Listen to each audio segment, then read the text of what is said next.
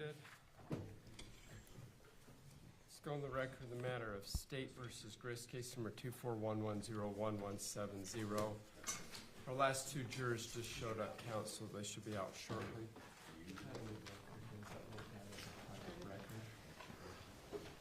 Just formally, anything from the state you wish to put on the record? No, Your Honor. Thank you, Mr. Facemeyer. On behalf of the defense, anything we need to put on the record? Thank you. Let Freddie know to bring the jury.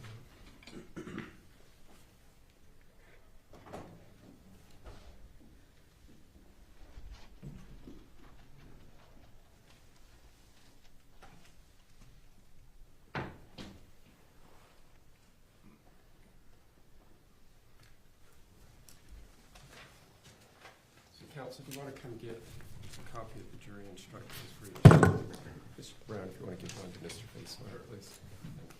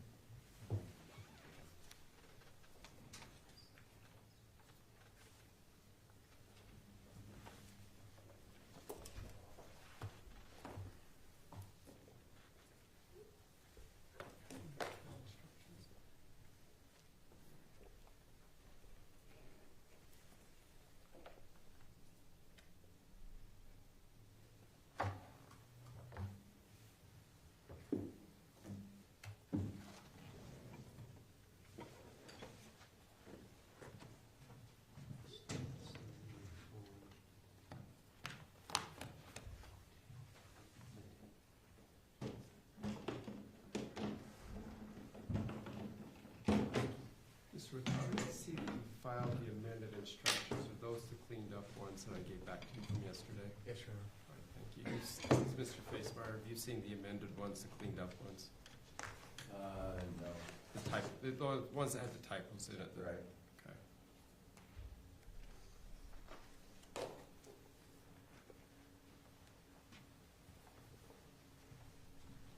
I mean, I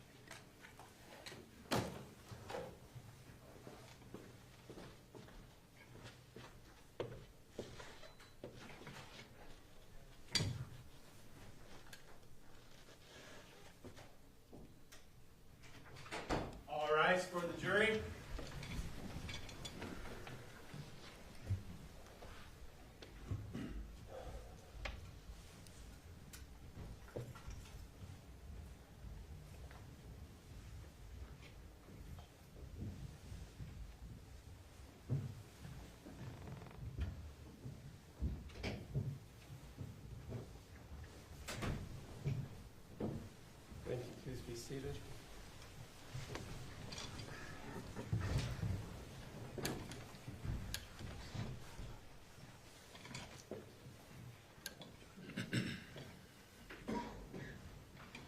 Counsel, I need to see you in chambers. We need to take a recess. We'll be in recess. All right.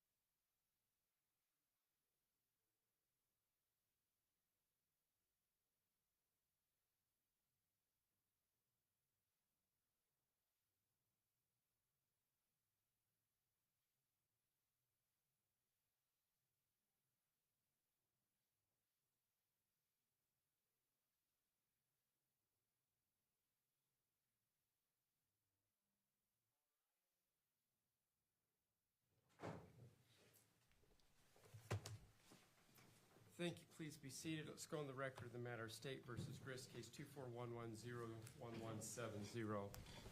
Ladies and gentlemen of the jury, apparently some of you had problems with your audio yesterday and never told anybody. And now I'm finding out about it for the first time today, which is causing us some problems that we've got to work through right now. So I'm going to reread to everybody some information. It's called the information. And information are allegations or charges brought against the defendant. They are not evidence of anything. They are simply allegations. After I've read to you the information, each party, the state with Mr. Watabe and Mr. Facemeyer for the defense, are going to identify the key parties on their team and any potential witnesses that may call. Pay attention to those names. After they've completed doing that, I'm going to ask each of you to raise your hand if and only if you think you know anything about the case, and or if you think you may know somebody that's been identified or that works in these offices. If that's the case, then you'll get to come back and chat with me in chambers about this. All right, I'm going to read to you the information. From the 4th Judicial District Court, Utah County, State of Utah plaintiff versus Tracey Marie Grist, defendant. Case number 241100884. The State of Utah, through the Utah County Attorney's Office, charges the defendant with the commission of the following offense. Count 1, murder, domestic violence. Count 2, conspiracy to commit murder, domestic violence. Count 3, obstruction of justice in a criminal investigation or proceedings. Count 4, commission of domestic violence in the presence of a child. Count 5, commission of domestic violence in the presence of a child. That's been sworn to by the Utah County Attorney's Office. Mr. Watabe, if you please identify your team and potential witnesses. Thank you. My name is James Watabe. I'm with the Utah County Attorney's Office. On my right, we have Amy Salani, we have Patty Rodriguez, and I have co-counsel Adam Pomeroy and David Brown. Jeff Gray is the Utah County Attorney, and his chiefs are Chad Brubander and Chris Ballard. People that are involved in this case that you may hear about or potential witnesses include from American Police Department, Detective Frotton, Detective Nikosha, Detective Nordine, Detective Letton, Officer Guerra, Officer Layclough, Officer Stimson, Officer Neal, Officer Waite, Officer Lunt. Officer Stimson is now with HSI. Officer Lunt is now with Spanish Fork. From the crime lab and the Office of Medical Examiner, we have Dr. Amanda Ho, toxicologist Janelle Wright, toxicologist Rachel Kelly Whittle. We have from the crime lab DNA experts Rachel Williams, Emily Simic. Potentially, you could also hear from Justin Seitsinger, Patrick Sipoli, from SDI, Sergeant Paulina. Some of the civilian witnesses that you will hear from: Brett Laney, Caitlin Laney, David Kruger, Diane Restelli, Mark Restelli, the deceased is Matt Restelli, Kevin Ellis, Katherine Restelli, Katherine Restelli, Tim Ellis, Rachel Jorgensen, and Tara Lynn Fisher. Thank you. Mr. Facemeyer. Hi, my name is Dana Facemeyer. I'm the attorney for Tracey Grist, who is my client here today. And our witnesses are essentially the same witnesses that the state has called. A lot of the last names you heard were family members. And in my office is Randy Lynch and Raquel Kenton. Thank you, Mr. Facemeyer. All right, now that I've read to everybody the information, if you heard the key players in this case, does anybody know anything about this case or think you know anything about it? So raise your hand. All right, the record reflects nobody has raised their hand. Then the next question is, do any of you think you may know any of the key parties, witnesses, attorneys, or anybody in their firm or offices? Please raise your hand. Excellent. All right, thank you. All right, counsel, anything else you want to put on the record? No. All right, let's hand out the jury instructions. Ready for the handout? And nothing from defense, right? Another thing, Mr. Fitzgerald. So ladies and gentlemen, we're now handing out to you what are called jury instructions. These are the opening instructions in the case. It'll help you as you listen to the testimony, know how to process it. After I give you the opening instructions, the state will give you an opening statement. After that, the defense will decide whether they're going to give you an opening statement, whether they're going to waive it, or they're going to defer. You're welcome to read along or just listen. You can take these instructions with you back into the jury room. Please don't take them home with you, but leave them where you're sitting on the table each night when you leave to go home. I'll now read the opening instructions. Judge, one moment. I need one moment. Need one more.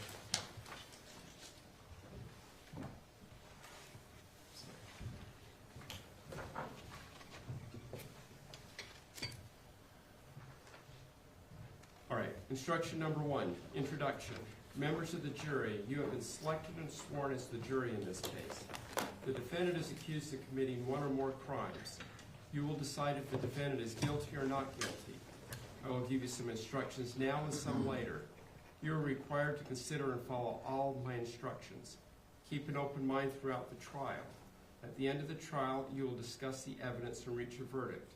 You took an oath to well and truly try the issues pending between the parties and to render a true and just verdict. The oath is your promise to do your duty as a member of the jury. Be alert, pay attention, follow my instructions. Instruction number 2. This is a criminal action brought by the state of Utah against the defendant in which she is accused of committing the following crimes. Count 1, murder, domestic violence. Count 2, conspiracy to commit murder, domestic violence. Count 3, obstruction of justice. Count 4, commission of domestic violence in the presence of a child. Count 5, commission of domestic violence in the presence of a child. The fact that the defendant has been accused of these crimes is not evidence of anything. Rather, the defendant is presumed innocent. The defendant has entered pleas of not guilty and denies committing these crimes. Every crime has component parts called elements. Before you can find the defendant guilty of a particular crime, you must find that the prosecution has proven each element of that crime beyond a reasonable doubt. Until then, you must presume that the defendant is not guilty. The defendant does not have to prove anything. She does not have to testify, call witnesses, or present evidence. Number 3, proof beyond a reasonable doubt. The prosecution has the burden of proving the defendant guilty beyond a reasonable doubt. Some of you may have served as jurors in civil cases where you were told that it is only necessary to prove that a fact is more likely true than not true. In criminal cases, the prosecution's proof must be more powerful than that. It must be beyond a reasonable doubt. Proof beyond a reasonable doubt is proof that leaves you firmly convinced of the defendant's guilt. There are very few things in this world that we know with absolute certainty, and in criminal cases, the law does not require proof that overcomes every possible doubt. If, based on your consideration of the evidence, you are firmly convinced that the defendant is guilty of the crime charged, you must find her guilty. If, on the other hand, you think there's a real possibility that she is not guilty, you must give her the benefit of the doubt and find her not guilty. Number 4, presumption of innocence. Remember, the fact that the defendant is charged with the crime is not evidence of guilt. The law presumes that the defendant is not guilty of the crime charged. This presumption persists unless the prosecution's evidence convinces you beyond a reasonable doubt that the defendant is guilty. Number 5, role of judge, jury, and lawyers. All of us, judge, jury, and lawyers, are officers of the court and have different roles during the trial. As the judge, I will supervise the trial, decide legal issues, and instruct you on the law. As the jury, you must follow the law as you weigh the evidence and decide the factual issues. Factual issues relate to what did or did not happen in this case. The lawyers will present evidence and try to persuade you to decide the case in one way or the other. Neither the lawyers nor I decide the case. That is your role. Do not be influenced by what you think our opinions might be. Make your decisions based on the law given in my instructions and on the evidence presented in court. Number 6, evidence. As jurors, you will decide whether the defendant is guilty or not guilty. You must base your decision only on the evidence. Evidence usually consists of the testimony and exhibits presented at trial. Testimony is what witnesses say under oath. Exhibits are things like documents, photographs, or other physical objects. The fact that the defendant has been accused of a crime and brought to trial is not evidence. What the lawyers say is not evidence. For example, their opening statements and closing arguments are not evidence. Number 7, objections. Rules govern what evidence may be presented to you. On the basis of these rules, the lawyers may object to proposed evidence. If they do, I will rule in one of 2 ways. If I sustain the objection, the proposed evidence will not be allowed. If I overrule the objection, the evidence will be allowed. Do not evaluate the evidence on the basis of whether objections are made. Number 8, order of the trial. I will now explain how the trial will unfold. The prosecution will give its opening statement. An opening statement gives an overview of the case from one point of view and summarizes what the lawyer thinks the evidence will show. Defense counsel may choose to make an opening statement right after the prosecutor, or wait until after all the prosecution's evidence has been presented, or not make one at all. You will then hear the prosecution's evidence. Evidence is usually presented by calling and questioning witnesses. What they say is called testimony. A witness is questioned first by the lawyer who called that witness and then by the opposing lawyer. Consider all testimony, whether from direct or cross-examination, regardless of who calls the witness. After the prosecution has presented all of its evidence, the defendant may present evidence, though the defendant has no duty to do so. If the defendant does present evidence, the prosecution may then present additional evidence. After both sides have presented all their evidence, I'll give you final instructions on the law you must follow in reaching a verdict. You will then hear closing arguments from the lawyers. The prosecutor will speak first, followed by the defense counsel. Then the prosecutor speaks last because the government has the burden of proof. Finally, you will deliberate in the jury room. You may take your notes with you. You will discuss the case and reach a verdict. Number 9, conduct of jurors and rules applicable to recesses. From time to time, I'll call a recess. It may be for a few minutes or longer. During recesses, do not talk about this case with anyone, not family, not friends, not even each other. Until the trial is over, do not mingle or talk with the lawyers, parties, witnesses, or anyone else connected with the case. Court clerks or bailiffs can answer general questions such as the length of breaks or the location of restrooms, but they cannot comment about the case or anyone involved. The goal is to avoid the impression that anyone is trying to influence you improperly. If people involved in the case seem to ignore you outside of court, they're just following this instruction. Until the trial is over, do not read or listen to any news reports about this case. Do not do any research or visit any locations related to this case. If you observe anything that seems to violate this instruction, report it immediately to a clerk or bailiff. Number 10, further admonition about electronic devices. Jurors have caused serious problems during trials by using computer and electronic communication technology. You may be tempted to use these devices to investigate the case or to share your thoughts about the trial with others. However, you must not use any of these electronic devices while you're serving as a juror. You violate your oath as a juror if you conduct your own investigations or communicate about this trial with others, and you may face serious consequences if you do. Let me be clear. Do not Google the parties, witnesses, issues, or counsel. Do not tweet or text about the trial. Do not use Blackberries or iPhones to gather or send information on the case. Do not post updates about the trial on Facebook pages. Do not use Wikipedia or other internet information sources, etc.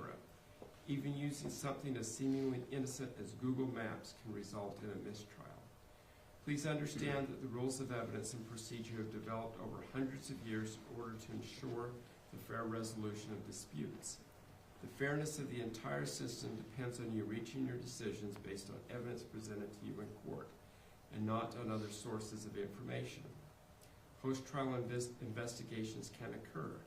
If improper activities are discovered at any time, they will be brought to my attention, and the entire case might have to be retried at substantial cost. Number 11, note-taking. Feel free to take notes during the trial to help you remember the evidence, but do not let note-taking distract you. Your notes are not evidence and may be incomplete. That concludes the opening instructions. Mr. Brown, I'll turn the time over to you for the state's opening statement. Thank you. Testing. There we go. Testing.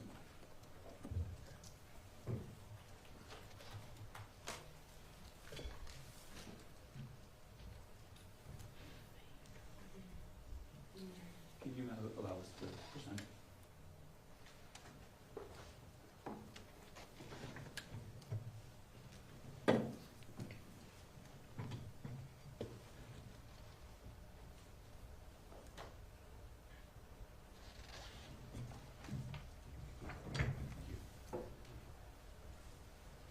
On the morning of July 12th, 2024,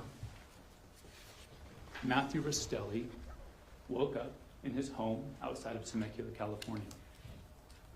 He woke up in a great mood because the day earlier, he had convinced his wife, Kathryn, who goes by Kate Restelli, to come home.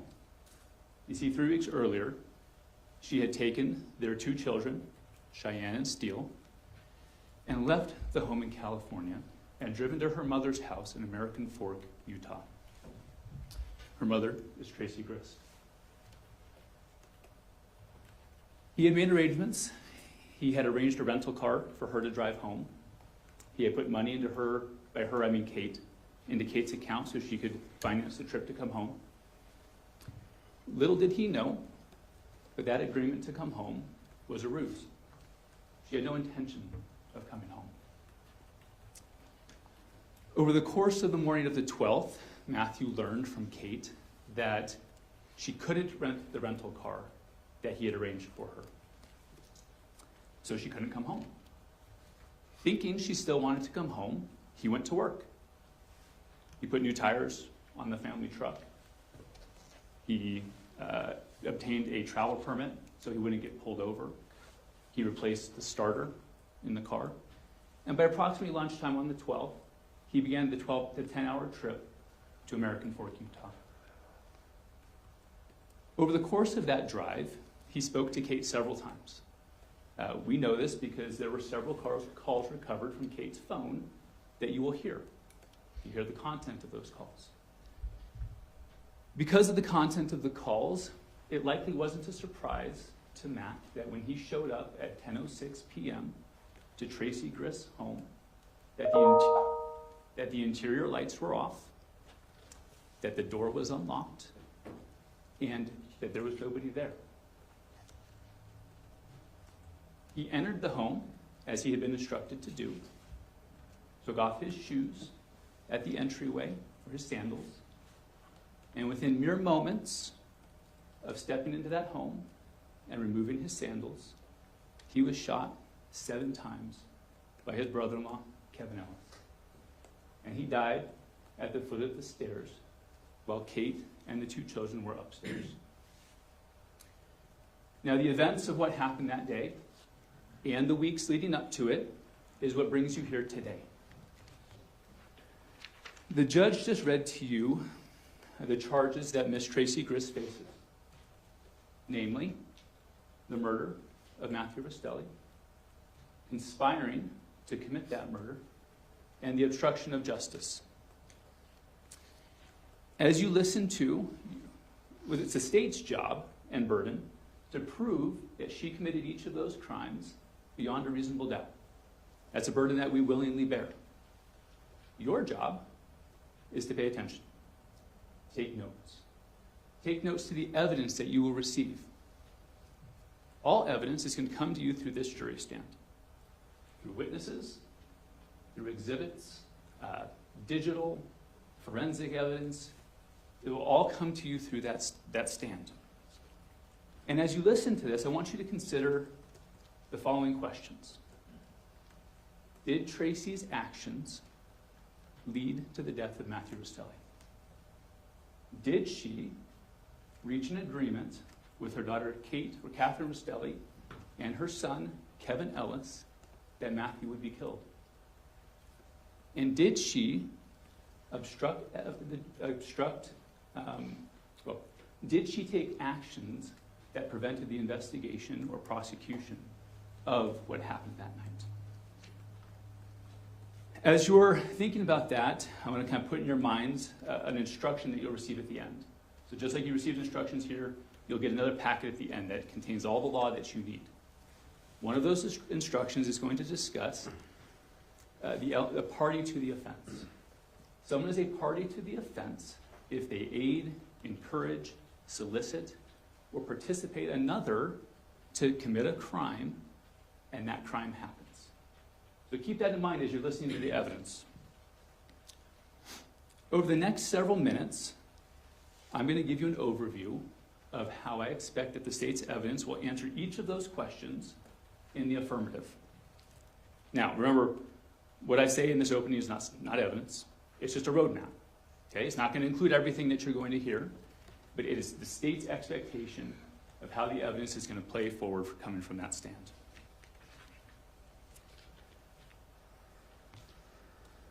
The relationship between Kate, actually this may be helpful to you.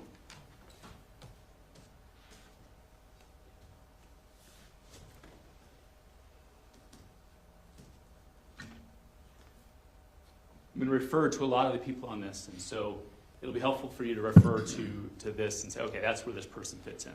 Trust, you will hear this evidence again. This is just a roadmap.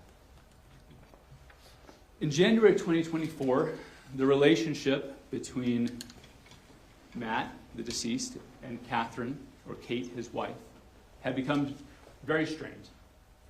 The couple argued frequently. They argued about Kate's infidelity. They argued about their dire financial situation. But either way, it was bad. In January, the date's in the bottom right corner, Kate reached out to her mom, saying, at this point, I don't know if Matt will be going to Disney. We've been fighting so much. I want out. To which Tracey Grist responds, just say what you need to. And then, I just told your husband, don't mess with my child. I want you to know I mean that. And then a little bit later, I'll just drive 9 hours and strangle him. Appeared to be mere hyperbole at the time. Things improved enough that in February of 2024, they did go to Disney. Matt joined the entire Grist family as they went on a Disney trip. You will hear that the family procured several Apple AirTags to place on the children so that they wouldn't lose them in Disney. By May of 2024, things had deteriorated again. Kate tells her mom, I hate my life, Mom. I hate that I have kids with Matt. Similar concerns were relayed by Kate to her sister, Carolyn Fisher, who you will hear also lives in California. In June of 2024, Kate tells Carolyn Fisher, I hate him. How do I get out? To which Carolyn responded, do it one step at a time. Talk to Mom, Tracey Grist, about a storage unit. So that's what she did. Kate procured a storage unit, began to slowly move things out of the family home that she wanted to keep when she left. You'll hear that the plan was for her to leave at the conclusion of a Las Vegas trip that she and Matt were going to take in mid-June. Diane Restelli is Matt's mom. She's here in the courtroom today. You're going to hear from her. She knew about the dire financial situation that Kate and Matt were in. And knowing that now was not the time for a Vegas trip with their situation, she canceled the trip. This forced a shift or a change in the plan for Kate and Tracey. Tracey obtained a credit card and sent it to Kate, a credit card that Matt couldn't track and didn't know about. On the 18th of June, she arranged for a rental car for Kate and the kids and scheduled it for the 20th.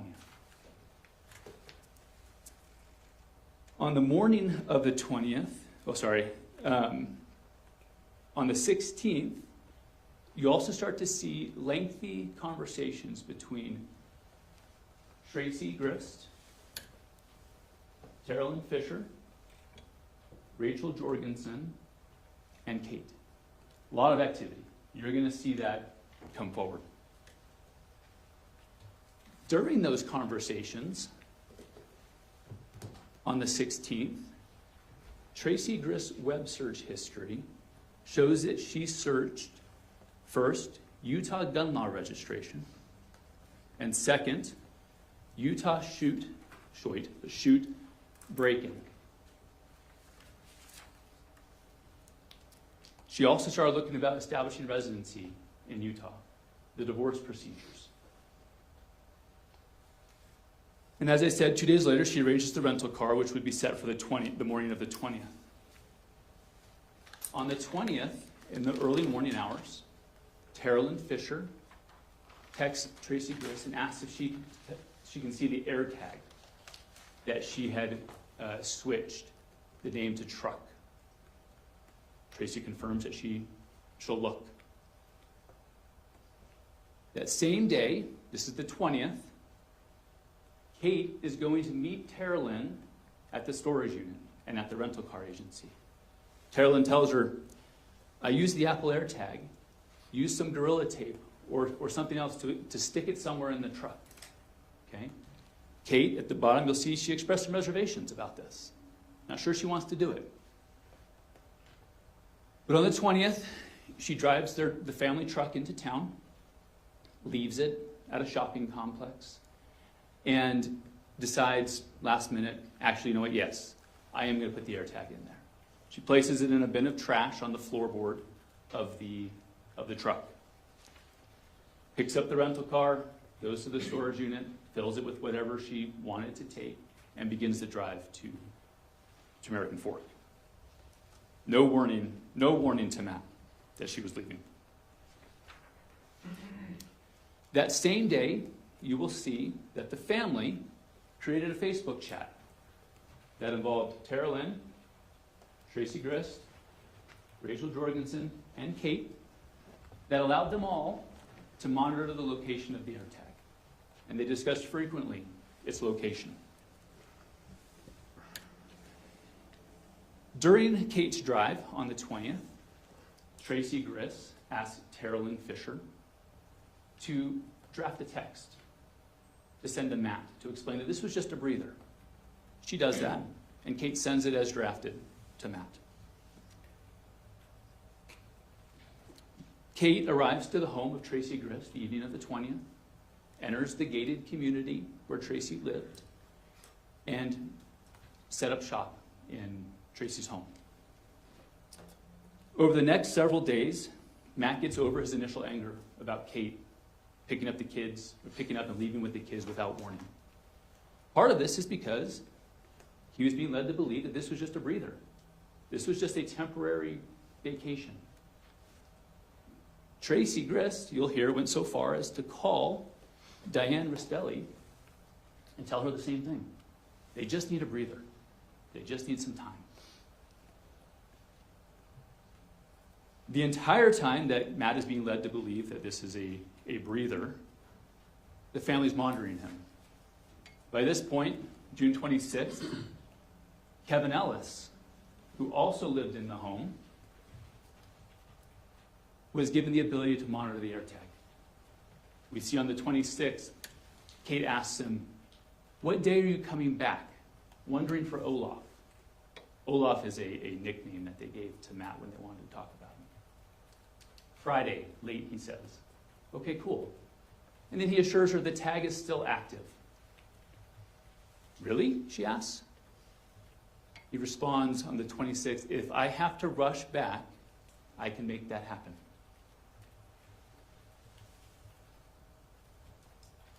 Evidence will show that this was never intended to be a breather. Kate was never coming home. She was never bringing the kids back. On the 29th, Tracey, talking to two family members, the family members ask her, how's Matt taking it? Not that you care. She says, I want him to show up.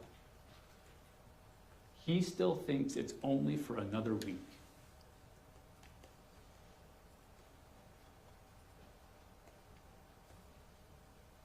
On the 2nd of July, we're now into July of 2024, Tracey asks Terrell Fisher to talk to Kate, tell her what to say to a lawyer. Kate sets up a consultation with the lawyer. She sets it up for the July 11th in the evening hours, or late afternoon hours. During this time, during that roughly 10-day period between, while waiting for the consultation, Matt's still thinking this is a breather, starts to push for her to come home. And on the 11th, the morning of the 11th, but during that same time that he's pushing her to come home, Kate's having conversations with Tracey Grist. And Tracey started making passing comments about harming Matt. She went so far as to bring Kate into the laundry room and show her a knife that she had in a rubber glove. And Tracey told her, if he comes, either myself or Kevin will shoot him. And we'll put the knife in his hand to make it look like self-defense. On the 11th, contrary to Tracey Grist's desire that Matt come out, Matt tells Kate, I don't want to drive out. And Kate relays the same to her mom. On the morning of the 11th, Matt doesn't want to drive out. So instead, he arranges a rental car at the Enterprise around the corner. Now this is a message that Tracey sent to Kate, telling her what to say to Matt, which she does. So he makes that arrangement. He puts money into her account. Tells her tomorrow, July 12th, Enterprise, pay in person with a debit card. Her response, cool. She's excited. And then $600 into your account. Later that day, Kate has a consultation with the lawyer. This consultation was recorded and sent to Tracey Grist. A friend who knew that she was going to have the consultation on the 11th reaches out to Kate and asks her how it went. She responds, honestly, I'm bucked. She learned in that call, and you'll hear it, divorces on her terms, staying in Utah with the kids, wasn't in the cards.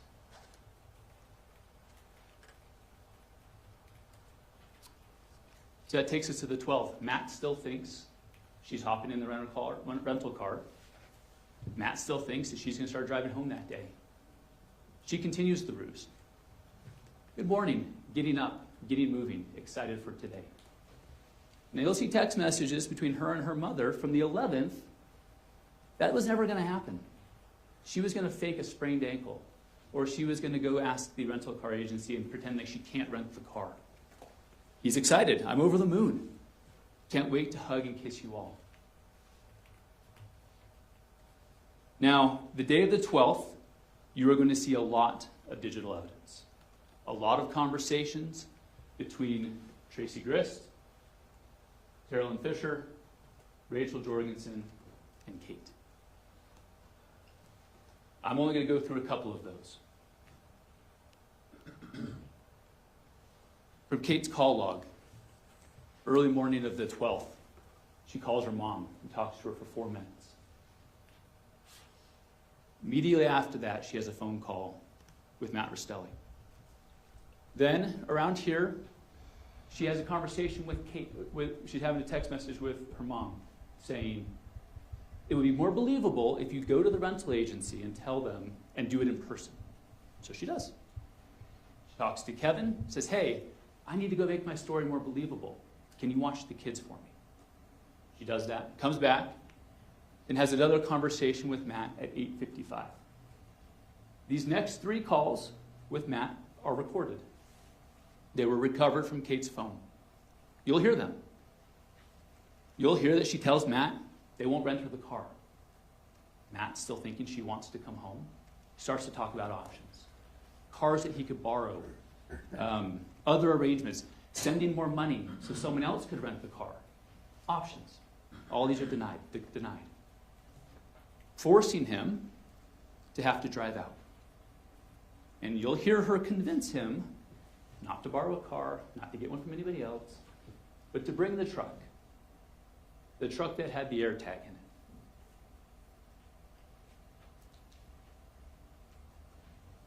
it. But he's worried. I need a starter.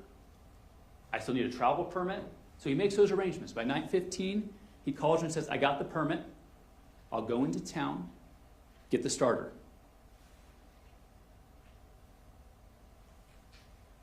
Kate immediately texts her mom, he's going to drive out. Tracey Grist says, I'll call you. They do indeed have a call.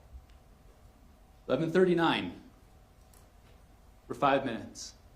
At this point, you're going to also hear the next 3 phone calls that were made between Kate and Matt. 11:55, they talk. And at this point, things change. You hear Kate encouraging him, you're going to come in, right? Help me pack? Matt, knowing the relationship with Tracey, kind of tries to push it off. Well, can't you just be ready? Can't we just throw it all in the truck? I won't even turn the car off. I won't even turn the truck off. She insists. And ultimately, he agrees.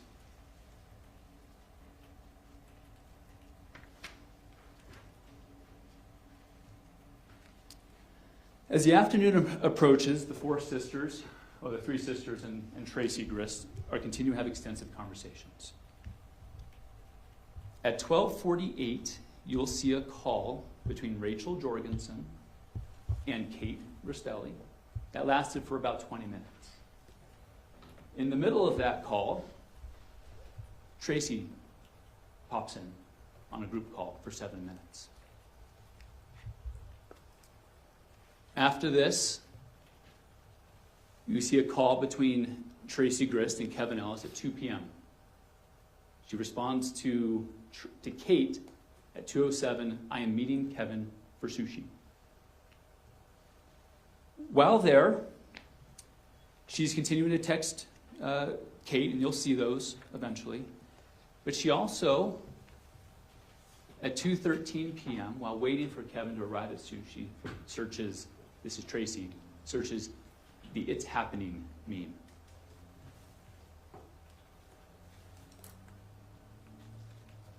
Remember the call with Rachel Jorgensen that happened at 12:48? At 2:18, Rachel Jorgensen begins a series of 3 phone calls. The first is to Aurora France.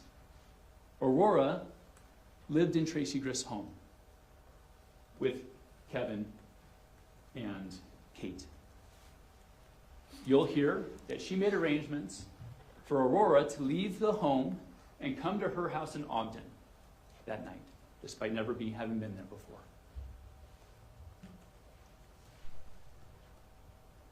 Five minutes later, immediately after getting off the phone with Aurora France, she calls Jacob Trujillo, Tracey's son who lived in the home with them, and makes sure that he has plans with friends that night and wouldn't be home. She then immediately calls Tim Ellis, Tracey's other son, who lived about 4 minutes away. Now you'll hear from Tim. Tim will tell you that prior to this date, they had talked about Tim coming over if Matt were to ever come out, to be a peacemaker, keep the peace, because he was friends with Matt. You'll hear him say that at 2:25, on the day of the 12th, he was told not to come over.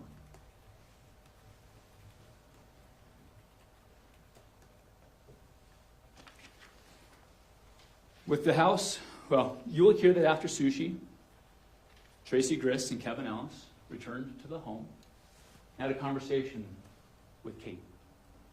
They kind of went their separate ways that afternoon in the house, just kind of doing their thing. But what you'll hear is that over that time, several physical arrangements were made, or preparations were made to the home. As you walk into the Grist home, as you enter the home, to your right is a living room. In that living room, there's a fireplace. And directly in front of you, as you walk into the home, is the hallway leading to the stairs. Now, the toys for the children were traditionally kept in front of that fireplace in bins. Pretty messy, as kids typically are. All of those toys were cleaned and removed and placed in the office. As you walk in, there's a couch immediately to your right, a fabric couch. You'll hear that a blanket was placed over the arm of that couch, fully covering the fabric. A mesh screen, a magnetic mesh screen that's typically on the front door, was removed to allow easier access for Matt. And as the night wore on, Kate continued to talk to Matt to make sure he showed up in a good mood. The final call you'll hear from her, or between the two of them, is at 8:13 p.m., less than 2 hours before he arrives, where Kate again tells him, and make sure you're coming in, right? To help me pack? After that call, there's some text messages exchanged, and Kate, or Matt, concerned for the oil dripping from his truck, says, when I get there, we should put cardboard under the truck for oil drips. 8:09, okay, I'll get some ready. And then about 9 o'clock, remember, Tracey Grist lives in a gated community, Kate sends him the gate code. And then a picture of the cardboard that she had laid out for him to park over. You'll hear that Rachel Jorgensen throughout the day was monitoring Matt's location. At 10:01 p.m., she sends a series of 2 text messages to 2 people. One to Tracey Grist saying Orem, followed by keep an eye on Find My, the Apple app. Then, seconds later, to Kevin Ellis, Orem, keep an eye on Find My. Metadata will show that this message was read. At 10:06 p.m., surveillance footage will show Matt Restelli arriving in the truck, parking over the cardboard that had been laid out to him. And the evidence will show that he arrived to a dark house. The interior lights were off. The door was unlocked, as he'd been told that it would be. And so he entered. Took off his sandals at the edge of the tile where the tile meets the carpet. And the evidence will show that in the dark living room to his right was waiting Kevin Ellis with a gun. And he shot Matt in the chest, the side, the right forearm. And as Matt turned from looking at the living room to go down the hallway, he was shot 4 more times in the back. You will hear evidence from the neighbor that they heard these shots at 10:07 p.m. Concerned, they reached out to Tracey. Is everything okay? You'll see that text message at 10:08. Tracey didn't answer. So at 10:09, the neighbor calls 911. You'll hear that call, reporting that 2 minutes earlier, at 10:07, they had heard what sounded like either firecrackers or gunshots. They couldn't be sure, but they didn't think it was fireworks. They thought it was gunshots.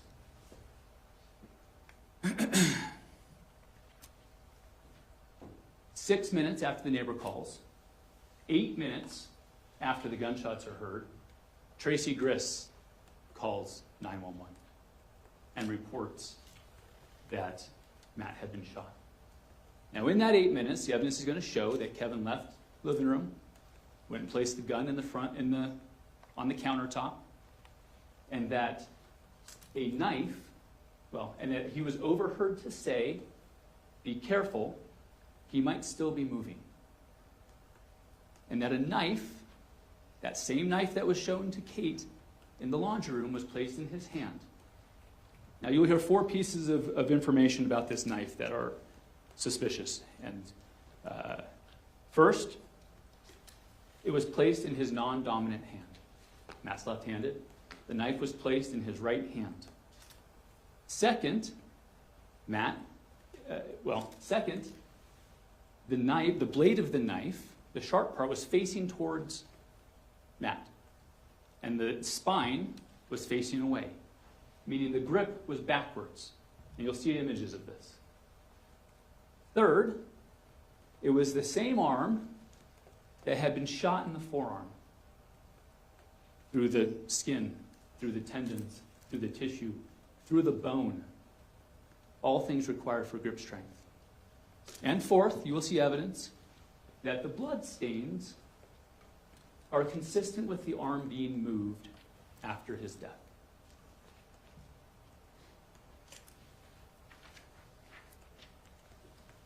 Law enforcement was dispatched based on the 10:09 phone call. This becomes important.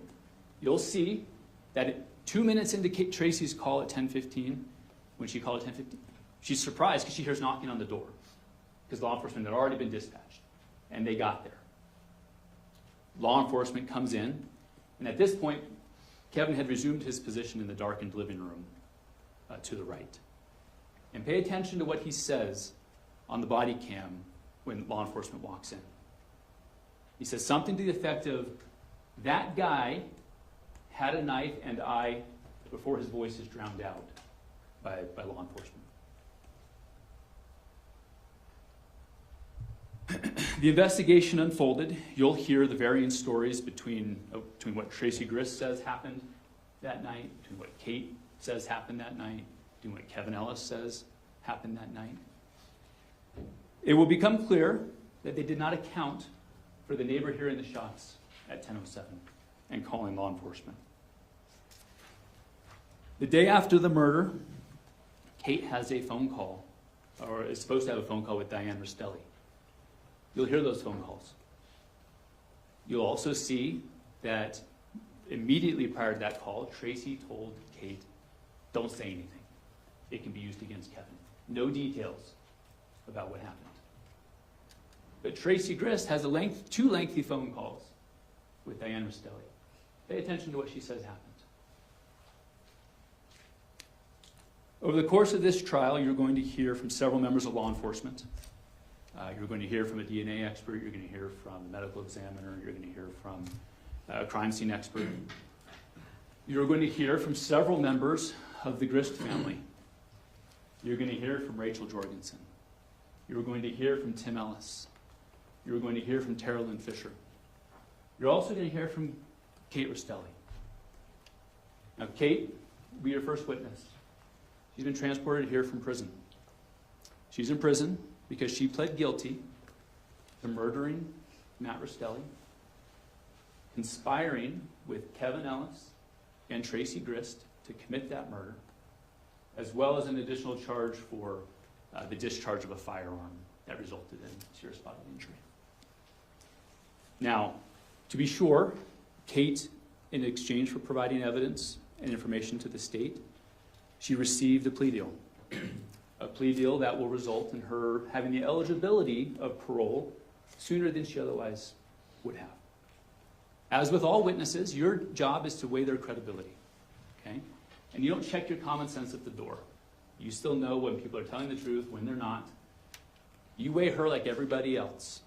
You can choose to believe all, some, or none of what she says. But note that the vast majority of what she says will be corroborated by digital and physical and forensic evidence. Finally, you will hear that both Kate Restelli and Kevin Ellis tried to talk Tracey Grist out of this, but she wouldn't be persuaded. You will hear that they failed to persuade her to not go through with this, but they also failed to stand up to her. As you can see from this roadmap, there's a lot of evidence. There's a lot of times, there's a lot of dates. The timeline will become clear as you hear it again, but please take notes. You will likely only hear it once from this stand. The evidence that gets displayed here will go back with you for you to be able to review, but please pay attention and take notes. At the end of this, my colleague, Mr. Pomeroy, is going to stand up and give you a closing argument and present to you the additional evidence, present to you the conclusions that should be drawn from this. And after he's done, the state's going to ask you to retire back to chambers and to find that Tracey Grist is guilty of murdering Matt Restelli and conspiring with her son and her daughter to commit that murder, and then of obstructing justice by planting that knife. Thank you. Thank you, Mr. Brown. Mr. Facemeyer.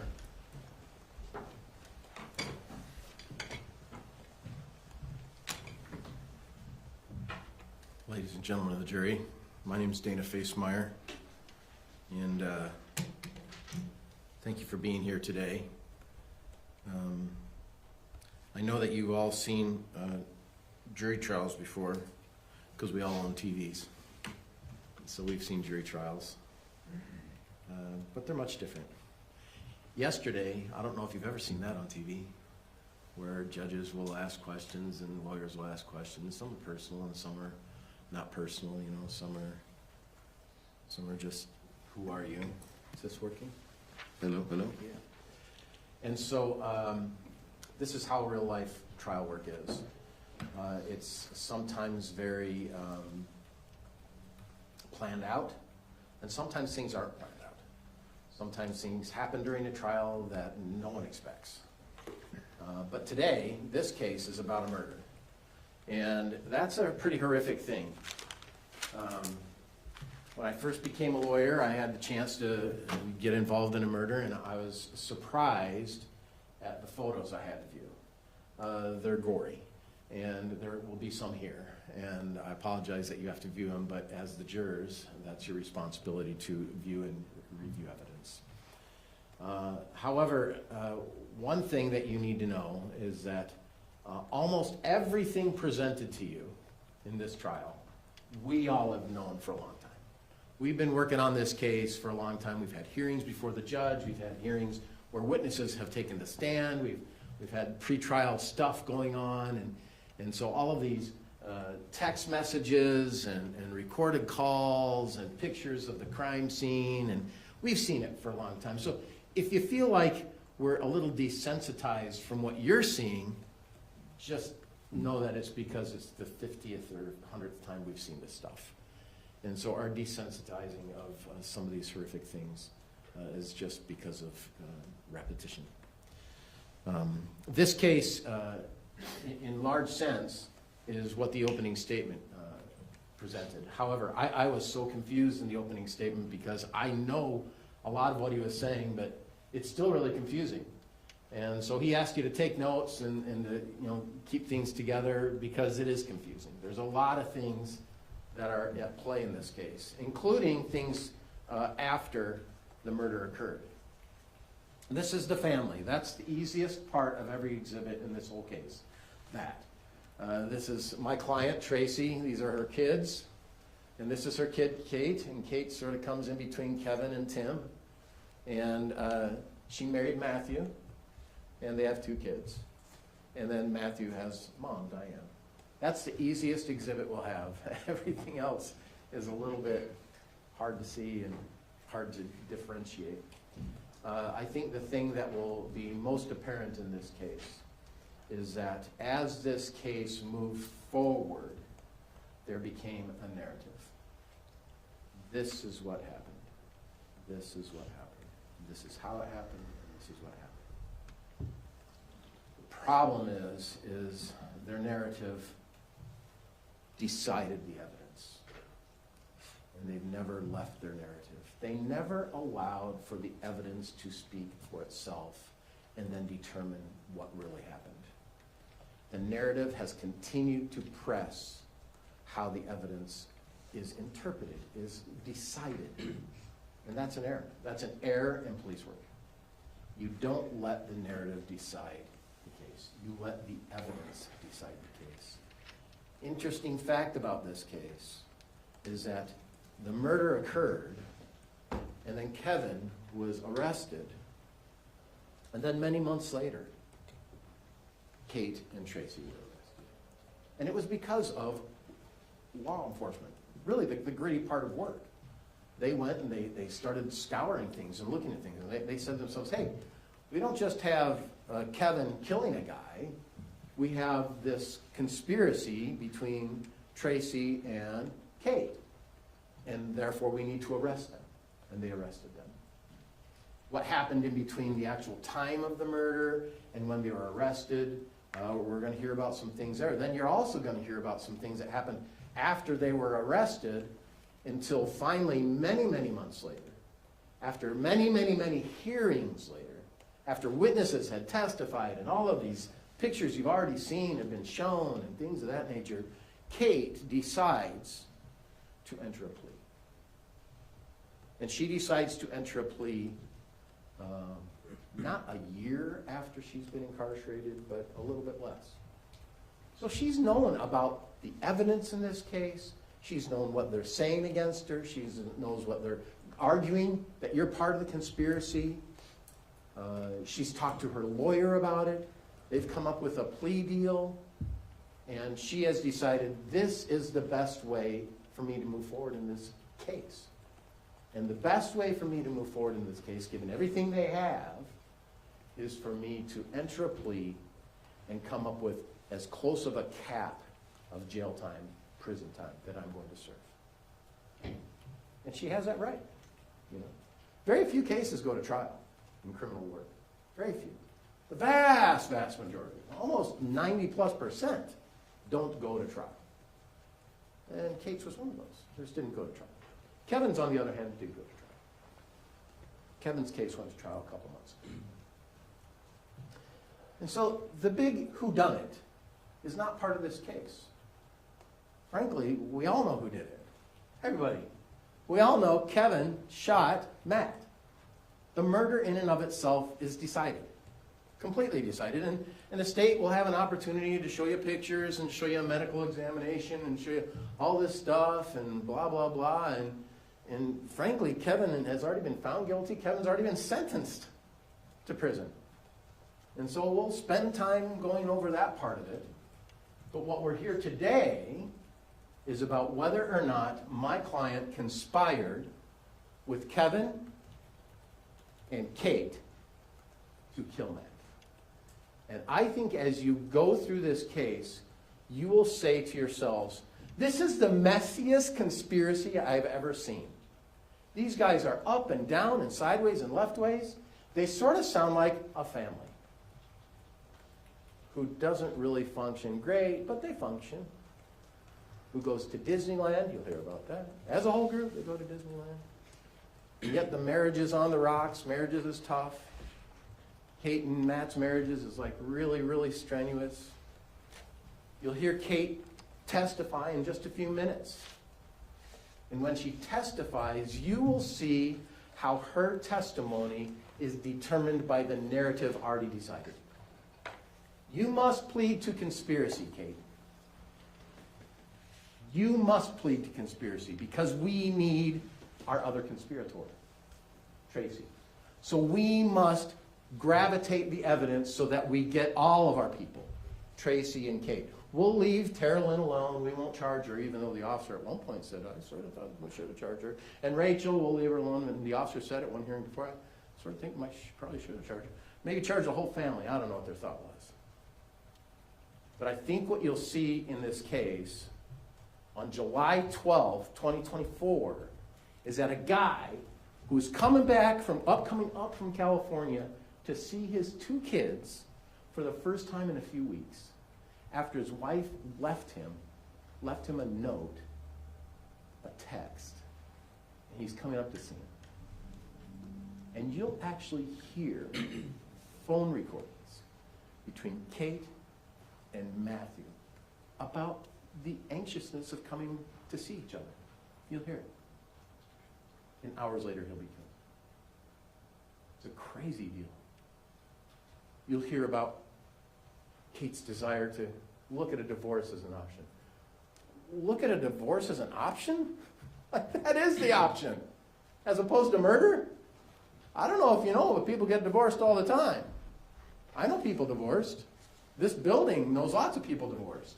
I know people who actually are divorced and share time with kids with the other parent. I know of that. I'm aware of that. I don't know how it ever came to this point. I don't know how this guy right here, Kevin, decided that was not the option, even though he lives in a family of divorce. I don't know how Kate decided that that was an option, even though she lives in a family of divorce, where she communicates with all her family members, including her dad. I don't know why they're arguing Tracey would make that the option, when she has lived in a family of divorce. This is just tragic. It's a tragic story. Beyond belief to me that someone would go to this extent. But there's a few things that are gonna come out that you haven't been told yet that will really make the deciding factor on how did this whole plan come together? When did this whole plan come together? And I think you'll just feel like I feel. It's just messy. It's really messy. No real plan. It's just a moment of craziness. A moment of craziness. I think that's what you'll find in this case. As we begin with our first witnesses, you'll see how that goes. Take notes. In our opening instructions, which are somewhere here, thank you. There's a few things the judge said, and they keep the instructions with them, don't they, Your Honor? Yeah, you have the instructions. I'll write a few things down. Number 6, it says evidence. A lot of people get confused. A lot of people call my office, hey, Ms. Grace-Meyer, I got this case, but I don't have any evidence. I said, what happened? Well, I was outside, and this guy kicked me in the leg, and, I got a bruise, and I guess a bruise is evidence. And I say to him, well, what's evidence? Is you testifying. That's evidence. That's actually evidence in almost every single case. Testimony. Testimony is evidence. What you hear on the stand is evidence. The problem is when you go to deliberate, you don't get a copy of it anymore. So you can't go back and, can I re-listen to that? That's not available. You need to remember. And as a group, you need to confer and deliberate. That's a legal term, right? So evidence is testimony. So take notes of the things you remember as best you can. No one's perfect. I'm not perfect. But do that. Because those things are really what determines this case. I find an interesting thing, and I'm sort of bothered about this jury instruction. I'll tell you why. It's the jury instruction that says, it's number 3, I think. No, it's number, where is it?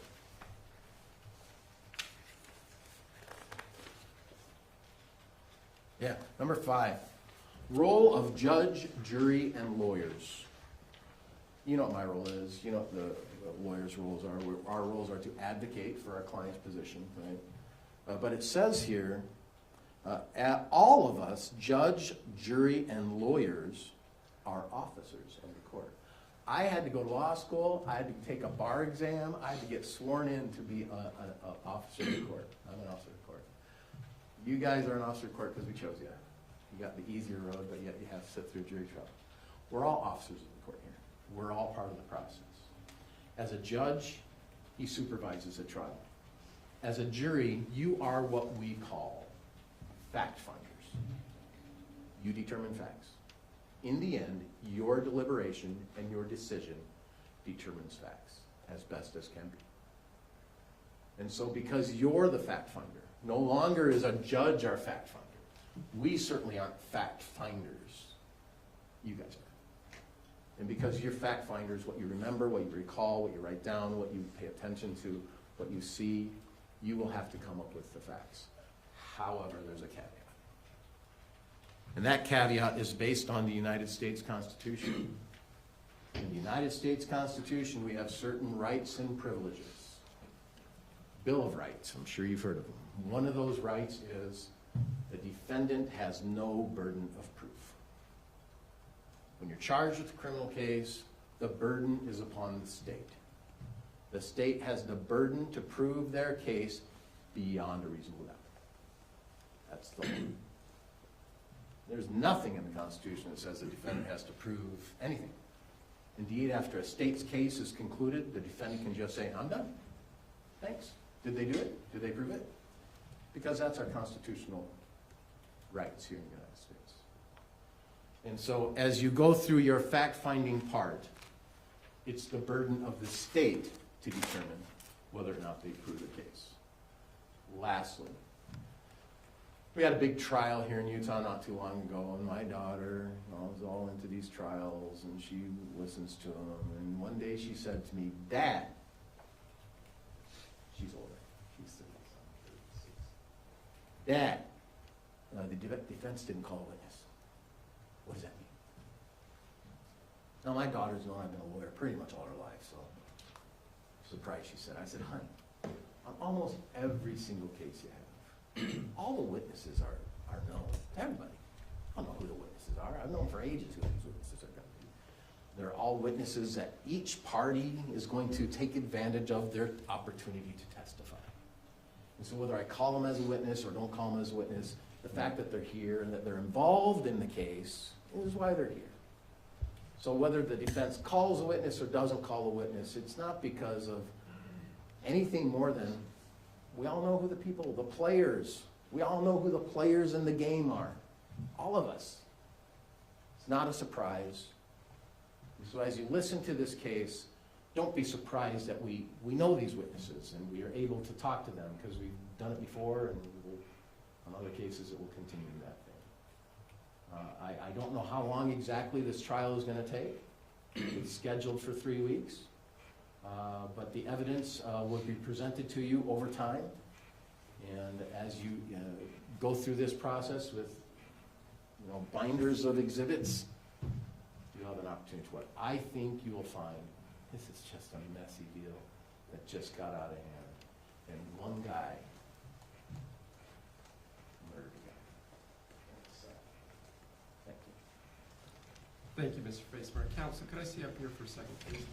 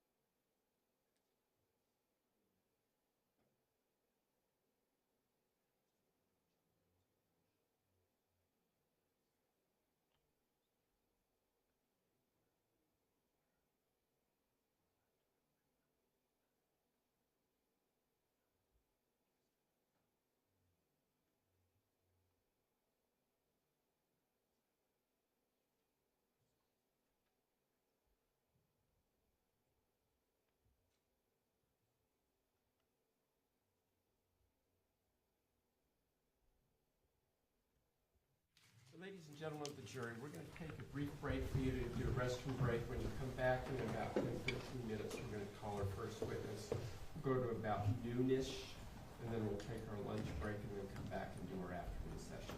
So right now, let's take a recess for the jury. All rise for the jury.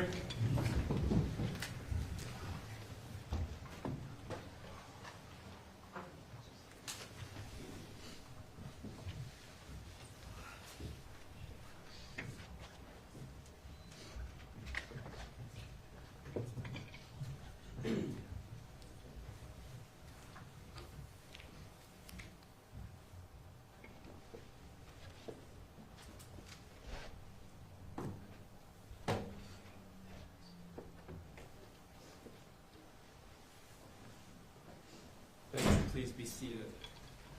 We're on the webinar. All right, so ladies and gentlemen, both parties have informed the court that they're invoking the exclusionary rule. What the exclusionary rule means is that if you were a witness, unless you're a designated party representative, you're not allowed to listen into the proceedings before the court until after your testimony has been provided and you have been released from your testimony. So if some of you are on WebEx, we may be moving you into a breakout room or completely kicking you off if you're a designated witness. In other words, if you received a subpoena or been told by one of the attorneys that you should be testifying. If you're in the courtroom, you'll need to leave until you've given your testimony unless the state has you identified as a victim's rep. Our victim's representative from the county attorney's office, you could help us by making sure that people online in the courtroom are not coming in that are witnesses for the state. I think they're the same witnesses, so we'll probably lean upon you if that's possible. With that in mind, let's take about a another 10, 15 minutes and reconvene between 15, 20 after for the first witness. Thank you. Your Honor, just for the record, the state would ask that Detective Norton be able to stay as case Yes. manager, and then Diane Restelli and Mark Restelli be able to be allowed to stay under. As the victim's representative. Any objection, Mr. Facebearer? No, Your Honor. All right, that's fine. Thank you. We're in recess.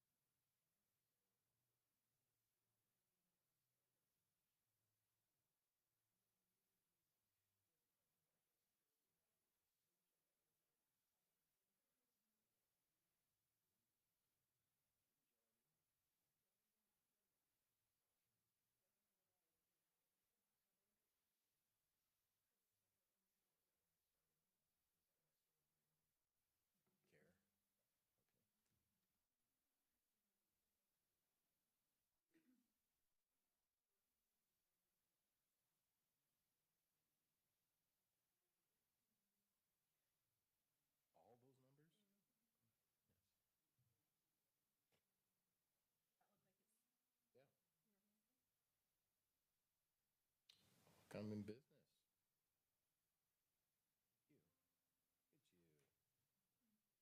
Look at you. A little. Bothered when it all was not working. I was like, you gotta be kidding me. Where is it? You show up for state.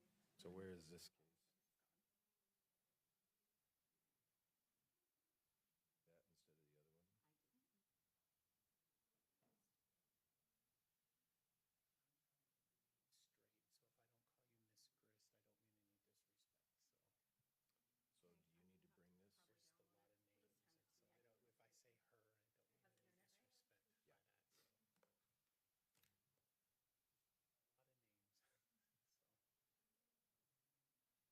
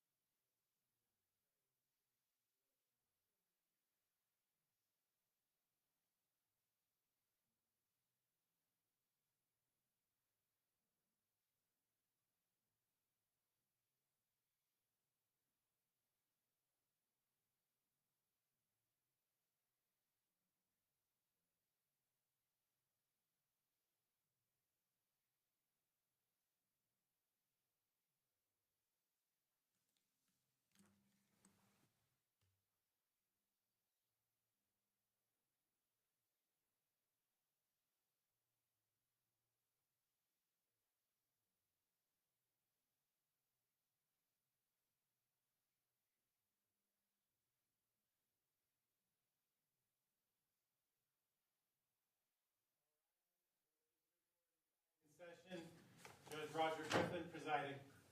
Thank you. Please be seated. Let's go back on the record of the matter of State versus Grist, case number 2411011170.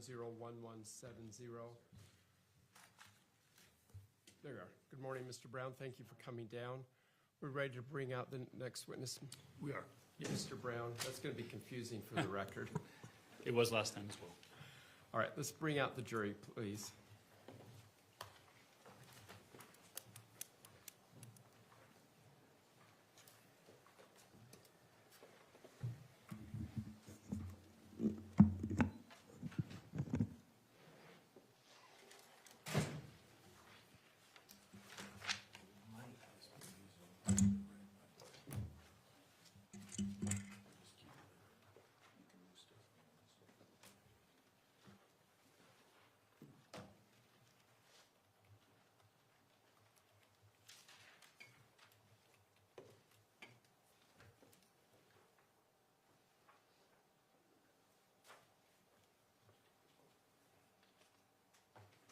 All rise for the jury.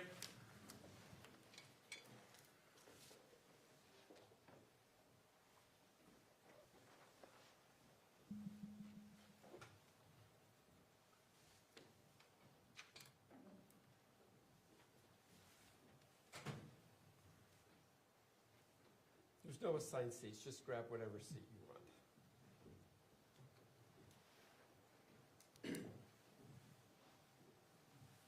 Thank you. Please be seated. Ladies and gentlemen, our break went a little bit longer. We were waiting for the attorney for the next witness to finish up in another court hearing and come down. He's done that now. We're ready to proceed. Mr. Brown.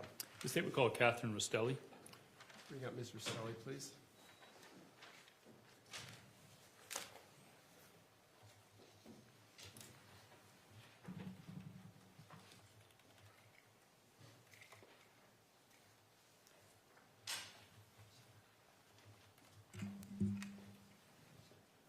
Ms. Restelli, if you'd come have a seat up here.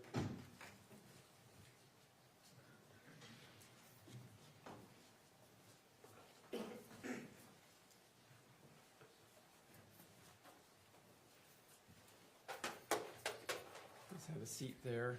Officer, if you could help by moving the mic forward and down towards her, please.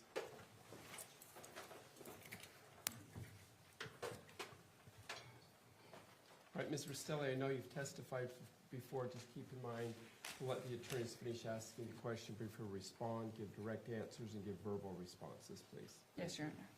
Mr. Brown. Ms. Restelli, would you please state your full name and spell your first and last? Katherine Restelli, Kathryn, Restelli, Restelli. Thank you. Are you okay if I call you Kate throughout this? Absolutely. Okay. Kate, who is Tracey Grist? She is my mother. You see Ms. Grist in the courtroom today? I'm sorry. You do? Oh, we got Was it. it sworn in? Raise your right hand. Do you swear or affirm under the laws of the state of Utah on penalty of perjury that the testimony given in this matter today will be true and correct, so help you God? Yes, sir. Thank you. Okay, let's start again. Would you please state your name for the record? Katherine Restelli, Kathryn, Restelli. Thank you. And who is Tracey Grist? She is my mother. Okay, and do you see Tracey in the courtroom today? I do. Okay, would you please point her out with an article of clothing? She is blue and white dress. I'd ask that the record reflect that she identified to the defendant. So noted, thank you. Okay, Kate, why are you testifying in handcuffs? Because I am a resident at Utah State Correctional Facility. And I'm why, in prison and why are you in prison? because I pled guilty to the murder of my husband. What other charges did you plead guilty to? Conspiracy and criminal discharge of a firearm. And you said you pled guilty to the murder of your husband. Yes, What is Matthew Restelli. Thank you. His name is Matthew Restelli. Yes. Who did you conspire with to murder Matt Restelli? My mother, Tracey Grist, And who else? and Kevin Ellis, my brother.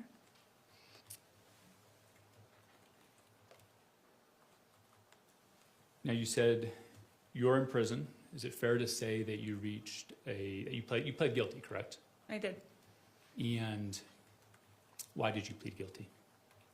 I pled guilty because I wanted justice for Matt. I wanted justice for his children, and the truth needed to be said. Is it fair to say that you received a plea deal from the state in exchange for your plea? Yes, And is it fair to say that your possibility of parole is sooner than it might otherwise be? yes, Is it also fair to say, though, that you still have a life possibility? yes, I do.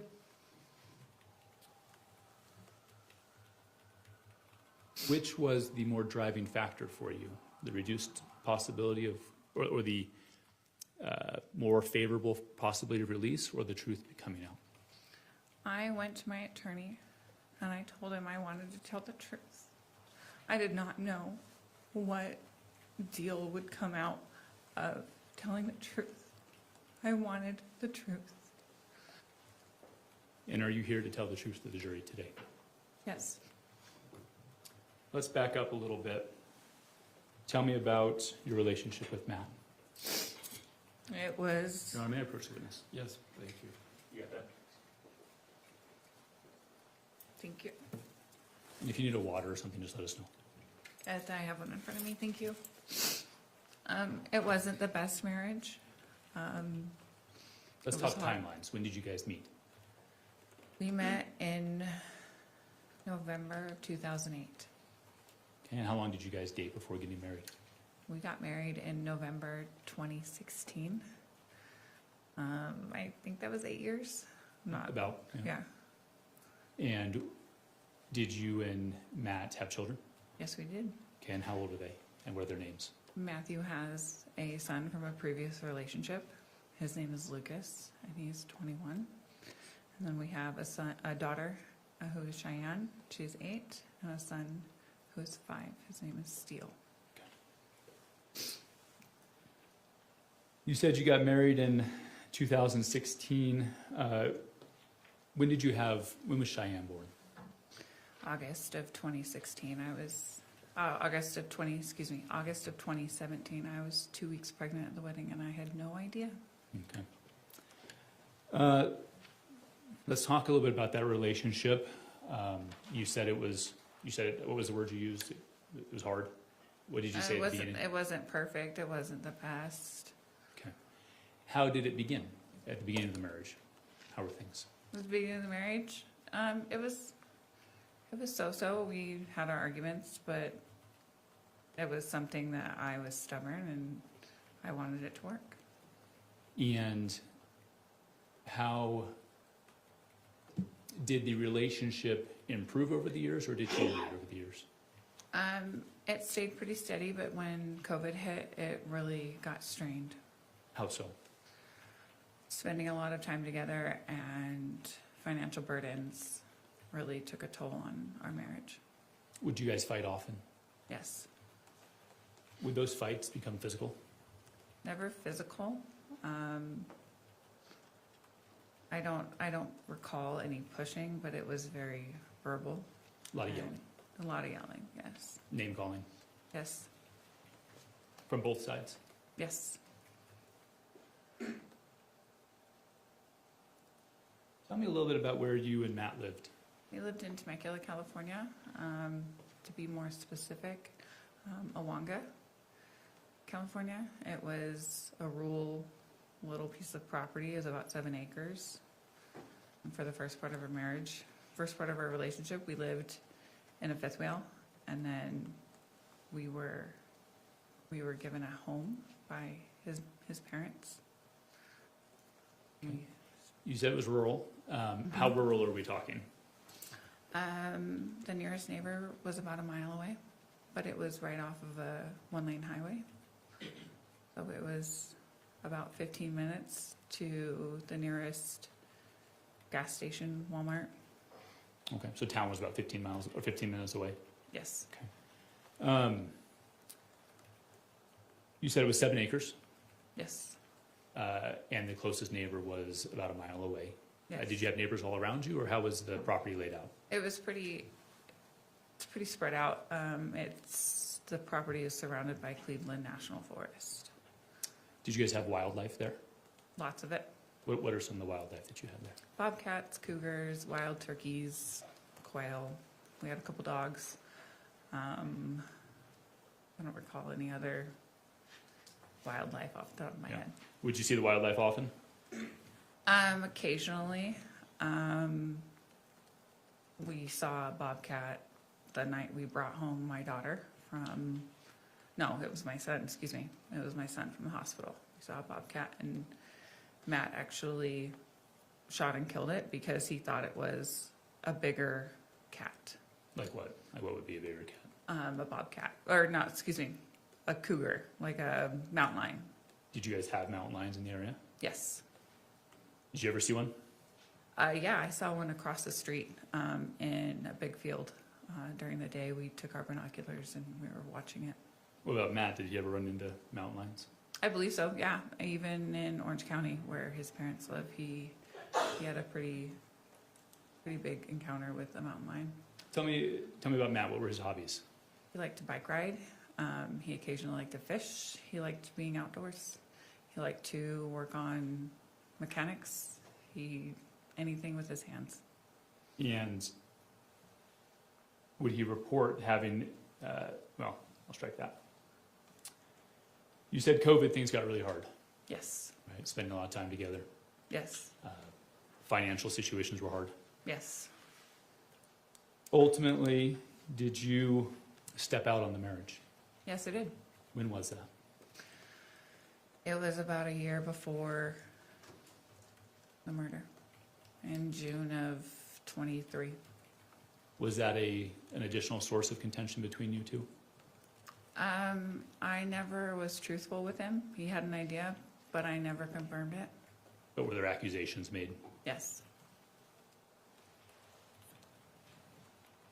Let's talk a little bit about, you'll see in front of you, and if we could put up State's Exhibit 1 for the witness only.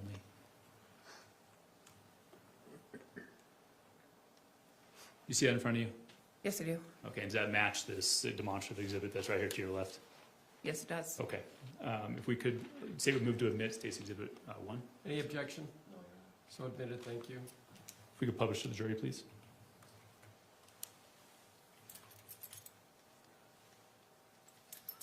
Okay, we're going to talk through all the people on this board. Okay. First, in the blue up top, we've already identified Tracey Grist as your mother, correct? Yes. In 2024, where did Tracey live? Utah. What part of American Utah? Fork, Utah. Okay. And then going down to her family tree on the far left, who is Tara Lynn Fisher? She is my older sister. Okay, and where does she live?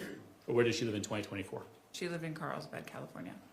How far was that from Temecula or Awanga? About an hour drive, 45 if you get lucky. What was your relationship like with Tara Lynn? It was really good. I would definitely call her one of my best friends.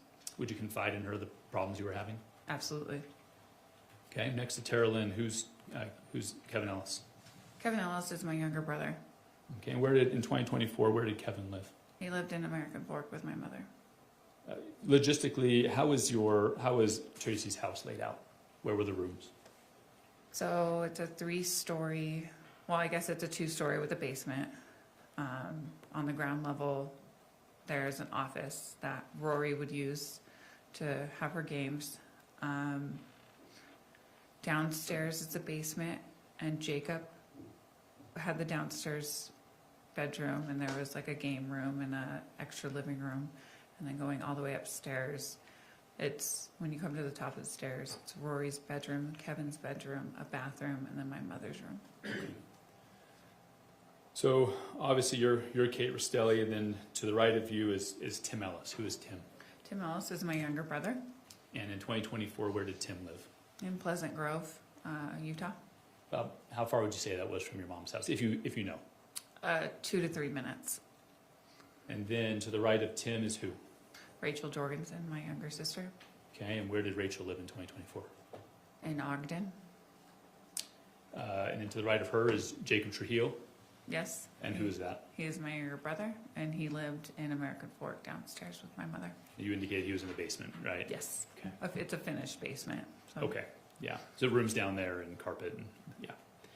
To the right of him is who is that? That is Rory, and that is my youngest sister, and she also lived at home with my mom in American Fork. And is that who you referred to would use the office for her games? Yes. Okay. All right, now moving over to the yellow, who is Diane Restelli? Diane Restelli is Matthew's mother. And then obviously we have Matthew, and you've already identified Cheyenne and Steele, your children, correct? Yes. We can take that down. Of that group, who would you say you were closest to? Definitely Tara Lynn. Okay, and then after Tara Lynn, who would you say you were closest to? Next would probably be my mother. And then after her? I wasn't really as close with Rachel as I am now. I believe that being in jail and going through all of this brought me closer to Rachel. She's significantly younger than I am, so I wouldn't bother her with my marriage problems because she had such a good marriage. I didn't want her to be discouraged. Were you close with Kevin? No. How not often would you say you spoke to Kevin? Let's go from January 24 till June of 24 when you came out here. I don't think I spoke with him at all during January, February, March, April, May, or the only time in June was when I was coming out and he provided me the gate code. He told me that he would help me unload the car when Now, I got there. You did have a family trip in February, right?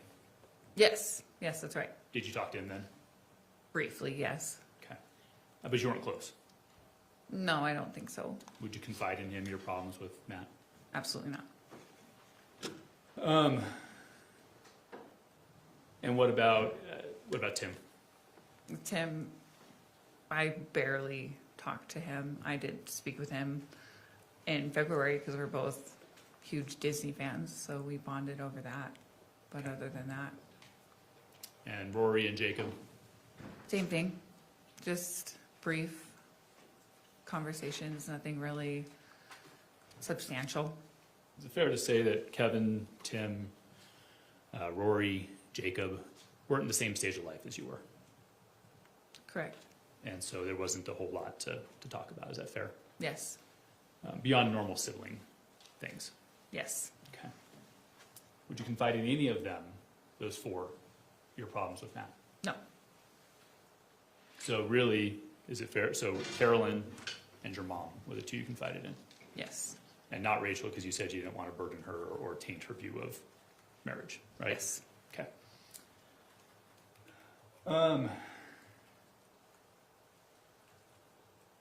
Is it fair to say that over the first 6 months of 2024 that your relationship with Matt was continuing to deteriorate? Yes. Can we put up for the witness Exhibit 28, please? 28.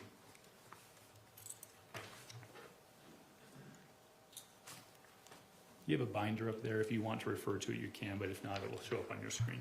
Okay. Thank you. It might be easier on the screen.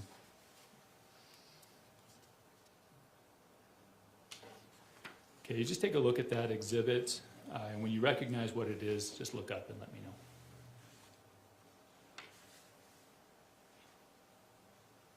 If you want us to scroll down, we can.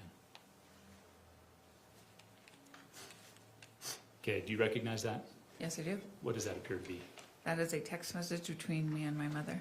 Okay, does it appear to be an accurate representation of that conversation you had with her? Yes. State would move at this time to admit State's Exhibit 28. Any objection? Thank you, so admitted. We could go to page 3 of that.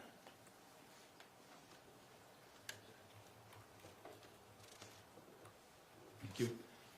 What, that first message at the top, what's the date on that? And if we could publish this to the jury, please. The date on that is January 13th, 2024. Can you blow it up? It's impossible to read for the jury. Thank you. Okay, and that first text message there on page 3, what does it say? At this point, I don't know if Matt will be going to Disney. We've been fighting so much. I want out. When you say I want out, what did you mean? I want out of the marriage. And this was in January of 2024, correct? Yes. Okay, and if we could scroll down, what was your mom's response? Sure. Okay, and then let's scroll down to the page 4, please. Okay, on your right, what do you say at 9:08 in the evening? I can't recover it. And what are you referring to? The fight that we were having, I was trying to get him to agree to go to Disney, because if he didn't go to Disney, I felt like it would be held over my head that I took our children to Disneyland without him. Okay. And then if we could go to page, go to the next page, please. Keep going. Next page. Okay. You could read that message on the left. From who's that from? That is from my mother to me. What'd she say? I just told your husband, don't mess with my child. I want you to know I meant that. What happened prior to this message? My mother called Matt. Do you know what she said? No, I don't. I was not in the room. And Matt didn't have her on speaker. I know that after she told me what she said, I was like, oh, all right. What'd she tell you that she said? That she Or is it this? told, Is it's this pretty what much that she told him not to mess with me. Okay. Can you please scroll down? Okay, let's stop there. Could you please read that message from your mom? He asked if it was a threat, and I said I just wanted him to not react. And the next one, please. But that's only because I was watering down my words. What is that? What did that mean to you? She was sugarcoating. She was. So hold on. If he objects, just pause for a second. I'm sorry. It calls for speculation. I asked her what it meant to her. Not what her mom meant by it, but what did she interpret All from it? not under that, guys. What did it mean to me? It meant that she had said harsh words and that she was able to sugarcoat it to where he didn't realize that she was actually being rude and threatening. Okay. Let's scroll down, please. Let's keep going towards the end. Well, actually, let me pause there. How did Matt respond to that? He did not like that phone call at all. Okay. And you relayed that to your mom, correct? I did. Okay, continue on. Go to Tracy's next message, please. Okay. So you tell your mom that Matt was mad about it. What was her response to you? She said that she wouldn't call him, and she said, just try to sleep. I won't call him. And then she said, I'll drive 9 hours and strangle him. Now, what did that mean to you? I didn't think it was serious. I thought it was more of a figure of speech, but I know that she was not keen on Matt. How'd you know that those two didn't get along? You can take this down, please. They had had arguments at my house, and they both voiced it to me. Actually, sorry, let's put that back up. Go to page 10, please. Did the Yes, jury publish, too? please. Yes, it's still the same exhibit.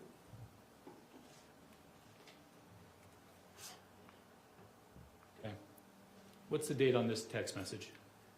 January 14th, 2024, What time of the day? at 8:30 in the morning. So fair to say the next morning? Yes. Okay, what do you say to your mom?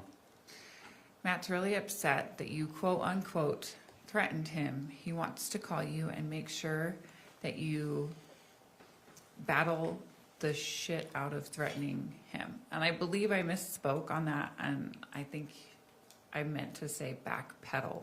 Okay. Okay, thank you. So, like, take it back. Yes. Okay. Yeah. And that's what you meant? Yes. Okay, I was telling her to undo it. All right. If we could scroll down, what was her response? okay, And the next? fuck him. He can call. I will act innocent enough, but he doesn't have the balls to call me. Thank you. You can take that down. We could show just the witness, Exhibit 31, please. Yes. I did, yes. Yes. And we'll look at this in just a second. But that exchange was in January. Yes, Ultimately, did the Disney trip happen or not happen? the Disney trip happened. It had some hiccups, but it did happen. And did Matt go on it with you? Yes, he did. Okay. After coming back from Disney, did that fix your relationship? No. Sorry. It's fair, right? Like, is it fair to say your problems were bigger than that? Yes. Okay. And did you continue to share your frustration with your family members? I did. In particular, your mom and Tara Lynn? Yes, I did. If you take a look at your screen, this has previously been marked as State's Exhibit 31. When you recognize it, just let me know. Okay. Does that appear to be a conversation, another text thread between you and your mother? Yes, it does. The state would move to admit State's 31. Any objection? No, Your Honor. Thank you, so admitted. Okay, if we could publish, please.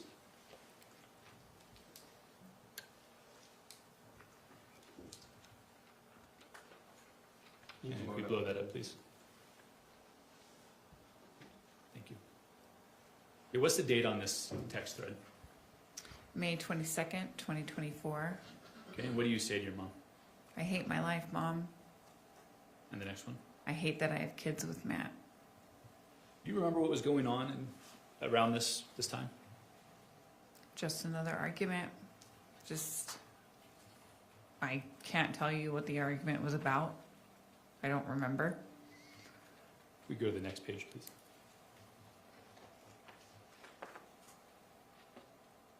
Okay, yeah, well, actually, we'll pass on that one. Do you remember, would your mom come to visit, and if we could unpublish it, please. Did your mom come to visit you guys in California? Yes, she did. Do you remember if she came out to visit you right around this time frame, end of May of 2024? Yes, I believe she did. Okay, and do you remember how that visit went? I believe she was out to visit her friend. I don't recall if she had just passed or was extremely sick. Her friend being extremely sick. And remember what her friend's name was? Amy McQuillan. Okay. And while they're visiting her, she came to see you? Is that what you're saying? Yes, she did stay at my house. And was there anything significant that stuck out to you about that visit? Anything that you remember? I know that Matt and my mom had a little argument, a little tiff, but it wasn't really anything that I owe. Matt made a comment to me after my mom left that my mom asked why I was spending so much time in my camper. I would be in my camper smoking weed, and he stated that she asked why I was in there so often for so long. And I thought nothing of it. I eventually asked my mom about it, and she said, no, I didn't ask that. That's him, he's lying. And from there, she got upset that he was painting the picture that she cared what I was doing in the camper. Okay. Was it a source of contention between Matt and your mom? This argument? Yes. Okay. And that was at the end of May of 2024, is that correct? I believe so, yes. We could show the witness State's Exhibit 24.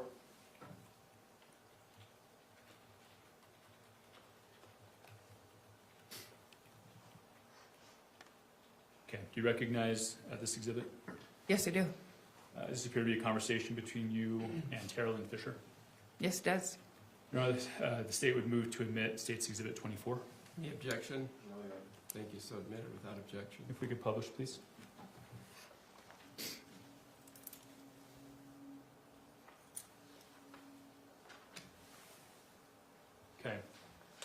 Again, who is this conversation between? Myself and my older sister, Tara Lynn. And Tara Lynn's the one that lived in Carlsbad, correct? Yes. Yeah, what's the date on this communication?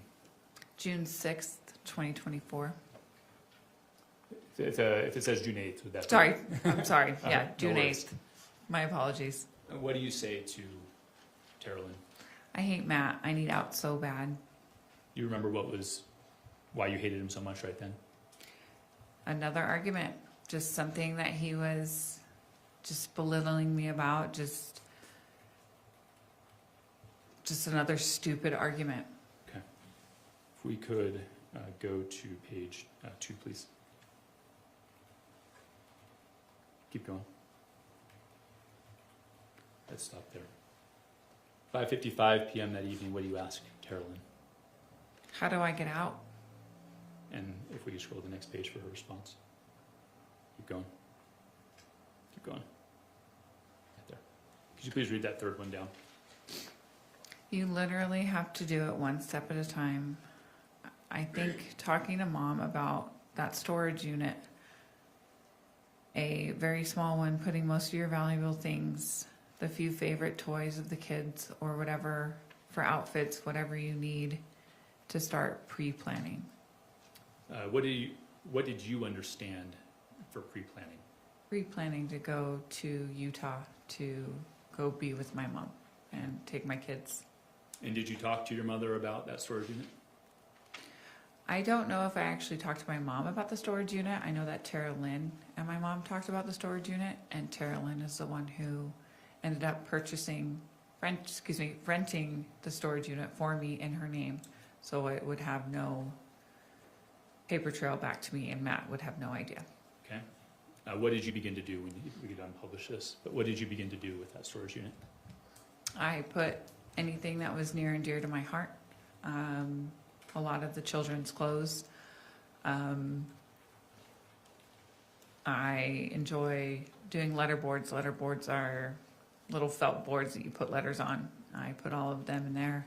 I put my Christmas tree. So you began to fill it. I'm sorry? You began to fill it. Yes, I did. And what was the intention at that time? You said you were pre-planning. You were pre-planning for what? To leave Matt.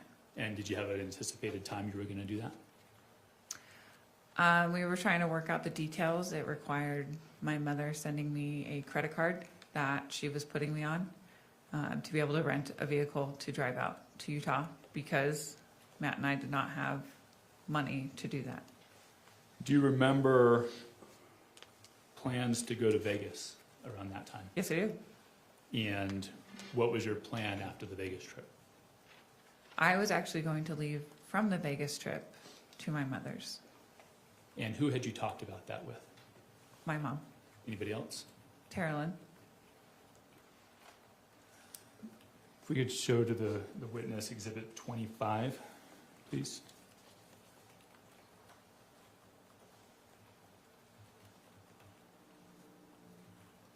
Going to scroll down a little bit.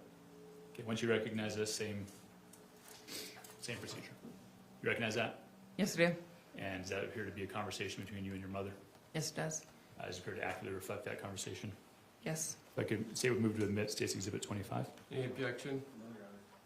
Okay. So admitted, thank you. If we could publish to the jury, please, page 1.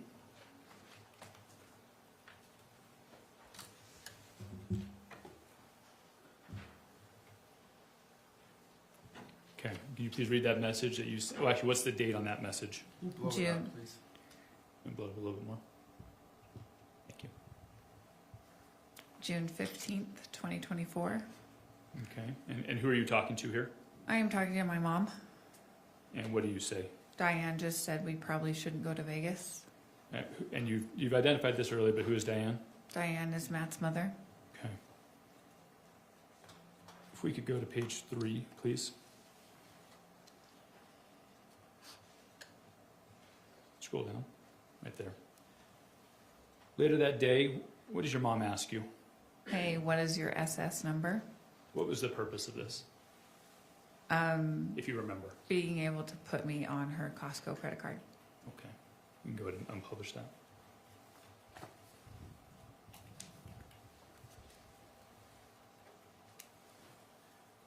Did your mom put you on the credit card? Yes, she did. And what did you get? How'd that happen? She had it mailed to her house, and then from her house, she mailed it to my P.O. box that I held at the UPS store. And was a card in your name? Yes, it was. And what did Matt know about this card? No, he did not. Was that the whole purpose of the card? Yes, it was.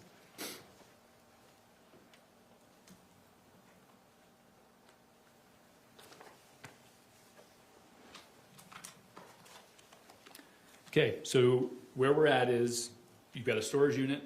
You've been filling it with your valuables, correct? Yes. Roughly 6/16, your mom sends you a Costco credit card. Is that correct? Did you get it that same day, or did you get it a couple The days? day that she asked me about the social security card, the social security number, no, I did not get it. It probably took about a week to get it.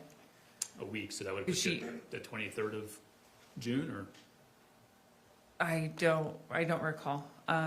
Probably sooner than that because I left on the 20th, so I probably got it on the 19th or the 18th. You had it before you left, correct? Yes, I needed it to rent the vehicle. Let's just go ahead and publish again, states 25, and go to page 10, please. Go down to the bottom. Okay, on the 18th, do you see the message from your mom? Yes. And what does it say? It will arrive at 8 a.m. tomorrow. And is that what is that in reference to? The card.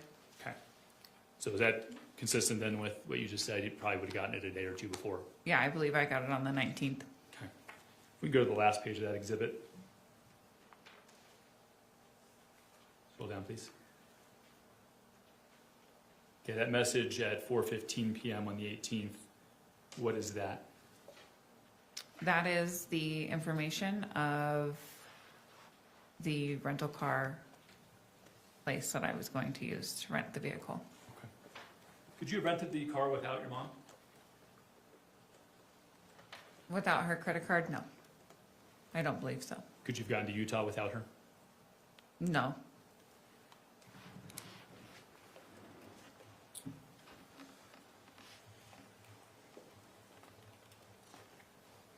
Okay, so on the 20th, what did you do?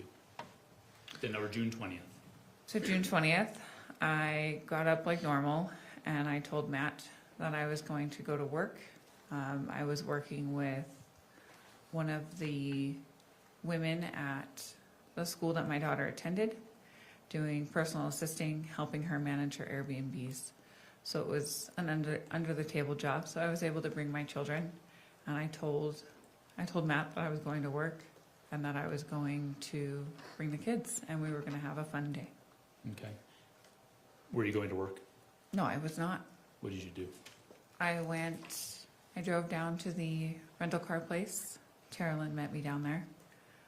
She watched my kids in the car as I rented the Excursion. I parked my truck that was in Matt's name in the Target parking lot. Took anything out of it that I needed, took the car seats, put them in the Excursion, and locked the truck, drove away, took a picture. Then I drove over to the storage unit, put anything that I needed immediately, my kids' clothes, their blankets, their pillows, some stuffies, things that I wanted at that moment, into the Excursion. It was pretty full. And then I gave Carolyn the key to the lock that was on the storage unit, knowing that she was going to clean it out the rest of the way because I was not going to be in California. I was going to Utah. And I proceeded to drive to Utah. My father was also in the car with my sister.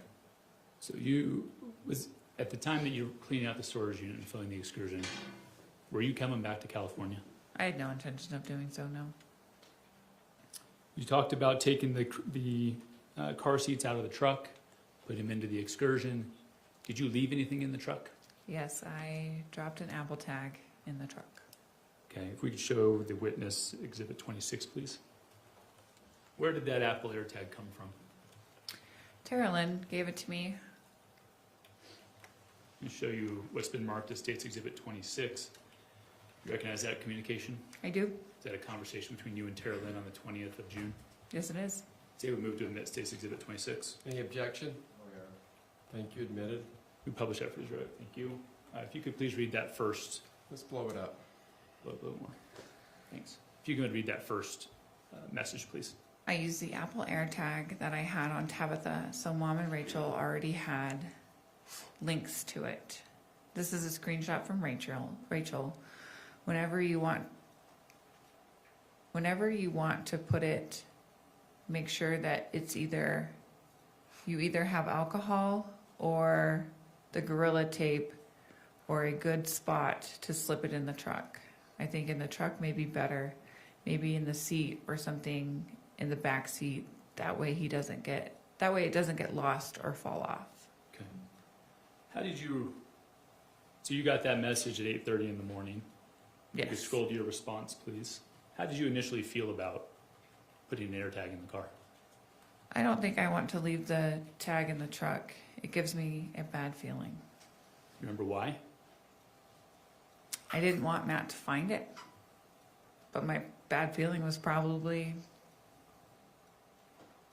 this whole trial. Ultimately, we can unpublish that, but ultimately, did you decide to leave the AirTag? I did. Where did you put it? In the middle of the driver and passenger seat, there's a bin that it's a catch-all bin, almost like a bonus center console. I dropped it in that bin. Okay. Let me show the witness State's Exhibit 2, please.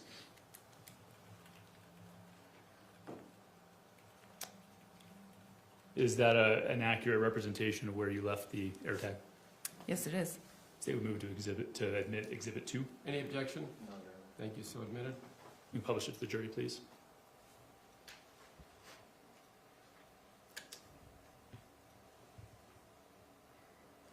It appears pretty visible from here. Was there more stuff in that bin when you put it in there?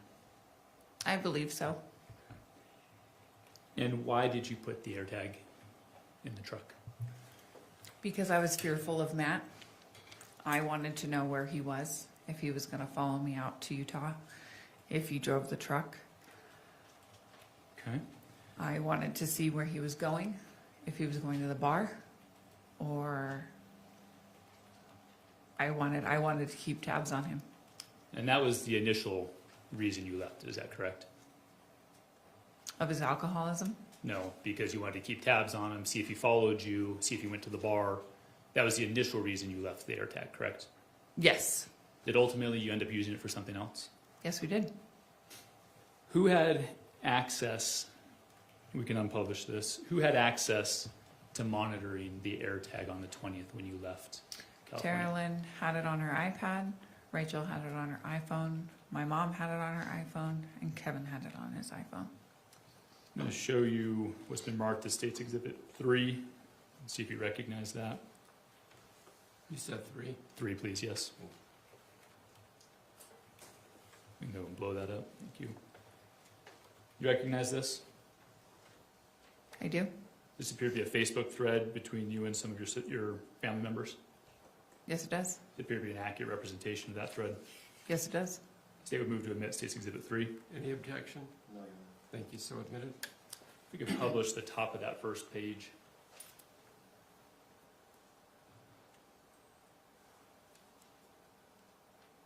Okay. Blow that up just a little bit more. You can blow that up just a little bit more. Thank you. Who was on this thread? Myself, Rachel, Tara Lynn, and my mother. And was the purpose of this, what was the purpose of this thread? Do you remember? I don't know the initial purpose. I think it was just to be able to give updates all in one. You see, It was the night I left. I drove out to Utah on 6/20, and at 9 o'clock, I was still on the road. I was close to my mother's house, but I was still on the road. And this thread, is it fair to say in that first one, it was created that evening? Yes, Okay. And did you use this thread to track Matt's movements and to discuss his movements? that seems plausible, yes. Let's go and go to page 6. Scroll down. Okay, yeah, right there on that dismiss. You're telling someone you're concerned in case he has the wild hair and comes out. And what's the response from Rachel? At least we would be able to track the truck as long as the air tag stays in there. That does help. I didn't think about doing that. It was a smart move. So when you said it's plausible that you were using this thread to track his movements, is that what it appears you were doing with this particular thread? Yes, it does. You said Kevin had access to it, right? Yes, Do you know if Kevin monitored his, you can unpublish this and put up exhibit 4 for the witness, please. Do you know if Kevin monitored Matt's location? he did.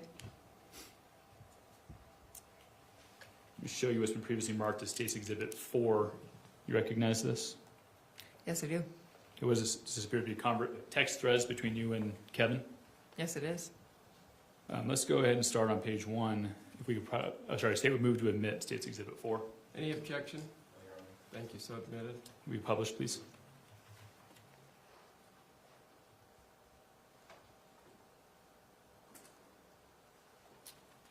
What date is that first text between you and Kevin, at least on this thread? 4/9/2024. Okay. And then if we could scroll to the next page, please. And scroll down. Yep, that next one. The next thread or next exchange between you two was when? June 20th, 2024. So when you said earlier you didn't talk much, you weren't kidding. You don't talk much. Correct. Could we please go to page 8 and 9? Okay, what date is on that top message on the right?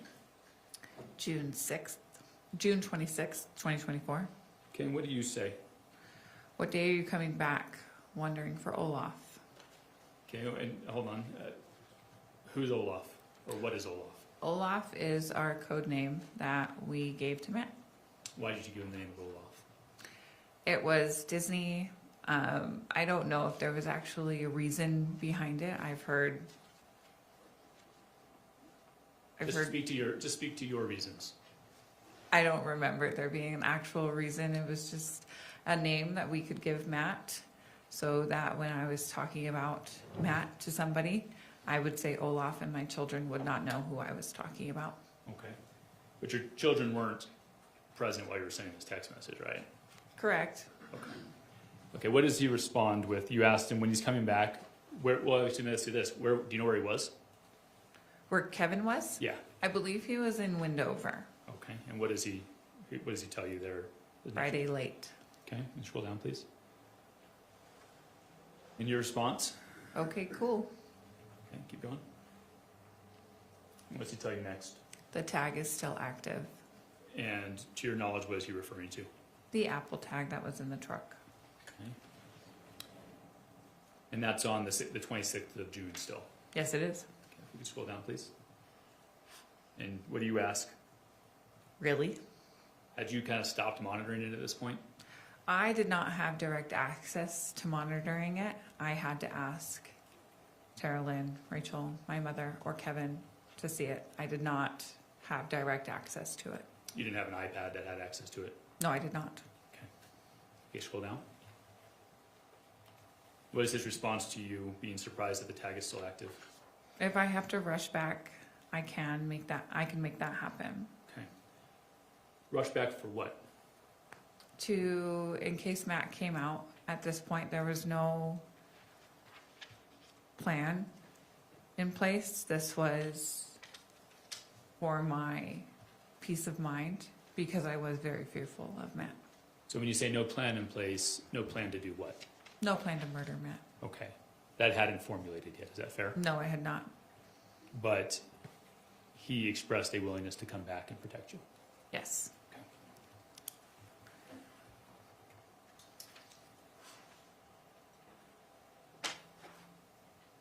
So now we're at the 26th of June.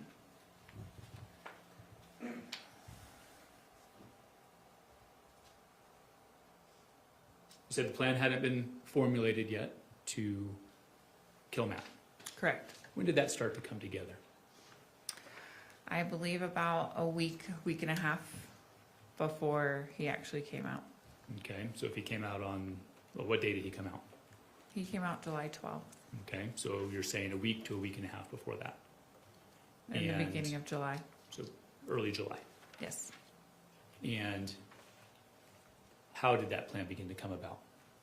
It was a conversation between me and my mother. We were trying to figure out how I could get out of this marriage. I was fearful that I was going to lose my children. Okay. And you said the plan started to formulate. What, if anything, did she say to you? She said we could have him come out and we can shoot him and act like it was self-defense. Do you remember where you were when you had this conversation? I believe we were out on the lawn. We had the conversation multiple times, but more often than not, we were out on the back lawn Okay. of her townhome. We'll come back to that here in a minute. So that's the week to week and a half before Matt comes out, right? Yes. Did you ever talk to Kevin about that? Briefly, yes. Okay. When did you talk to Kevin about that?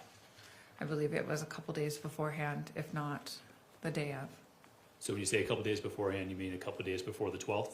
Yes. Or the day of? You're not sure? Yes. Okay. We'll come back to that here in a minute. Was having Matt come out, well, let me back up.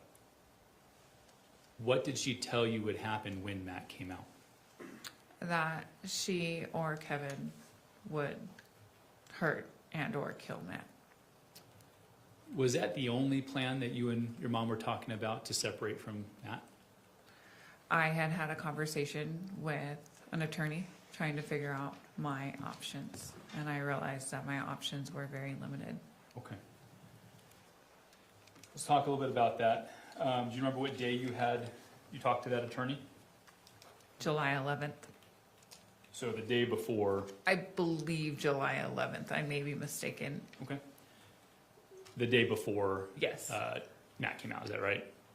Yes. So you'd already had conversations about having Matt come out and hurting him prior to talking to the attorney? Yes. Okay. Did you record that call I with the did. attorney? What'd you do with it once you recorded it? I sent it to my mother. Okay. Have you had an opportunity to listen to that call since then?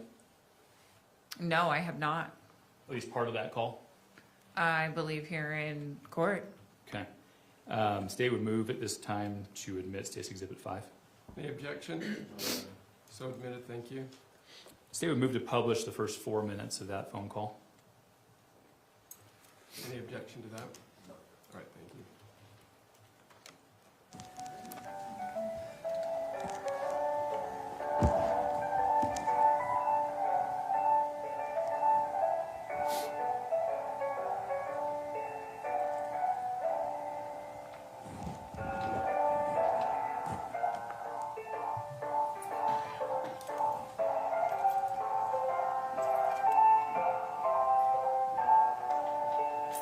Are you on hold here? I am. I'm waiting to speak with them.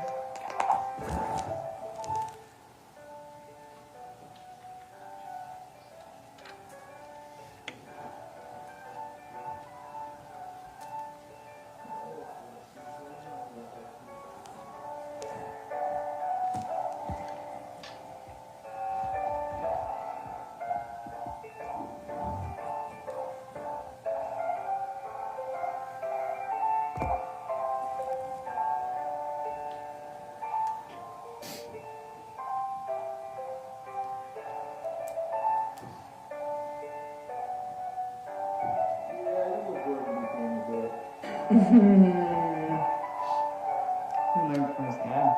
Those differences. From his dad. It sounds like there's another voice besides yours. Who are you talking to? That is Kevin's voice. Where were you taking this call? I believe I was upstairs in the primary bedroom, and Kevin's room is very close. And I don't recall what we were talking about, but that is Kevin's voice. Okay, thank you. Go ahead, you can continue. So which cat was he talking about? Come here. I think. I don't know where Chip is. I have no idea. I just ran down the stairs and I got through that one. I'm good. How are you? I'm very well, thank you. All right, so has anything been filed as of yet? No, I'm at a loss. You're at a loss as how to move forward? Yes. Okay. Did you move out or did he move out? I am technically not moved out. I am on vacation. Does he know it? Councilors, Does he know I'm on vacation? Yes. I'm getting feedback. So am I. It wasn't this bad last time. I think last time you actually had to end up playing it on the computer. You used an external speaker last time. Let's try it one more time. Let's back it up. Try a different setting.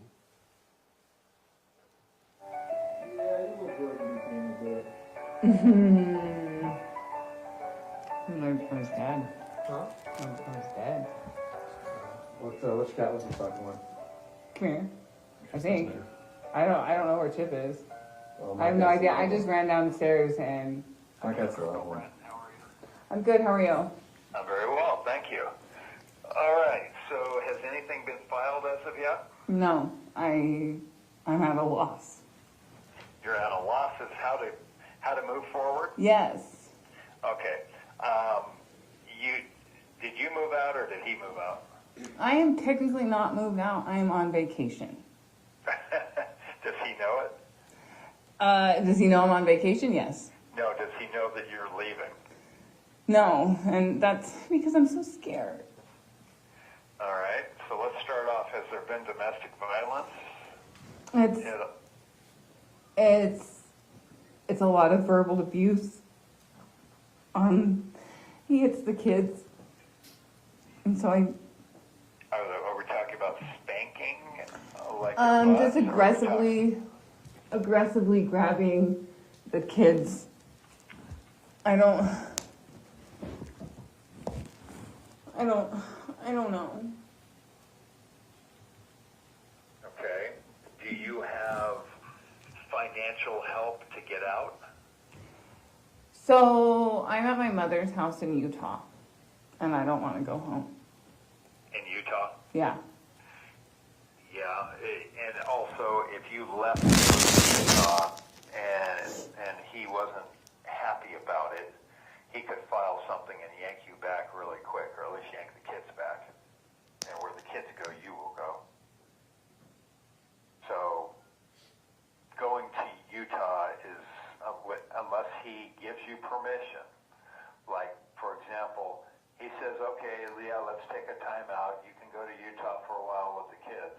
And he gives that to you in text, so you've got proof. Shit, you can go to Utah and never come back.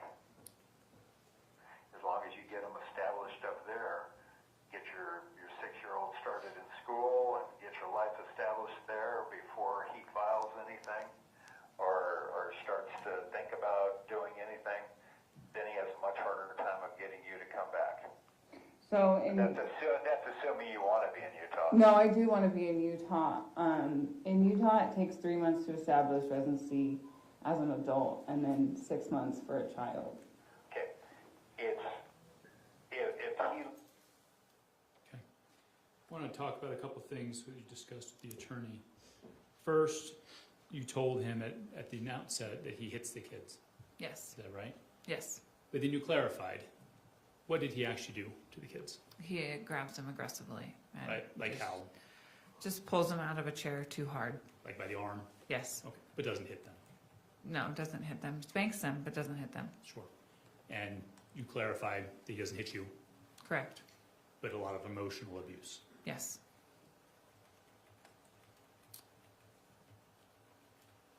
How did you feel after that call about your options of divorce? I felt like they were very, very minimal. I'm going to show you what's been previously marked, just the witness, as State's Exhibit 6, please.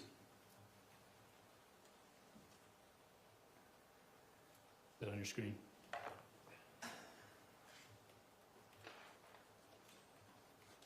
Yes, You recognize that conversation? yes, I do. State, it appear to be an accurate representation of your conversation with the Chris Walnick? I'm sorry, say that Does it again? appear to be an accurate representation of your communication with Chris Walnick? Yes. State would move to admit State's Exhibit 6. Any objection? No. So admitted, thank you. Who is Chris, we can publish it, please. Who is Chris Walnick? He was one of my really good friends that I've known for about a decade. Okay. On the 8th of July, what does he say to you? He said, 3 more days till you meet with a lawyer. How are you holding up? So is it fair to say he was aware you were going to be meeting with a lawyer on the 11th? Yes. Okay. Let's go to page 4, please.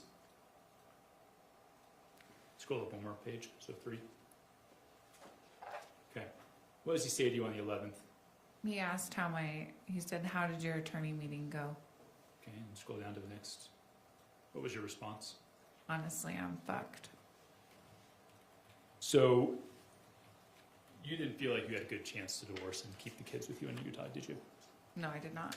You discussed this with your mother? Yes, I did. Yeah, you sent her the attorney call, right? Yes, I did. Do you know whether or not she listened to it? I have no idea. We can unpublish that.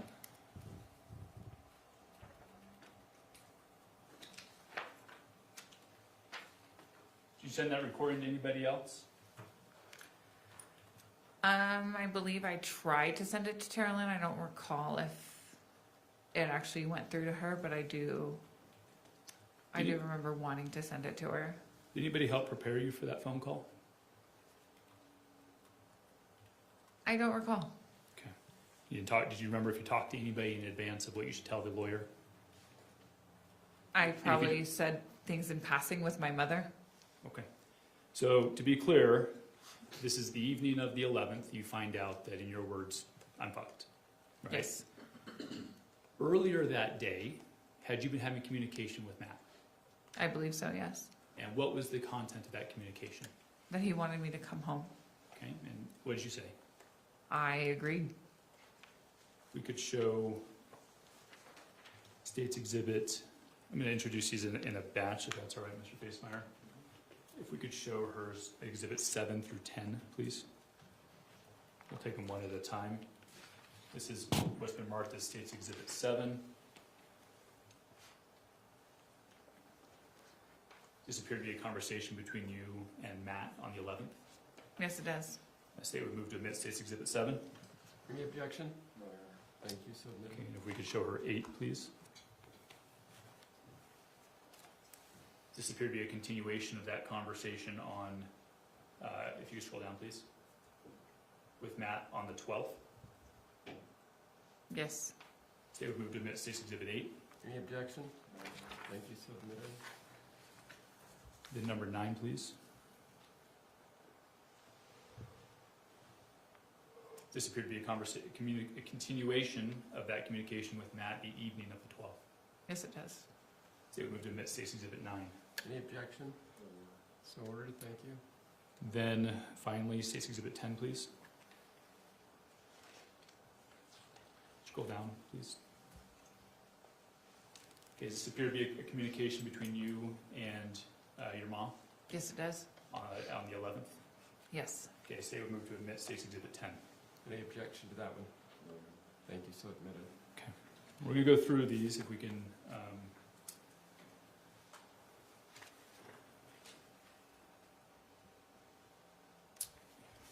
You testified earlier that you and your mom discussed having Matt drive out and that he would be either harmed or killed. Was Yes. that your earlier testimony? Yes, it is. I could show you States 10 and page 1. We could publish that for the jury, please.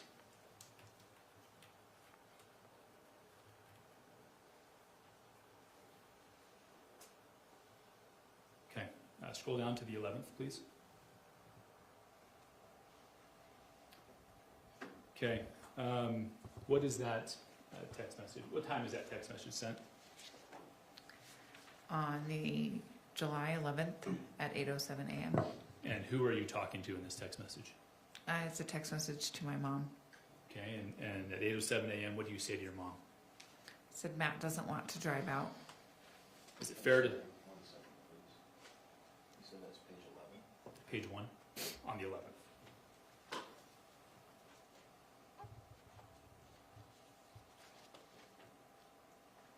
One second. Good? Yeah, I just went to page 11. No, you're good. Right, right, right. Matt doesn't want to drive out. What Correct. is that in reference to?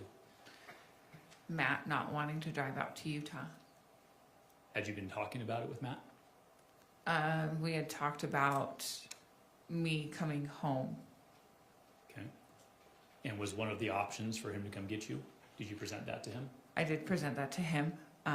He wasn't keen on the idea. Did you present that option to him prior to this message on the 11th? Yes.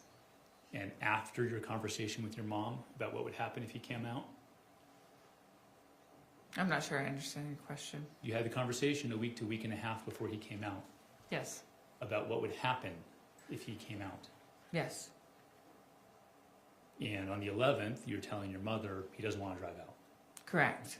So is it fair to say you were trying to get Matt to drive out to Utah? Yes, I was. Do you know why he was resistant to that? I believe it was because the truck wasn't running as well as it could have. Okay. That was also part of the reason why I didn't drive the truck out to Utah. Back on the 20th of June. Yes. Go to the next message, please. Okay. What do you say next to your mom? He's depositing money for me to rent a car. Okay. Scroll down, please. What does she say to you? Nope. What did that mean to you? That I would not be renting a car. Okay. Scroll down, please.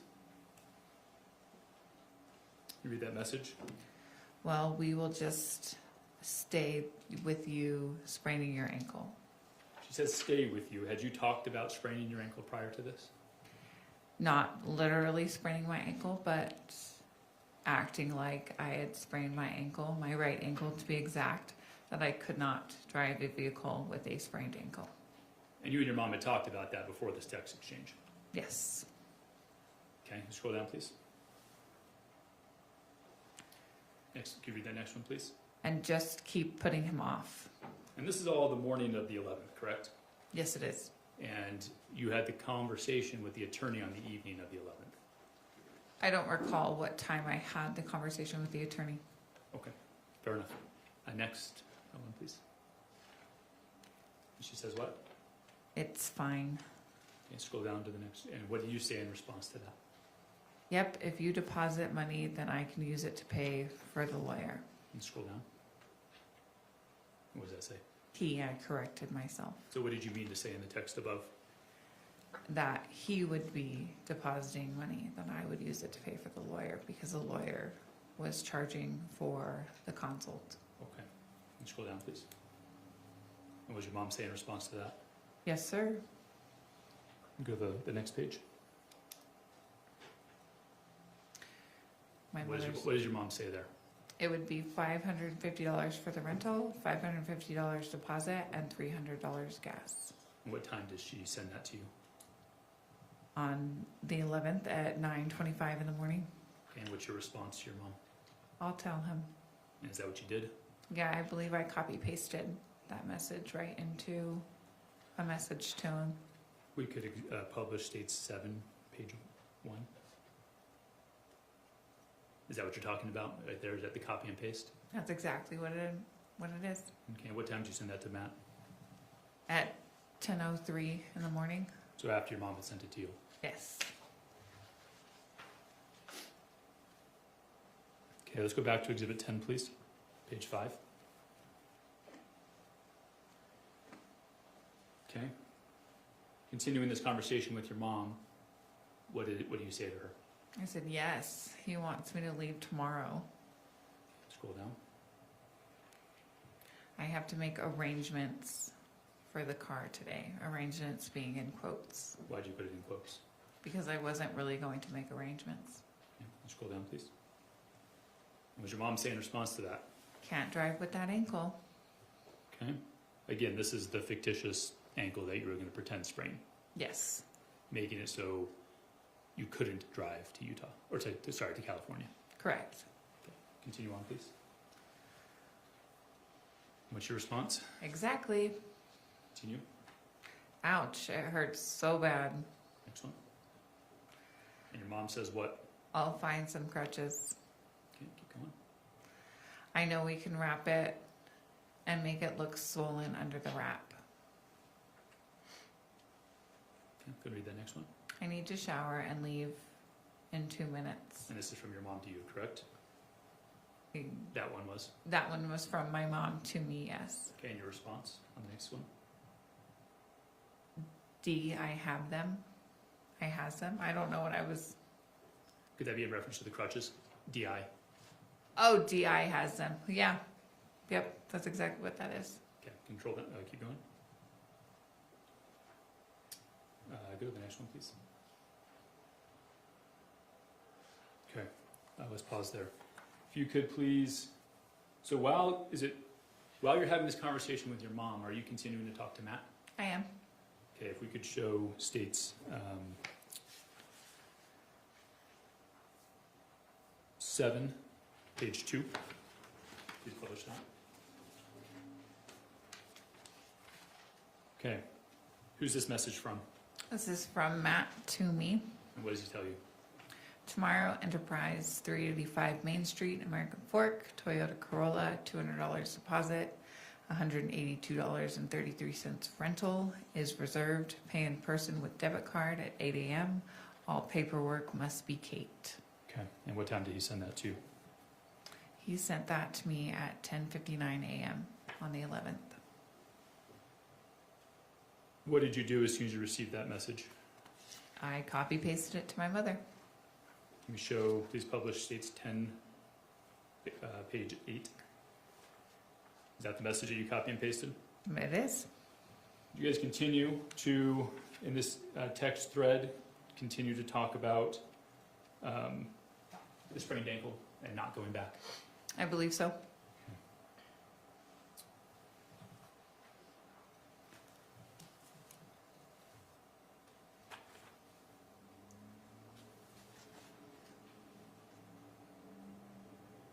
If we could please, so then what do you do with this information that Matt had given you about the enterprise? Nothing really. I understood that having an out-of-state driver's license, I could not rent a car with a debit card. It needed to be a major credit card. Okay. Let's go to page 12, please, of Exhibit 10. And what does your mom say to you about that concept? Wait until tomorrow to tell him. What's your response? Duh. Okay. And what's her next comment that she makes? Don't let him tell the kids. He will see them soon. And your response? LMFAO. What is that an acronym for? Laughing my fucking ass off. We could please show published Exhibit 8. Did you tell Matt on the 11th that you weren't going to be able to rent their car? I did not tell him on the 11th that I could not rent the car. I told him on the 12th that I was not able to rent the car. Right. You kept this idea going through the next morning, correct? Yes, I did. Okay, on State 8, can you please scroll up? Okay, is that your, on the right, is that your last message to him on the 11th? It seems to be yes. Okay, what time is that? 10:16 p.m. On the 11th of July? Yes. Okay, and scroll down. This appeared to be your first message to him the morning of the 12th? Yes. And what do you say to him? Good morning, getting up and getting moving, excited for today. And what's his response? I am over the moon, can't wait to hug and kiss you all. Okay. You're continuing this idea, is it fair to say that you're continuing this idea that you're going home today? Yes. And that you're going to rent the car and you'll be driving home? Yes.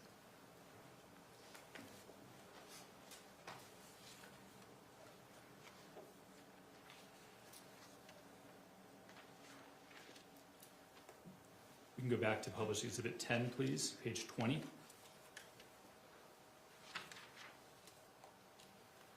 This is back to your conversation with your mom. Yes, Scroll down to the next one, please. Okay, so about the same time that Matt and you were texting, what time is this text message between you and your mom? 7:54 in the morning on the 12th. And what did she say to you? Darn that rental place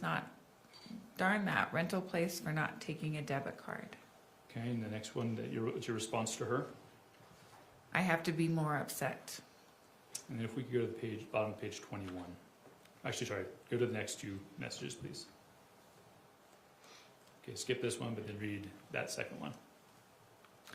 It might help your story if you say you were there and they said no. Okay, do you do that?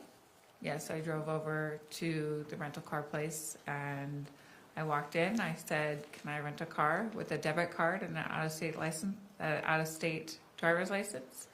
The lady told me no, and I said okay, and I walked out. Did you tell her you already had a reservation? No, I did not. So you go. Well, let me ask you.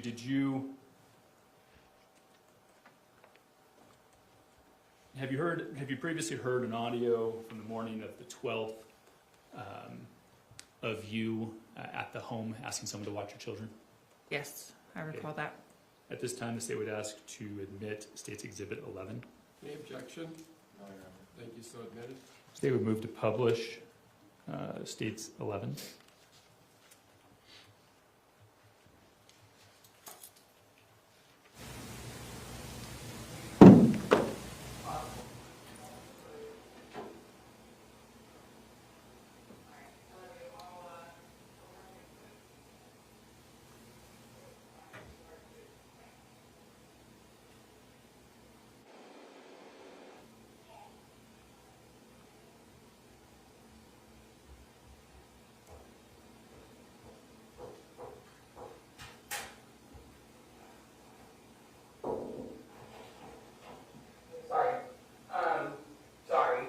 I need you to work with this for 5 minutes because I just drove to the rental car place to make my story possible that I need to go over there and they need to turn me away and say, no, we cannot rent you this car because your driver's license is out of state. Thank you. Stop it there. Who are you talking to? I'm sorry, with Kevin. Yeah, and did you ask him to watch your children while you went to the rental car agency? Yes, I did.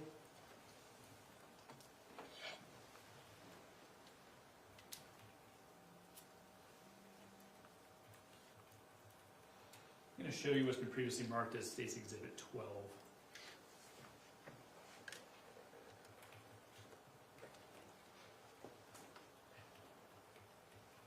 Okay, you recognize that?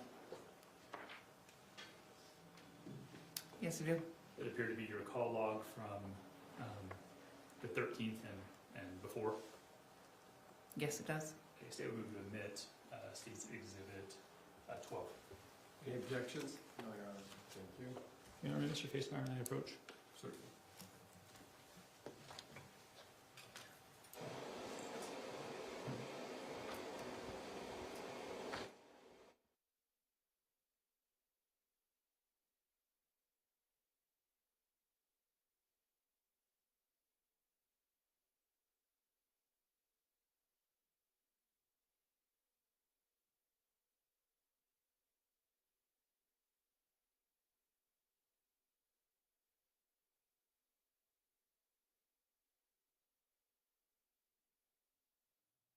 Ladies and gentlemen of the jury, we're going to take our lunch break now. We're at the section of the testimony where there's going to be some extensive phone calls for you to listen to.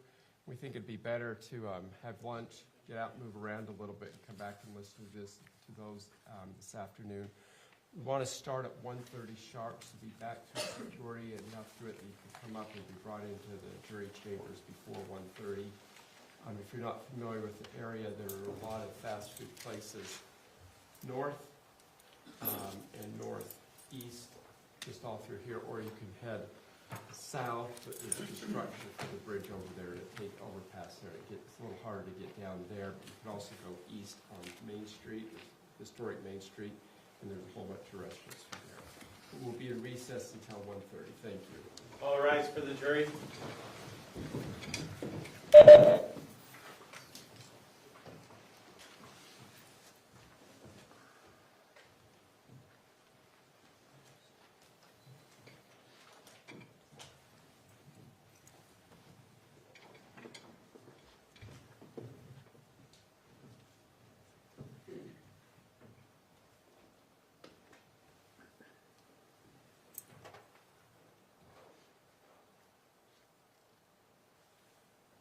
Thank you. Please be seated. All right.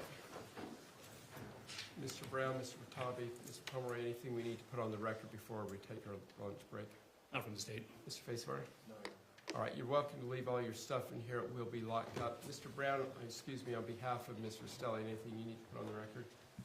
All right, thank you. All right, we'll be in recess. We'll open the door about 1:15, so council can come in and start getting situated, and I'll see everybody at 1:30. Thank you. We're in recess.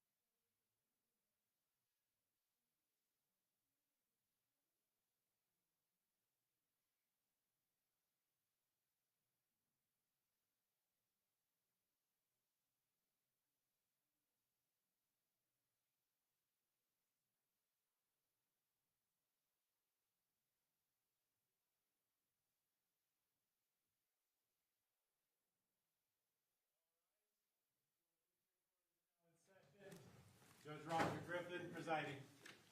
Thank you. Please be seated. Let's go back on the record in the matter of State versus Grist, case number 241101170. I understand the entire jury is back. Before we bring them out, is there anything the state needs to put on the record, Mr. Brown? No, not on the record, although I don't see Mike Brown in the courtroom yet. Oh. Nothing from Mr. Facemeyer. Mr. Watabe, would you step out in the hallway and see if Mr. Mike Brown is out? Maybe we can bring him in. We'll need him before he can bring the jury back.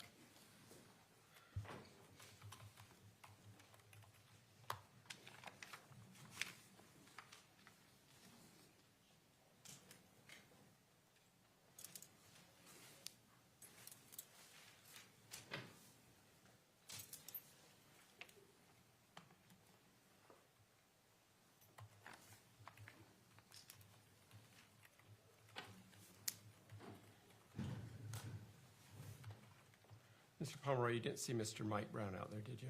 I did. Would you ask him to come in? We're ready to go. I will. Thank you. Here he is. Look how good I am. It's almost like Watabe follows instructions. Not often. That's why I sent out Mr. Pomeroy. Mr. Brown, is there anything you wish to put on the record before we bring the jury back? No, sir. You're welcome to sit up front if you'd like. Can I sit next to you? Absolutely. I've got plenty of space. No, I'm good. I'll hang one back here. All right. Let's bring the jury back.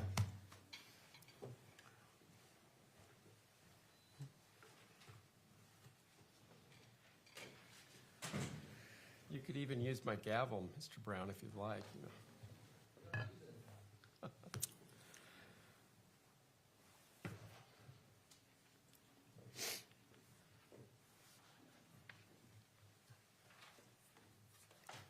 Sir, can you take off your hat? We are in court.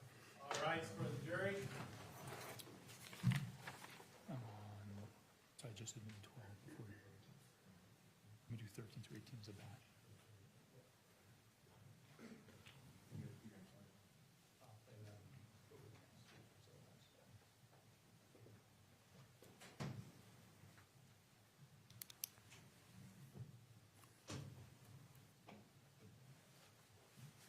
Thank you. Please be seated. Ladies and gentlemen of the jury, I hope you had a good lunch. Thank you for being back on time. We were all a little bit early, so there's nothing wrong with starting 2 or 3 minutes early. Ms. Restelli, I'm going to remind you that you're still under oath from your oath from this morning. Mr. Brown, I'll turn the time back to you. Thank you, Your Honor. Can we please publish State's Exhibit 12, which was admitted just prior to the break?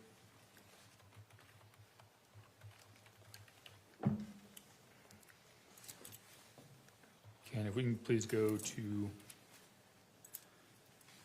page 6. Just prior to ending, Kate, we admitted your phone records from the 12th and the 13th. Over the course of the 12th, while Matt was traveling out here, did you have several phone calls with him? I did. Do you remember recording those calls? I do. And you remember hearing those on a previous occasion? I do. Do those calls appear to be an accurate reflection of what was discussed between the two of you in those phone calls? It does. Your Honor, at this time, the state would move to admit as a batch states 13 through 18. I'm not publishing them quite yet, but I'm moving to admit them. Any objections so far, Mr. Facemeyer? No. Thank you. States Exhibits 13 through 18 are admitted as a batch that will be published later. Okay. I want to draw your attention to, so when we ended, you had told Matt that you couldn't rent the car, right? Correct. What was his response to you? He was frustrated with me. Okay. What did he, and did you end up having a phone call with him about alternate plans, about what to do? I did. This time the state would, if I could show, if you could please, line 48. What time do you reach out to Matt? 8:55 a.m. Okay. We could go ahead and publish state's Exhibit 13, please. Exhibit 13 is published.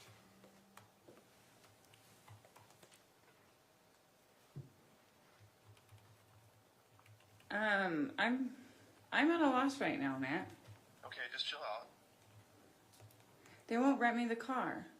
Okay, we'll have your mom rent it. She doesn't have money on her credit card. Okay, so what do you gotta do? Can you rent it through Tim or somebody else? Anybody? Nobody has credit cards with that money on it. How much money more do you need? I can't do it with my debit card because I have an out-of-state license. Okay, so what do you need me to do? Like, what are you thinking?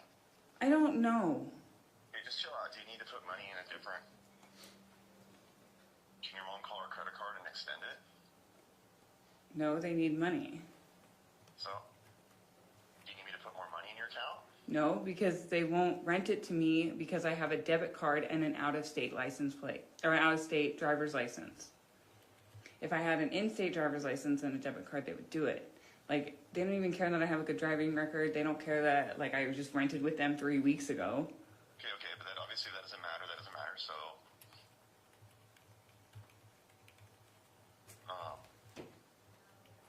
who are you down there with right now? You're with Timmy? No, I came back home to assess it. Yeah, I understand. So I'm not going to sit down there at the Enterprise place as I'm, like, trying to figure out what to do. It's only 5 minutes away. I can go back down there. It's no problem. Okay. Well, just take a deep breath, obviously. So, Yeah.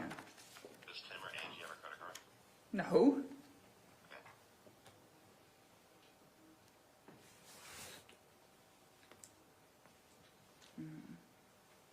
I don't know.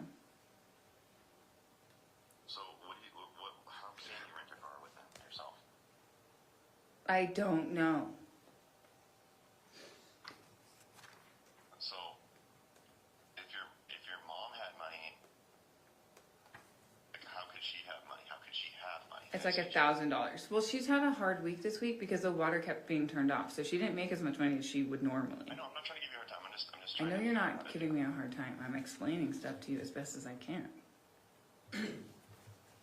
So, do you need to move that money from your account, take it out, and put it into her account? I don't know if that would work. In the account? Huh?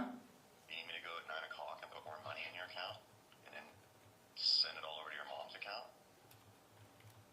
and just rent the car in her name? No, because then I can't drive it. Well, she leaves with it. Say she leaves with But it. if there's any problem on the way home, I'm fucked. If there's any sort of hiccup on the way home, I'm fucked. Okay, well, I'm just trying to deal with what we're trying to I understand that. I don't want to be fucked on the way home and being like, oh, well, where's Tracy? And it's like, well, she's not here. Like, you mean when you get all the way down here kind of thing? Huh? Like when you return the car kind of thing? Yeah, that would, yeah, she would have to return that. Oh, I didn't even think about that. Yeah, because she would have to return the car.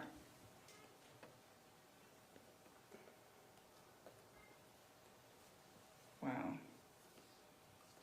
I don't think our 250 should be driving up that far. Really? Well, I mean, I guess I could. I don't have a trip permit, though, so if I get pulled over right now, I mean, I guess I could call Robert and try to borrow the trip permit. Well, how much is registration? Can you get it registered? I'm just like, it's just terrifying to me because I'm hitting the starter with a hammer, Kate. I don't have money for a starter right now because I have to pay our Downs bill in like 5 days, 6 days. So, like, I'm just trying to juggle this. At the same time, I'm trying to juggle the, I just think it's pushing. Well, then it just sounds like we don't have money right now. We just gotta wait a little bit more until we have more money. I have like another I can go return the starter. Like I bought another starter, but I have like $600 more, and I have no money after that until. Well, no, because we need the gas card to stay on for the drive home. It will stay on. I don't have it, but I still have to stay on. Right now it's at 12. So I have to pay it like. I just don't think it's a great idea for me to drive the 250 that far. Like I have nobody to watch the place either. Like. But it would only be a solid day of you being gone. I don't know. I feel like we just need to make it a better plan. I feel like we need to do a little bit more research. I did all of that. That's sad because I called and asked her all these questions. I know. And I was ready, and they said, oh, a debit card and an out-of-state license? No. That doesn't work. That's what I asked her. Well, she obviously doesn't know. And then the policy she Right, because it's a fucking $50,000 car.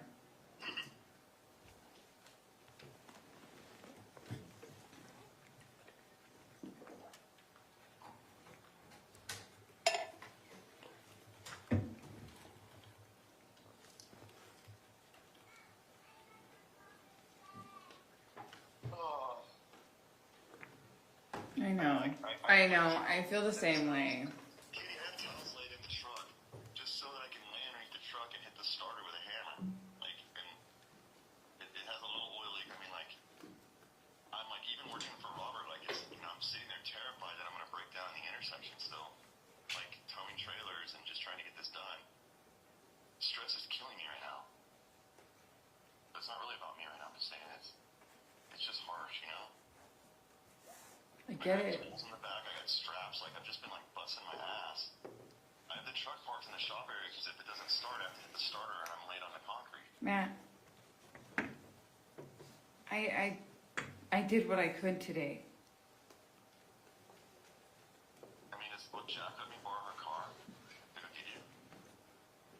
If I, like, That's a big ask. I could pay her. Like, do you know anyone that would let me borrow their car? Like, safely? Like, I'm not on drugs or anything. What about your mom?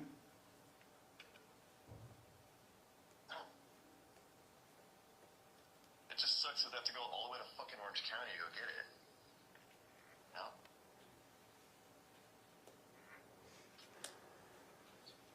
But Yeah. I would actually ask them probably to drive out here and drop it off with me. Like, Right. I would rather, like, ask someone in the neighborhood here. You can't just roll the dice with the truck. It's that fucking sketchy.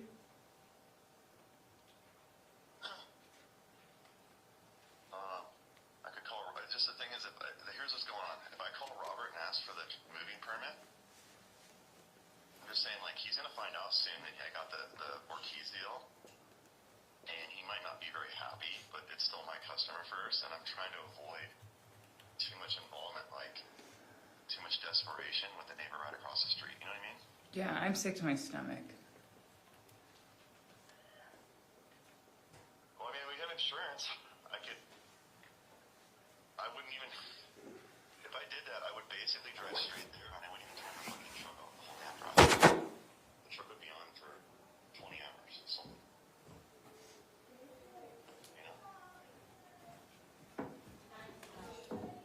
mean, I could call him and ask him if I could borrow the truck permit for like 3 more days. Hang on. Yeah, that's okay. Hang on. What happened?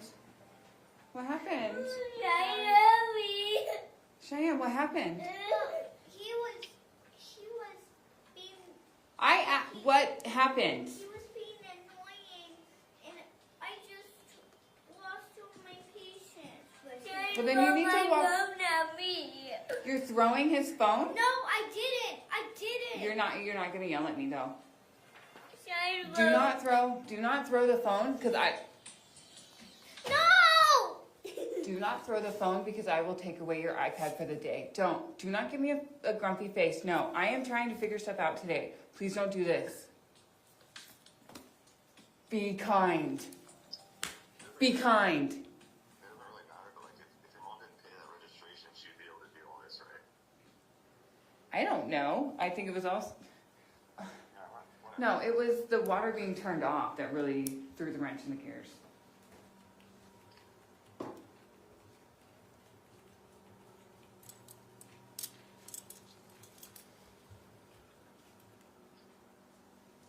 Call Robert.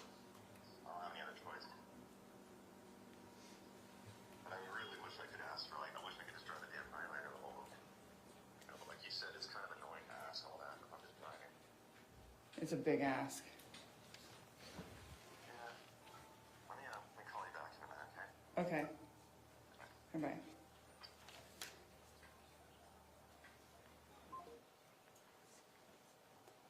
Please publish states 12. Which one? 12. Exhibit 12 is published.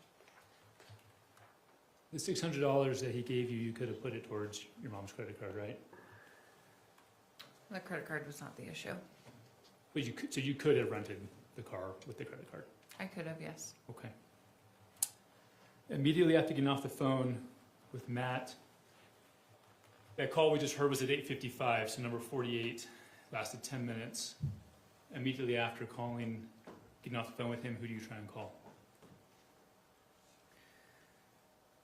At 9:05 It's like my mom. I call my mom at 9:05.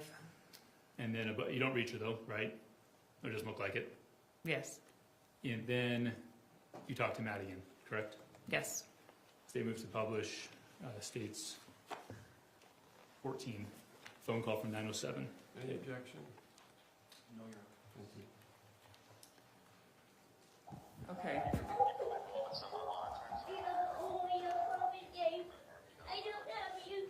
Steele, stop!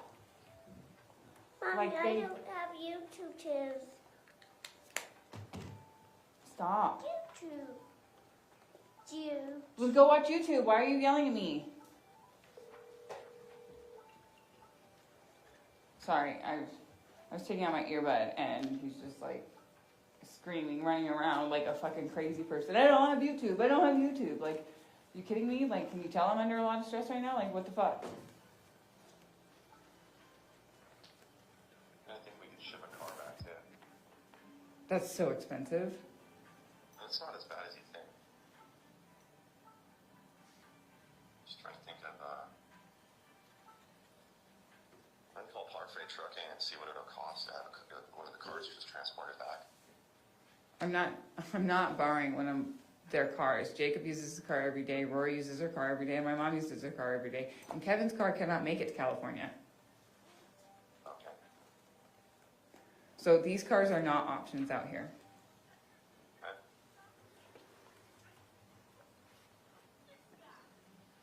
I know, it's frustrating. Frustrating is if Robert just answered his phone and said yes, that would be the plan, and I'd just be going with that right now, and I wouldn't talk about it anymore. Okay, well, You know?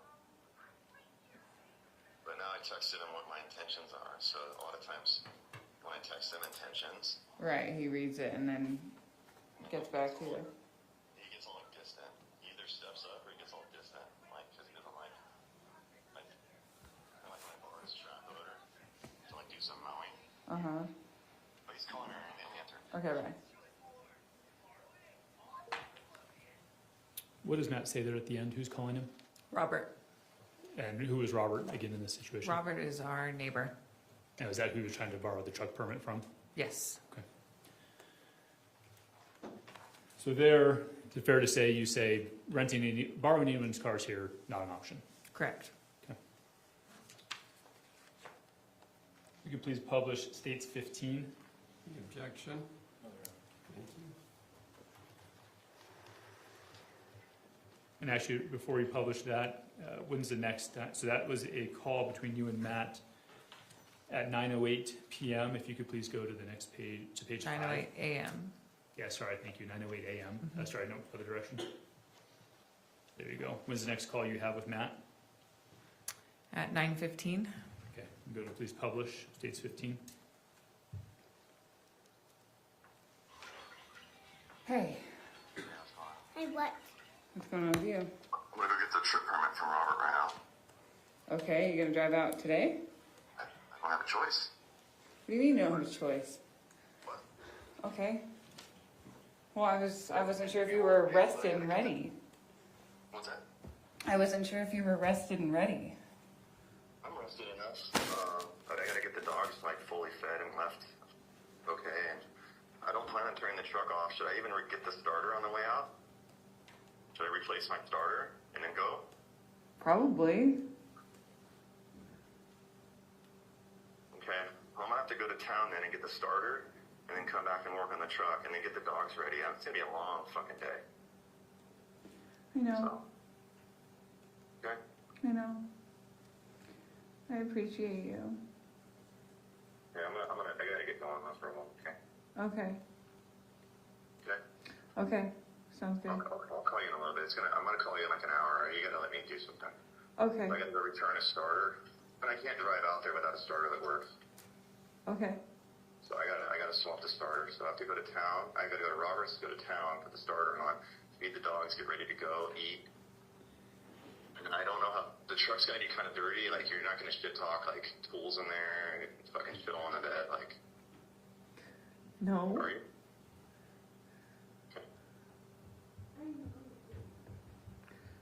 Mommy, I'm hungry. Okay, I'll feed you. Oh, I Give me- gotta go. I'll call you. Okay. Okay, sounds good. Okay, bye.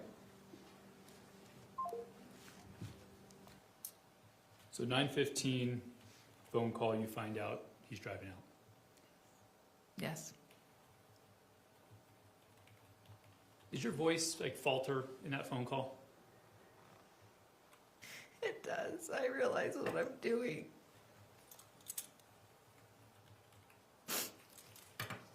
And just so we're clear, what was it? What did you realize you were doing? Planning his murder. Setting him up for failure. Conflicted about that?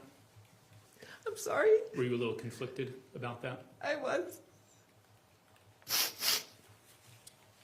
We could please publish States 10.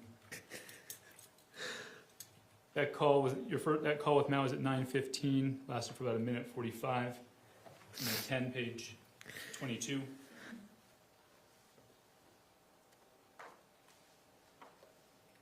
You said 10? Yes.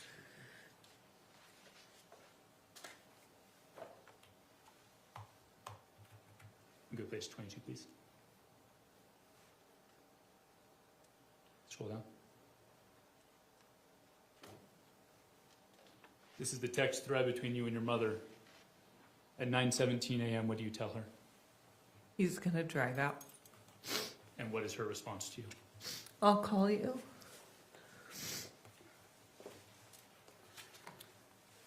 We could please go back to States 12, page 5. Do you in fact talk to your mom that morning? I do. I'm going to point out line 42. What time is that phone call and who is it with? 11:39 with my mom for 5 minutes and 22 seconds. Do you remember what you talked about during that phone call? Just talked about her coming home early to be able to get things ready. Did you talk about anything else that you remember? Not that I remember, just plans about the day and how she's going to cancel her appointments and head home. Did you talk about any roles that you would play moving forward with Matt? I don't know if that was on the call, but I know that I discussed with her that I would keep him calm and keep him coming out and just play the good wife. Okay. And is that what you did in the remaining phone calls with Matt? I believe so, yes. We could scroll up a little bit on this call log. When's the next phone call that you have with Matt? At 11:50. You try and The call one him? that he answered. Mhm. So at 11:55, I talked to him for 11 minutes. We're only going to publish the first 3 minutes of that. If you could please publish State 16. Any objection? No. Hi. Hey, what's going on? How you doing? Good, how are you? Cool. Just past Butterfield. I'm leaving her. Getting on the freeway in about 5 minutes. Cool. So, got peaceful food. Awesome. The dogs. Right when I went to leave, there was like a tweaker car in front, so I had to like ask them if they needed help, and then they said they're letting their fans cool down, and then they took off. Okay. Sounds like shit. I have to wait for their tow truck to get them out of here. Fuck. So I would have canceled if they were out in front for right now. So it's all good though. Yeah. But I think when I get there, I don't think I want to turn the truck off. Okay. So I just want to get the car seats in, load up, and just kind of take off. Is that going to be doable? Yeah, you'll be here late. Yeah, I know. So. And you'll take off, and then you'll take over driving. Yeah. And Okay. then I'll take over after that, and then we'll get home. Yeah. Does that work for you? Yeah. So if you're not turning off the truck, No, I could. It doesn't matter. okay. I got a new starter and it should be fine. Okay. That's under warranty if it's Mommy, on. So. I'm hungry. Okay, I'll make you a sandwich just a minute. Let me talk. Do you want to say hi to Daddy? No. Oh. Are you sure? No. He's on the phone. You can just say hi, Daddy. Why did you, oh, hi, baby. Why'd you want me to turn off the truck? No, I was just the parking situation. That's all, because you have the parking spots that are by the clubhouse, but you can't. There's no street parking. So if you're in the street, you're in the street. Yeah, so how do we get loaded up? Well, just And just I'm park. I'm 97%, so Okay, well, I'll just probably turn my phone off when I get by Vegas to conserve some energy, you know? okay. That's fine. Yeah, yeah. Probably just pull right up in front of the house. You know. Yeah, I know it's load up. How long do you think it'll take? Like 15 minutes to load up? Yeah, not long at all. Yeah, I'm not trying to rush you. I just don't No. want to risk the truck. That's all, you know? No, I get it. Yeah. You gonna come inside?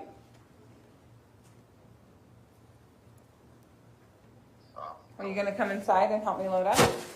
Yeah. Okay. Yeah. The front door is always unlocked. Okay. Okay. Well, I'll turn my nav on when I get all the way out there because I got to pass Provo, right? Yeah. What's the nearest town like before I just so I can turn my phone on? When you get to Provo, you should probably have your phone on. In there, you ask if he's going to turn the truck off and ask if he's going to come inside. Correct. Why did you ask him that? So you could come inside so my brother could shoot him. Why did you tell him that the door was unlocked?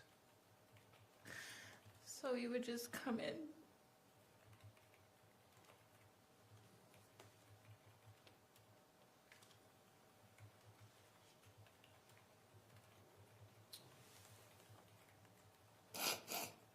After, if we could publish States 12 again, please. Page 4. Line 29. Is it fair to say that you had a variety of phone calls with your siblings and your mother after that call with Matt? Yes. Okay, line 29, who are you speaking to and what time is it? Talking to Rachel, and it's 12:48 in the afternoon. And how long do you speak for? About 20 minutes. Okay, if we go to line 28, please. Okay. Who are you talking to on line 28? My mom. Okay, what time's that? 12:58 for 7 minutes, almost 8. Do you remember having a group call with your mom and Rachel Jorgensen at that time?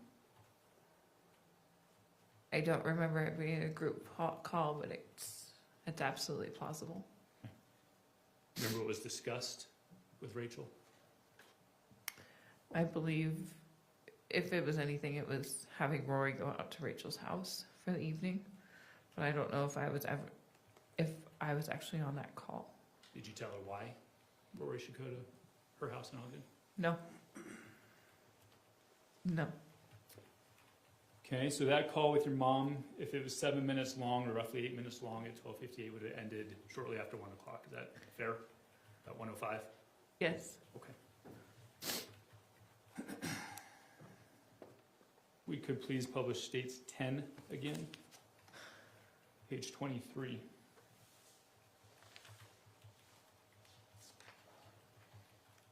Scroll down. Yes, pause right there. 11:45 a.m. What is that from your mom? I believe that's a screenshot of Matt's location. Okay, let's scroll down to the next one. What time is that text message? 2:07 p.m. And it's from my mom, and she said, I'm meeting Kevin for sushi. What did that mean to you? That they were going to meet for sushi. I know what they talked about. I don't know what they talked about, but I know what that sushi meeting was for. What was your understanding of what that sushi meeting was for? They were going to talk details about how the night was going to go. And again, to be clear, when you say how the night was going to go, Planning Matt's murder.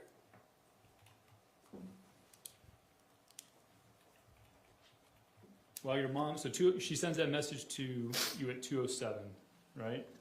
Yeah.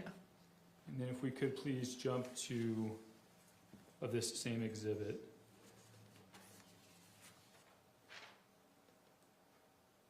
Page 26. Scroll down. Right there, from your mom. What did she say to you at 2:19? She says, "Hey there, please let Matt know that he's welcome to spend the night if he's too tired after driving all day. I promise I'll stay away and I will be as sweet as candy." Scroll down, please. And what's your response? Okay. And then her next text message. Or else if you guys want, I can give you $100 or so towards a hotel so you can stop if you need to. Okay, and your response to that? Okay, I'll tell him. Okay, please continue to the next page. Read that one from your mom, please, at 2:20. I'm not trying to get in your business at all. I just want him to know that if he needs to rest, he can rest at the house, or we can get a hotel room for you guys, or maybe you could just start driving to go back because you will not have driven all day the way he did. Okay, and then Even a hotel room in St. George might be okay. and then your response.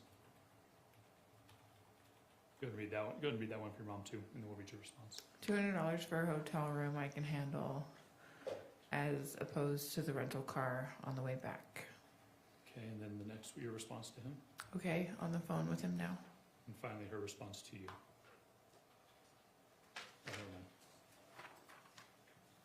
What was your understanding of these messages? Well, sorry, let me back up. Did you relay those messages to Matt? I believe so, yes. Okay, what was the purpose of relaying those messages to Matt? To make him feel that there were many options and that he wasn't stuck with one option, wasn't stuck driving home, wasn't stuck staying at my mom's house. There were options But to be to clear, keep driving. at 2:20 p.m., were you going home? No. State moves to publish. Sorry, actually, let's go back to Exhibit 12, please. So those text messages with your mom were at 2:20 p.m. Would you please read line 25, who you talked to and what time it was? I talked to Matt at 2:20 for 6 minutes and 32 seconds. Line 25. Okay. State would move to publish that 2:20 call. Any objection? What exhibit number is that? That's number 17, Your Honor. Thank you. Any objection, Mr. Facemeyer? No, Your Honor. Thank you. Just the first minute 30.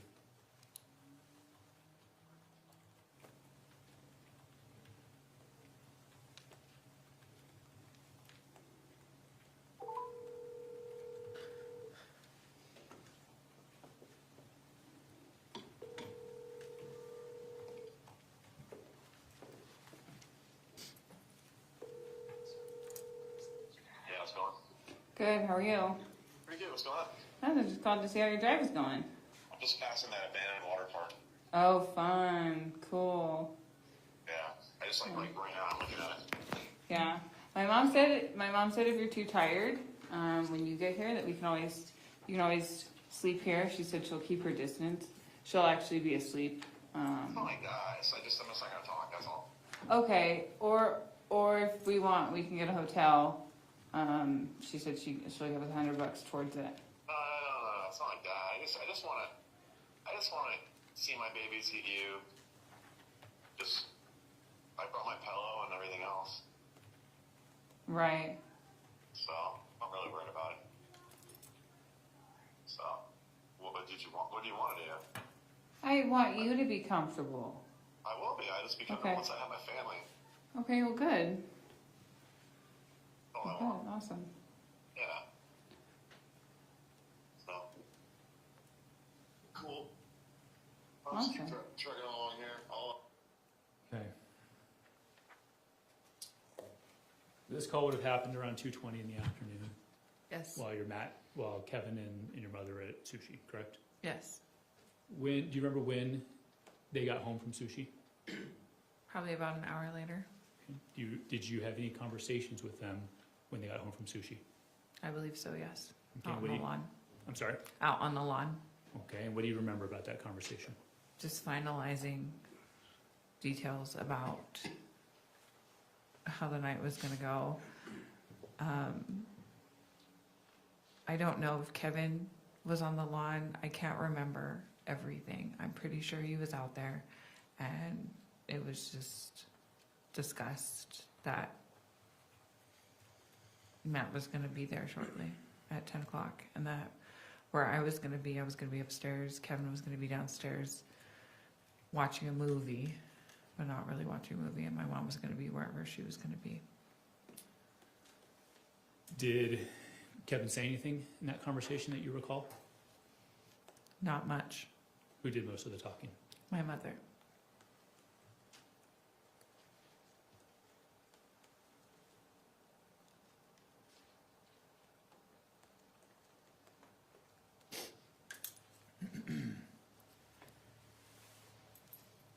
You mentioned earlier, when I asked you if you'd ever talked to Kevin and your mom about this, you said, yes, a few days before or maybe the day of. You remember that, your testimony earlier today? Yes.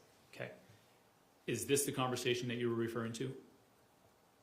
It's one of the conversations. I know that when I found out Matt was coming out, I went into Kevin's room. I almost sent him a text message, and I was like, no, I'm not going to send him a text message. But I knocked on his door, and I said, Matt's coming out. And I was very tearful, and he knew what I meant, and he knew what was going to happen. I guess that's more hearsay, but he knew. You told him Yeah. that Matt was coming out. Yes. And that would have been the morning of the 12th? Yes.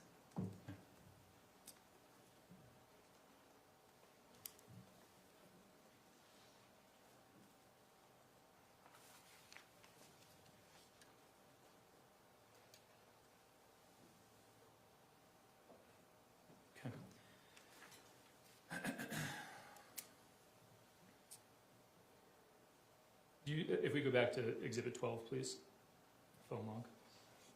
Go to top of page 2, please. You have more phone calls with Matt as he's driving out over the next several hours, correct? Yes, I do. And would you please identify line 10, who you called and what time that call was at? I called Matt. It was at line 10. It's an incoming call at 8:13. And we just spoke for about a minute and 40 seconds. Your Honor, the state would seek to admit State's Exhibit 18, please, which was previously admitted. Sorry, seek to publish. Mr. Facemeyer, any objection to 18? No objection. Oh, me? I want to. Hi, Daddy. So I put some cardboard in where I placed the truck for a minute. Yeah, that's fine. We can do that. How long is it going to take to get loaded? Not long. Should I just leave it running? That's fine. One. There's an apple on your iPad. Mean the apple Okay. iPad. This is an apple iPad. Yeah. Huh? Means it's an iPad. Okay, you can talk to Daddy? Go for apple. All right. Hi, Daddy. Okay. I don't want to just leave it running the whole time just so I don't have to risk it not starting out here. That's fine. So, is that okay? That's fine. Yeah. You're going to come in, though, right? Yeah, but I just want to make it, like, easy. I don't want to, like, hang on. Yeah, no, it's going to be easy. No, it's going to be easy. Yeah, so, but it's like the typical drifts, like, because I kind of ran this truck. Mama, Okay. I want to watch my iPad with YouTube on. Okay. I want to watch my iPad with YouTube. Okay, Steele, stop, please. I tried to keep him up as long as possible so he would sleep. I don't want to sleep. I don't want to sleep. That sounds about right. So. Can I Cool. stay up for a little bit All right, sounds good. more? Can I Okay, stay bye. up a little bit more, please? No. Yeah. No, we're not doing that. Okay, so at 8:13, you again ask him to come inside, right? Yes, I do. After this phone call, what do you do? Hey, I get my kids ready for bed. I believe I put them in the bath, and I believe I gave them a melatonin gummy to help them go to sleep, to stay asleep. And I believe I went downstairs probably an hour later and saw what everybody was doing downstairs, like my mom and Kevin. I think Kevin was on the couch, just on his laptop, the way he normally would be. And then my mom was just picking up and cleaning up. Okay. When you say your mom was picking up and cleaning up, what do you mean? I think she may have just been finishing up dishes. We had gotten the house ready prior to that. Okay. So when you say you got the house ready prior, what do you mean? We removed the screen off of the front door to make it easier for Matt to come in and not be so deterred. We moved the kids' toys from the front room into the garage, so he didn't realize that we had no intentions of leaving and or making a mess on them with blood spatter. And then my mom covered her couches with blankets to prevent blood spatter. And did you watch her make these preparations? I did. Did Kevin help, or was it mostly your mom? It was me and my mom. I'm going to show just the witness, State's Exhibit 19. You recognize that photo? I do. Does it appear to be an accurate representation of what the house normally looked like? It does. It would move to admit State's Exhibit 19. Any objection? Thank you. Move to publish. Objection.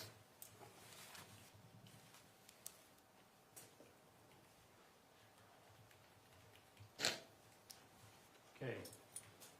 These, we're going to talk through that. The toys on the right, what are those in front of? Those are in front of the fireplace. Okay, and what did you and your mom do with those toys? We moved them into the garage. Into the garage or into the office. I can't remember exactly where we moved. Okay. And you referenced a screen. Is that, can you point that out on the picture? So if you see the line on the front door, it's one of those magnetic screens that clicks together when you after you walk through it. It's Velcroed on, and we removed it from the Velcro. Okay. And which couch, or was it all couch? What did she do with, you said something about a blanket on a couch. Right as you walk in that first couch, there was a blanket draped over that one. I don't know, I can't remember if there were, I believe there was 2 blankets, one on each couch. But just to prevent her couches from getting dirty. Okay. Take that down and just show the witness State's Exhibit 20, please. Okay, does that picture accurately reflect what it looked like the night of? Yes. State moves to admit Exhibit 20. Any objection? No, you're right. Permission to publish, please. Heard.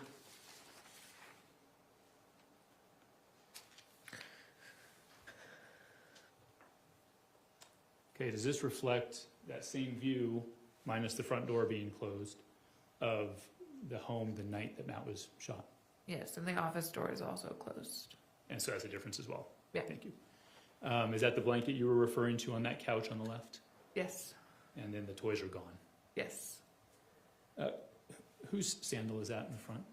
That's Matt's sandal.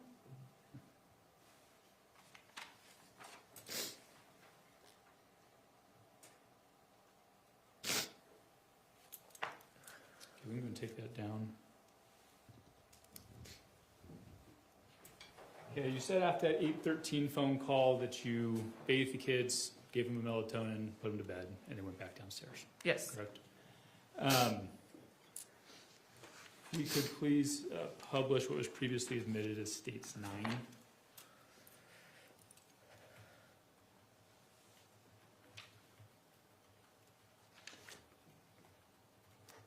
and scroll down. Keep going. Okay. So just right around that phone call, at 8:13 phone call, Matt texts you, correct? Yes. Same content we heard in the phone call, put some cardboard down, Yes. right? Okay. You go to your response, the next page. Keep going. Okay, I'll get some ready. All right, and then what's your next message to him? I sent him the gate code At what time was that? at 8:59, And why did you send him the gate code? so he could make his way into the gated community because my mother lives in a gated community. Could he have gotten in without that gate code? Yes, instantaneously, probably not. He would have to wait for another car to follow in. And trail him in? Yeah. Okay. And then one more, go down one more page, please. And what's that, a picture of? That's a picture of the front of the house with the cardboard in front of it. Okay, what time do you send him that? 9:05. Thank you. Okay, we can pull that down.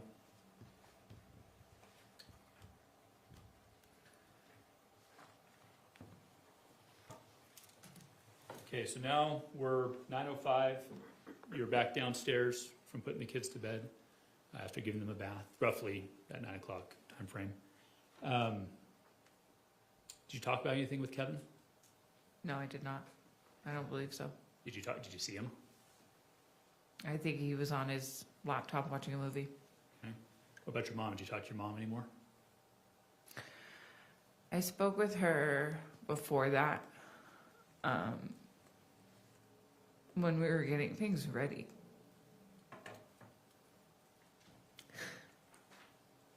Objection, non-responsive. She's answering. She said I spoke to her when we were getting things ready. The question was, Your Honor, was after she laid the cardboard, did you have a conversation? That's really a yes or no, and then a follow-up is what would be, so let's go that direction. I think I sustain the Okay. objection, please. After the cardboard was laid, did you talk to your mom anymore? Yes, but I don't recall what it was about. And did you, what steps did you take next between then and 10 o'clock? I was just upstairs, just scrolling on my phone. What did you observe next? At 10 o'clock when he pulled up. Whatever you remember next. At 10 o'clock when he pulled up. And then I just remember, I'm 99% sure that he rang the bell. Nobody answered the door.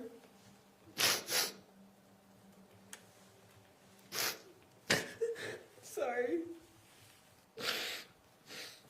He came inside.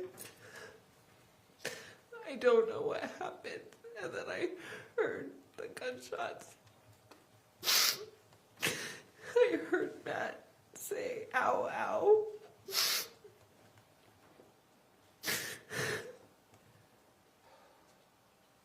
And then I heard my mom and my brother talking about putting the knife in his hand.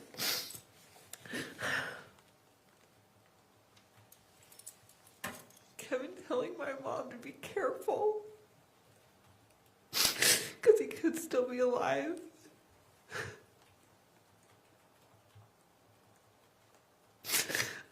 I remember my mom coming upstairs and she said,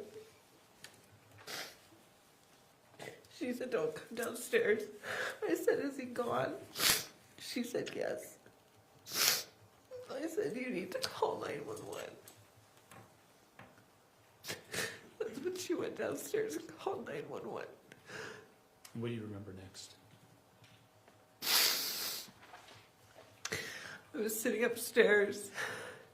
The cops came in probably about 1 to 2 minutes later after my mom went downstairs. It was really fast. They escorted my mom and my brother out. And then they called up to me to make myself known. I made myself known and I said my kids are upstairs sleeping. I gave came around the corner to the stairs and I saw it. And I saw Matt at the bottom of the stairs and I was escorted out.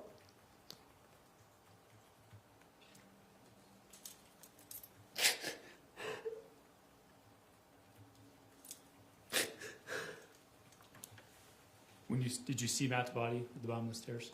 I did. I'm sorry, you said you did. I did, yes. Did you observe a knife in his hand? I believe there was a knife in his hand. I don't know if the cops had taken it out at that point. That moment was very traumatizing. I remember when I saw him, I wanted to fall to the ground screaming, but I knew that if I did that, I ran the risk of being shot myself because the officers don't know what they're going into. They don't know who's armed. And so I just had to walk out. And from there, you interviewed with law enforcement, right? I did. What you're telling us today, is that what you told law enforcement? No, it's not.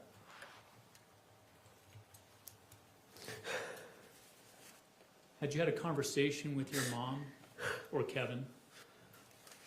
Well, let me do it one at a time. Had you had a conversation with your mom about what you'd tell police? Yes. And what were you supposed to tell police? That Matt had arrived later than he had actually gotten there, that he came in angry, that he was just aggravated and mad when he came, and that he was mad on the phone. Was Matt mad on the phone? Not entirely. There was an instance where he was, I don't remember the restaurant, but he said that he was getting irritated at one of the workers, that they were being rude to another customer. But not mad at you? Not mad at me, no. Did you hear an argument downstairs before the gunshots? No, I did not. Did you hear any exchange before the gunshots? No, I did not. Based on the layout of the house, would you expect to have heard conversation if it had occurred? Yes, I was sitting up right on the top of the stairs, like on a landing. So I did hear everything, and I did not hear an argument. Or any conversation at all? I did hear the conversation of them putting the knife in his hand. Okay, sorry, before the shooting. No, I did not hear any conversation or argument.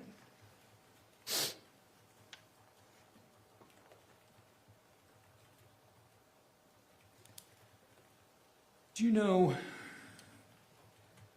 you said you had a conversation with your mom previously about shooting Matt and putting a knife in his hand, correct? Yes, I did. Prior to the day of it happening. Yes, I did.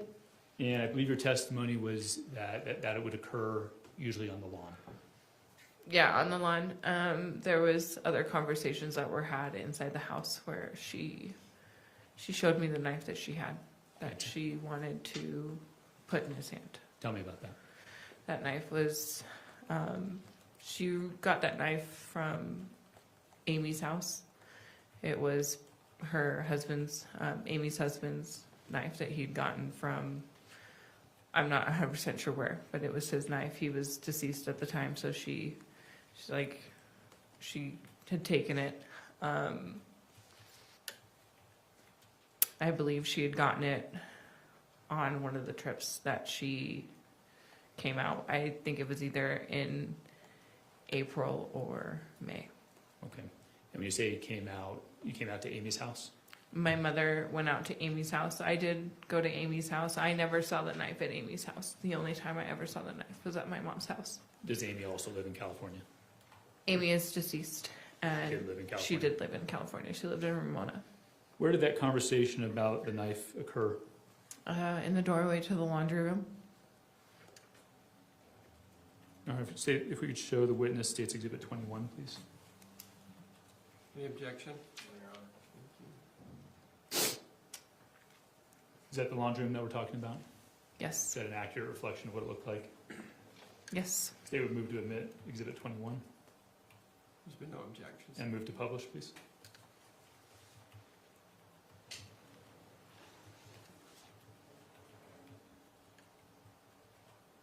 Yeah, is this the laundry room where you had that conversation? Yes, in the doorway. This the laundry room where your mom showed you the knife? Yes. Could you please describe where it was? She had it on top of the dryer, which is the appliance on the right, in that darker wicker basket. Okay, was there anything else of note about having it in the wicker basket? It was wrapped in a glove. And what if anything else did she say to you in that conversation? She said that she had wiped it down and that she was going to put it in Matt's hand after he was shot. Do you remember when this conversation was in relation to the day of the shooting? 2 or 3 days prior. Okay. We can take that down and please show the witness states 22. You recognize that? I do. Is that an accurate representation of the knife you were shown? Yes. Say move to admit Exhibit 22. Any objection? And move to publish.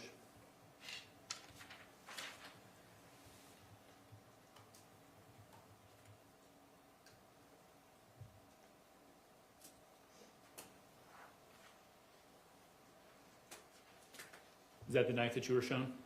Yes, it was.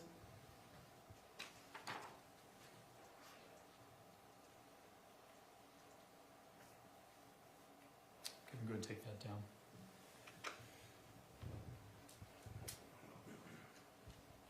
After the shooting, did you go to the police station? I did. Did you provide an interview to the police? I did. Did you tell them the truth? No, I did not. Was your phone seized from you at that time? It was. But then were you released, allowed to leave? Yes, I was. Did you and your mom talk about what happened after that? Not at first, but as the day progressed, yeah, we did. And what did she say? She told me to stick to the story of self-defense, to not tell anybody anything. After losing your phone, did you have to get a Google Voice number? I've had a Google Voice number, so I did have that number. I did get another phone from Walmart. But did you start using the Google Voice number? I did. Oh, on the iPad, yes. Okay, state would move to, or if we could show the witness Exhibit 23, please. You said 23? Yes. You recognize that? I do. Did it appear to be an accurate conversation between you and your mother the day after from your Google Voice number? It does. Okay, permission or move to admit, states 23. Any objection? No, Your Honor. Thank you, so admitted. And publish, please.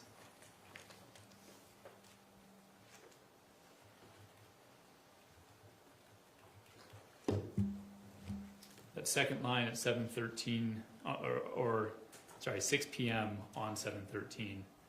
Would you please read that message from Tracey? Do not talk with Diane about anything that happened. It can be used against Kevin, so don't tell what happened. And the next one, please.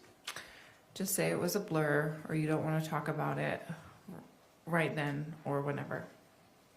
Thank you. We can pull that down.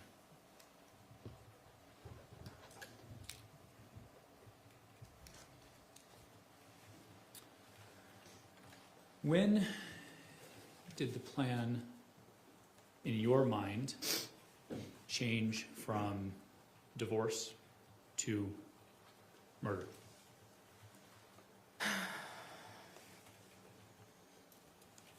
I think about a week after I had been out there. A week after being out in Utah. Okay, so you started talking about it then? Yes. But were you still trying to pursue divorce? I knew that divorce wasn't going to be... I felt that divorce wasn't going to be a good option for me if I wanted to stay in Utah, if I wanted to divorce him. Okay, so when you said that you started talking with your mom about it a week and a half before the murder, so like early July, you had started thinking about it before then? Yes. Okay, by yourself or with somebody else? With my mother. Okay, tell me about that. What was that conversation like? And what do you remember? She had said it like a joke. Oh, we can get him to come out here and we could just murder him and kill him and make it look like self-defense. So it originally started more as a joke than it was a solid plan, but it was still talked about. Okay, but when did it change from a joke to what you knew was happening? About a week and a half beforehand, when I realized that a divorce with him would be messy and I would run the risk of losing my children. Okay. Did you ever have any second thoughts about this Absolutely. before he was murdered? Yes, Did you ever express those thoughts? I did. When? It was after my mom had come back from sushi with Kevin. I was standing at the top of the stairs. I looked her in the eyes and I said, "Mom, I don't want to do this anymore." She looked me back in the eyes and said, "I don't care, I'm doing it anyway." In that moment, I realized I should have done more to stop it. I should have done so much. But that's why I'm here, telling the truth, because I want no amount of justice will ever bring him back. I want to circle back to your conversations with Kevin. You talked today about going in his room the morning of the 12th and saying he's going to drive out and being teary-eyed. Yes. And you talked about having a meeting with him and your mom after lunch, after the sushi lunch, right? Yes. Prior to those two, had you talked to him about this? Just lightly in passing, like he was out on the lawn with us when we were talking about how it would go down and how it would be self-defense and that he would be there to protect me.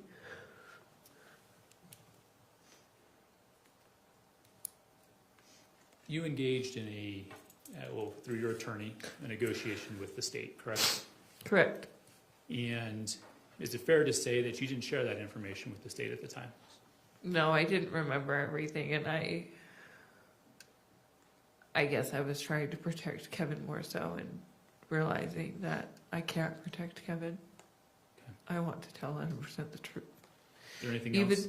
Even if it gets me more time, that I wasn't 100% truthful, I want to be truthful now. Okay. Is there anything else that you need? Your Honor, I think I need to request for a foundation. I'm lost at time frame on what these answers are coming from. I was getting a little confused too. Why don't you back it up and dig down a little bit? So it's good. Okay. How far back?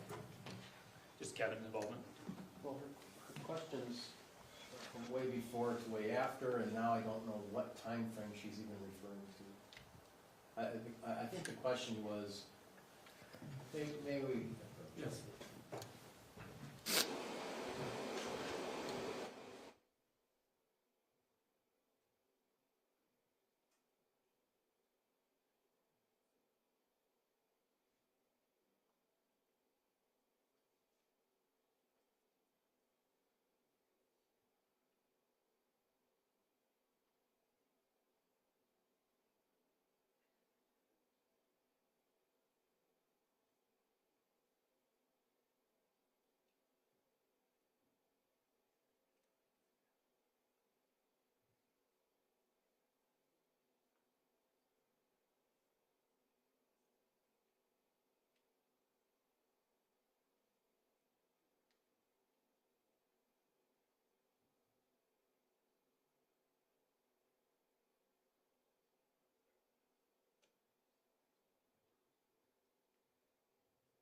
Thank you, gentlemen. So when I had asked you, did you tell us this information about Kevin before? You said, no, I didn't remember. Correct. Okay. When did you not remember the aspects that involved Kevin? Say that one more time. Actually, a better way to ask it would be, when did you remember those aspects that involved Kevin? Just after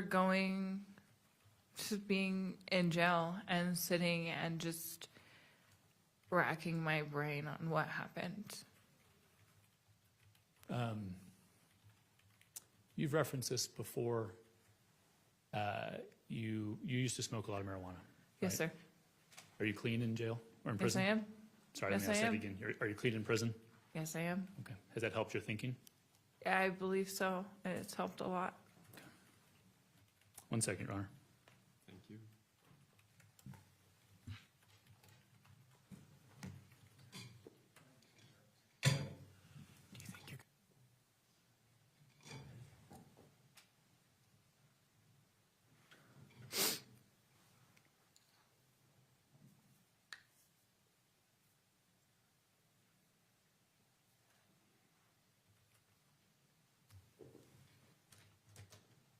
Just one piece of cleanup, and then I'll pass the witness. You could please show the witness Exhibit 27. You recognize that? I do. Is that the family, the 250 that we heard reference to? Yes, it is. State would move to admit State's Exhibit 27. Any objection? Okay. With that, I'll pass the witness. Mr. Reismeyer, across? Yes. If we could take a break, Your Honor? All right, let's take about a 10, 15-minute break, ladies and gentlemen. All rise for the jury.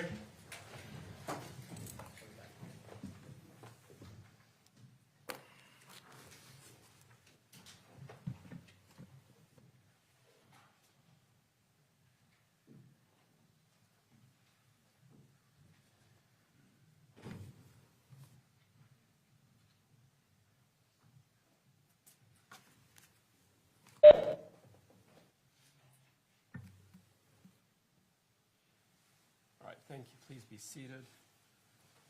Nothing from the state on the record, am I correct? Correct. Looks like Mr. Facemeyer stepped out. So let's just take about a 10, 15-minute recess. Thank you.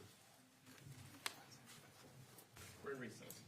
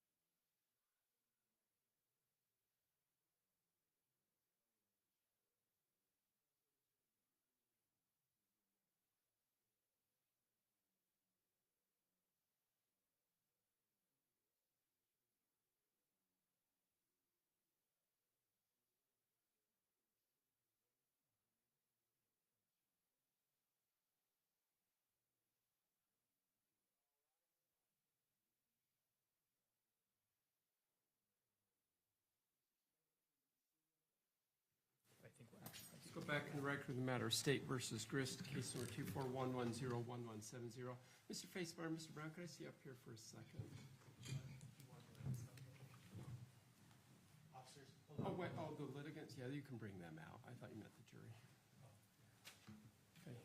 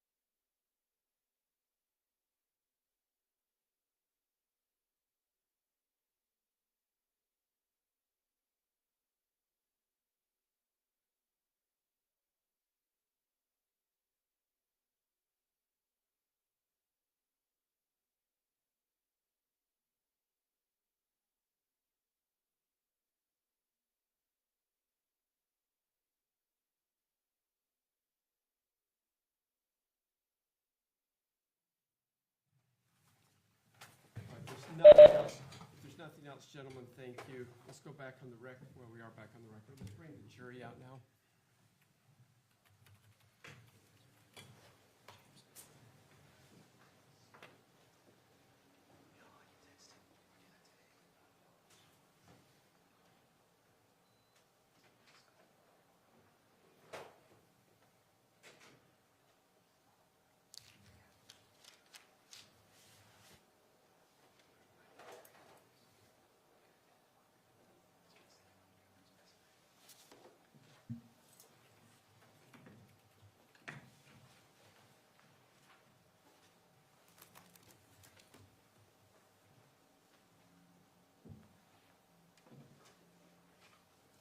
All rise for the jury.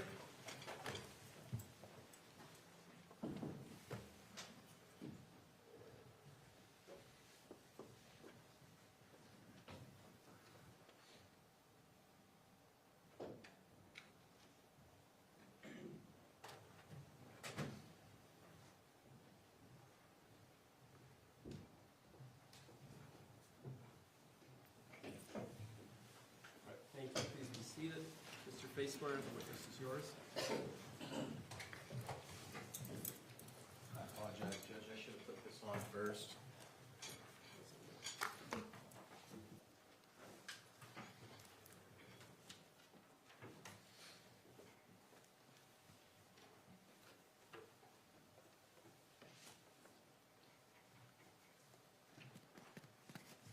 Is it working? Yeah, it's working.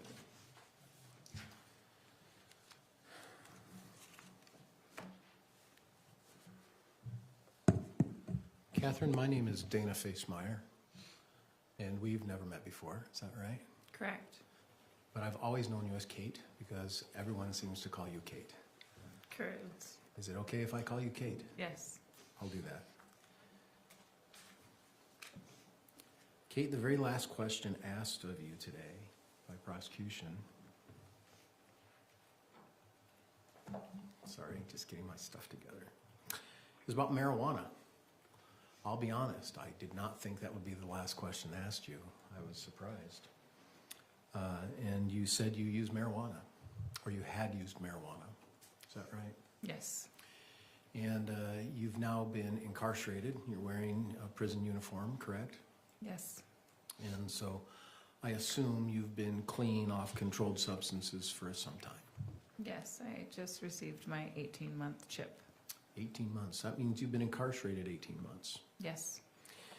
And congratulations. Being clean is being happy.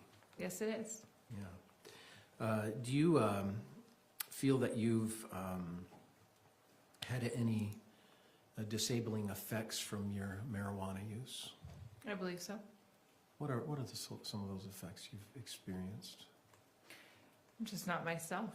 I don't think clearly. You're almost in a, for lack of a better word, psychosis. Yeah. You're aware of marijuana psychosis then, right? Yes, I am.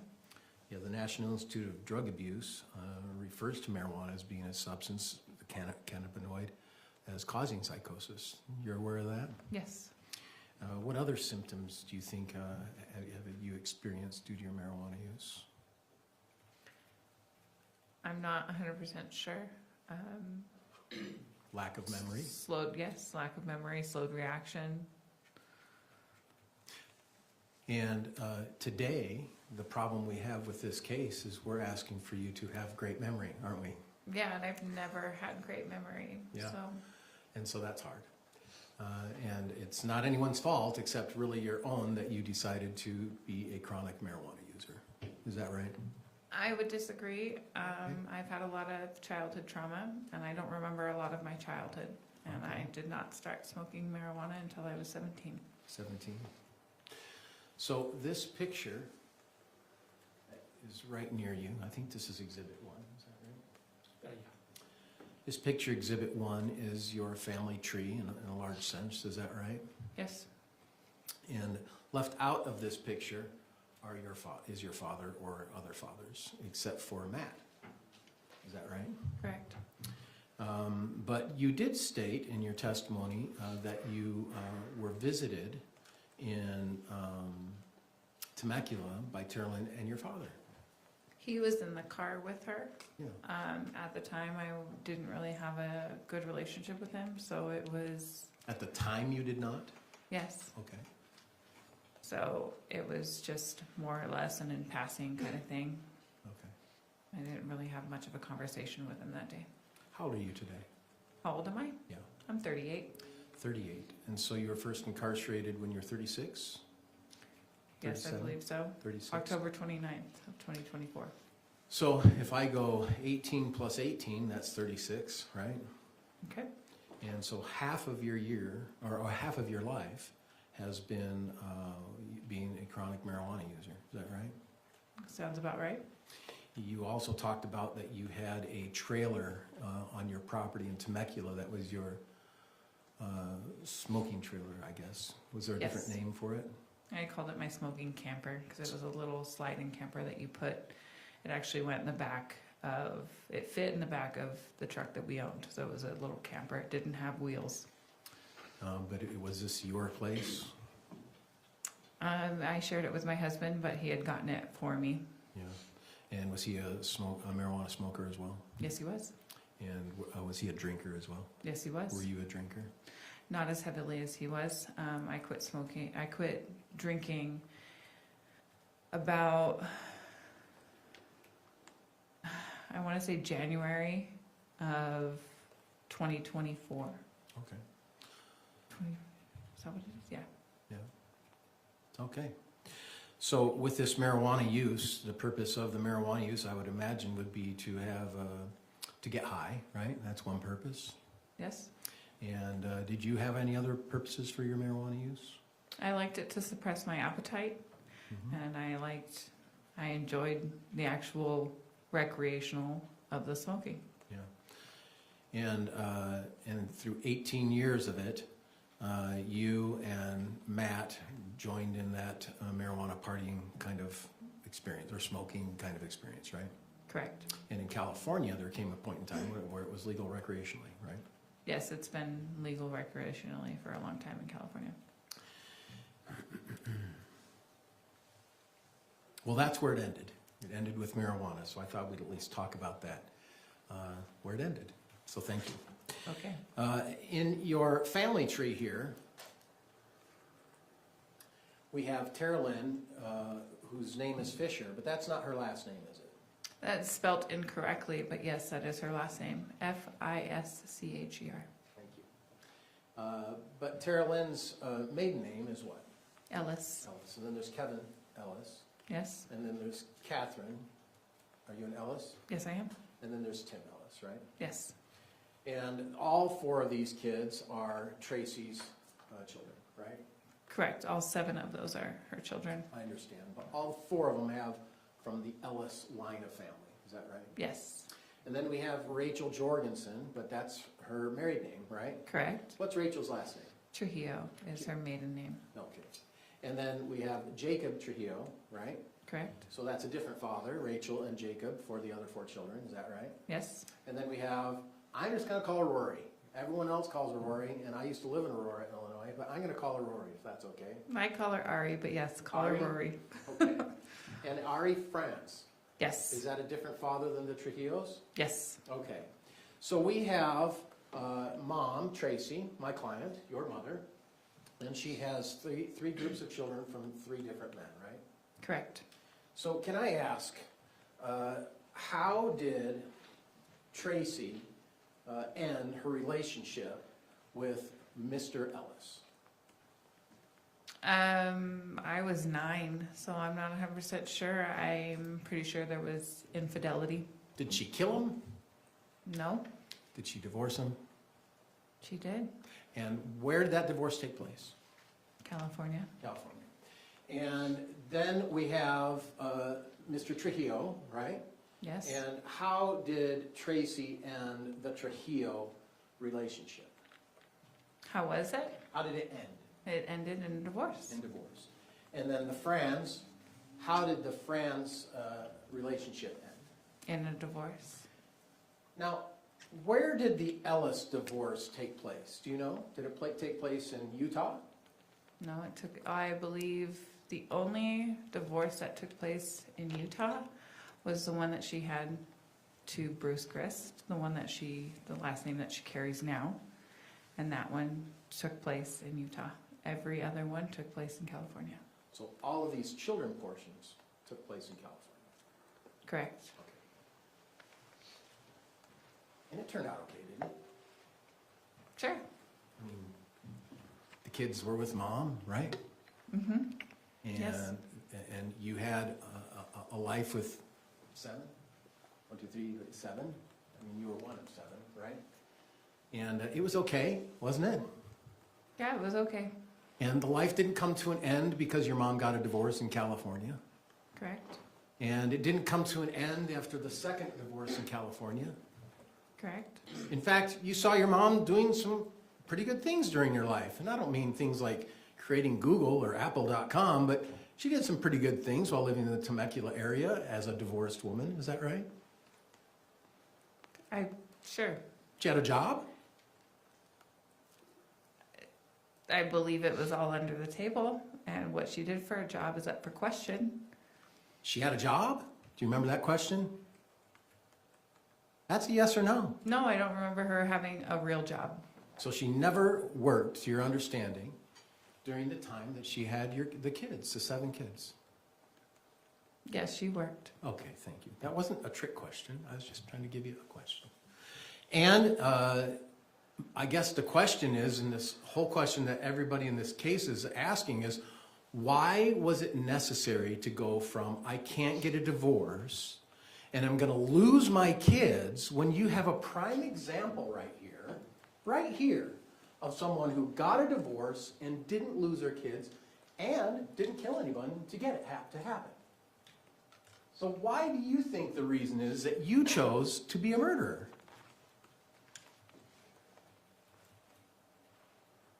don't think that's a fair question. It was planned by my mother. I see.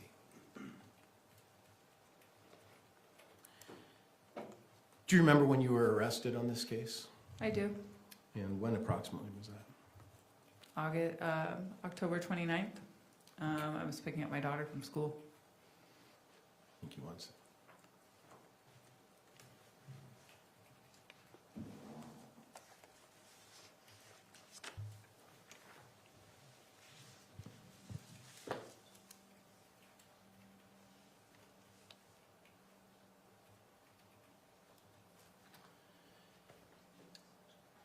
Okay. So, is there a reason why you felt murder was the more appropriate end of your relationship with Matt than divorce? Because my mom posed it as the best idea. Do you remember saying here in court today that the reason you did is because you didn't want to lose your children? It was one of the reasons why, yes. Why would you think you'd lose your children? Because he would take them away from me. Why would he take them away from you? Is he a better parent than you? No, but he would. I feel like he would say what he needed to say to get me to look like an unfit mother. Are you an unfit mother? I don't feel I am. Okay. Are there any examples in your possible divorce world where you could have shown that you are not an unfit mother? That you cared for your children? Yes. That you fed your children? Yes. That you provided for your children? Yes. That Matt was somewhat aggressive with the children? It's a possibility. Well, is that or not that you could have provided that information? I have no police records of me calling the cops on him, but I have multiple voice recordings and videos, but they were recorded without his permission, so it's not something that I would be able to use in court. Who told you that? California? Who told you that? I don't know. Did anyone tell you that? I don't know. You just making it up? I don't think I'm making it up. I think it's something that I've heard, like on Google. On Google? Is Google your lawyer? No. Okay. So, in your opportunity to talk about divorce, you also have family members who have seen the aggressive behavior of Matt toward the children. Isn't that true? Yes. And who are those family members that have seen that? I believe the only one who's actually hasn't seen it is Rory. Yeah. So you have a bunch of witnesses you could have come and testify why you should be the custodial mom, right? Sure. And Matt should not be the custodial mom. Or, I'm sorry, the custodial father, right?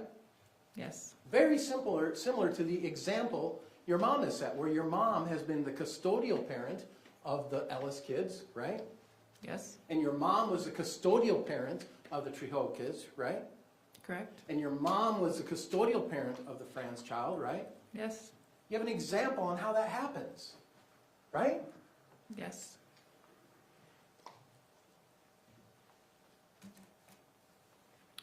Why did you continually take recordings of yourself and Matt during arguments? Because like I said prior, I have a terrible memory, and especially in traumatic experiences, I forget what's said. So I originally recorded them so I could replay them, so I could remember the terrible names that he called me, the crappy things that he accused me of. Like what? Calling me a bitch, telling me that I was a cheater, I'm sorry. telling me... Yeah, my question, like what was, you said of the things he accused me of. What did he accuse you of? Calling me a cheater, telling me that all my life choices are the reason why we are in poverty, telling me that the reason why our truck is breaking down is because I drive it. Do you agree with him? No, I don't. Do you agree that your life choices of poverty are because of you? No. What is your thoughts on why you and Matt were having a life of poverty? He was dealing with a tax issue, and he owed a substantial amount of money. And the that's, IRS. and that's the reason for your poverty. One of the reasons. Is there any other reasons? He didn't have a job. I didn't have a job. He didn't work, did he? No, he did not. Did that help the family? No, it did not. How long did he not work? I'm not 100% sure. A lot? More often than not. Is there ever a time when his work was substantial or the money was not as difficult a situation in your relationship with Matt? Yeah, there was points where he had a substantial amount of money. And what was the income vein during that time? He was a hay broker. A hay broker? Yes, sir. Okay. And any other crops? He did dirt work. He ran a skip loader and a bobcat, and he did dirt work for many different people. Landscaping, excavating style work? Yes, And when did that stop? in 2020. And so from 2020 to 2024, he was not working much. Correct. Were you working much? No, I was at home with my children. So you were the caretaker of the children. I was.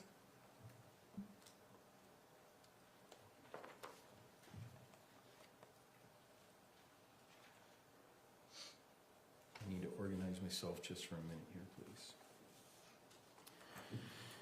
please. In relation to your family here, and I'm looking at your siblings and your mom, is there a person that you communicated with the most out of this group? Tara Lynn. And how often would you talk to Tara Lynn? Every other day, if not daily. So you had a lot of communication with Tara Lynn. Yes. Do you realize in the trial today, you testified that you spoke to your mom daily? You remember saying that? I don't believe I said that I talked to her daily, but it was at least every other day.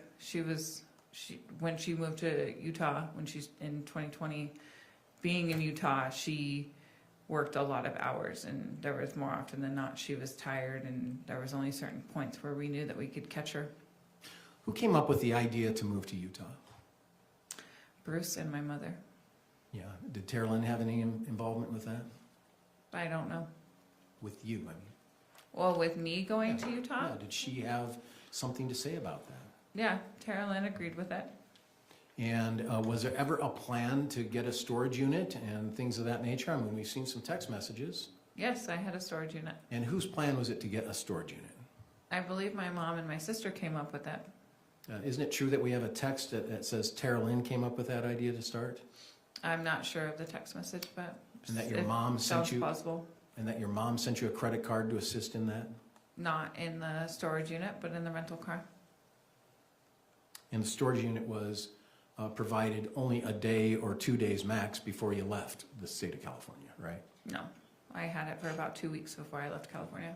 Okay. And so were you filling it up gradually then?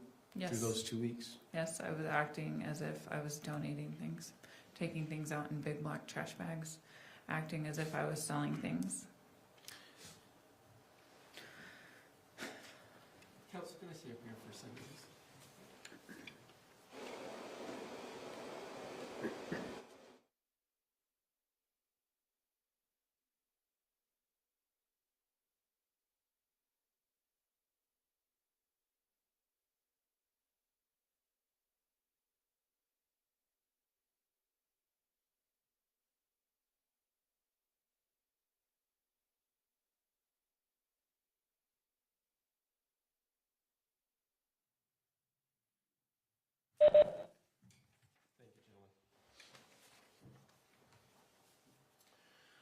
So as this case began this week, your statement is that you wanted to have an opportunity to provide justice for your children, is why you're here today, right?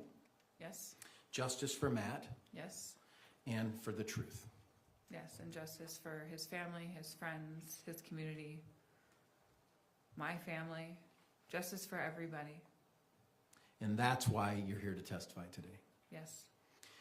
When did you start thinking about giving justice and truth a try? I don't recall when I went to my attorney to ask for the plea deal. Had you had an opportunity to review your case before you had talked to your attorney about that? I don't believe I was given anything before the plea deal. So from, I can't recall. so from October 29th, November, December, January, do you know what happened in January? Yes, my brother's trial. Your brother had a preliminary hearing. Wasn't Yes. a trial, it was a preliminary hearing. Excuse me. And at the preliminary hearing of 2025, the state put on evidence against your brother, isn't that right? Yes. And you were aware of that hearing, weren't you? Yes, I was not a part of that hearing. No, but you were aware of it. Is that correct? Yes, I knew it was happening. They put on exhibits very similar to the exhibits we have here. Were you aware of that? I did not see any of the exhibits. Were you ever told that by your lawyer? I don't recall. Did you ever know about, I don't know, the text messages? I did not ever see the text messages until here in trial. I was given a transcript of Kevin's actual, I believe his preliminary, and I don't believe any of the text messages were read out loud. So I'll try again. Did you know about the text messages? That I sent? Yeah. Yeah, when I sent them, I knew about them. And did you know that you were being arrested back in October 29, of 24, based upon these text messages? I knew I was being arrested for the murder of my husband. And did you know that the evidence they had was at least some of the text messages that you had sent? I can assume, yes. And some of the phone calls that you recorded? Oh, absolutely. And you knew the evidence against you? Yes. And you knew the evidence against you in November of 24, December of 24. You knew of the evidence against you certainly of January 24 because your brother spent 2 days at least in a trial setting similar like this where witnesses were called and exhibits were shown to the court. And he was found to have at least probable cause to commit the offenses. You knew that hearing took place, right? Yes. And then you went through February, March, April, May, and then sometime May and June is when you decided, you know, I'm going to come forward and tell the truth. Yes, because nobody else is going to. Because no one else is going to.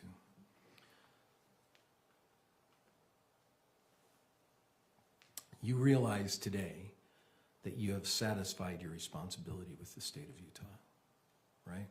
If that's what they see fit, yes. You realize today you're testifying and you're satisfying your responsibility to the state of Utah, the prosecution. You realize that today, correct? Now that you say it out loud, yes. Yeah. You're only responsible now to the state of Utah is to complete your time. You realize that, right? I do now that you're saying out loud. Makes sense though, doesn't it? Yes, You testified in your brother's trial a I couple did. months ago, correct? I did. You're testifying today, correct? Yes, And you're testifying telling them that you're going to tell the truth. yes, And that was their request, right? yes. And so as you're here today, good memory or bad memory, you're trying your best to tell the truth. I am.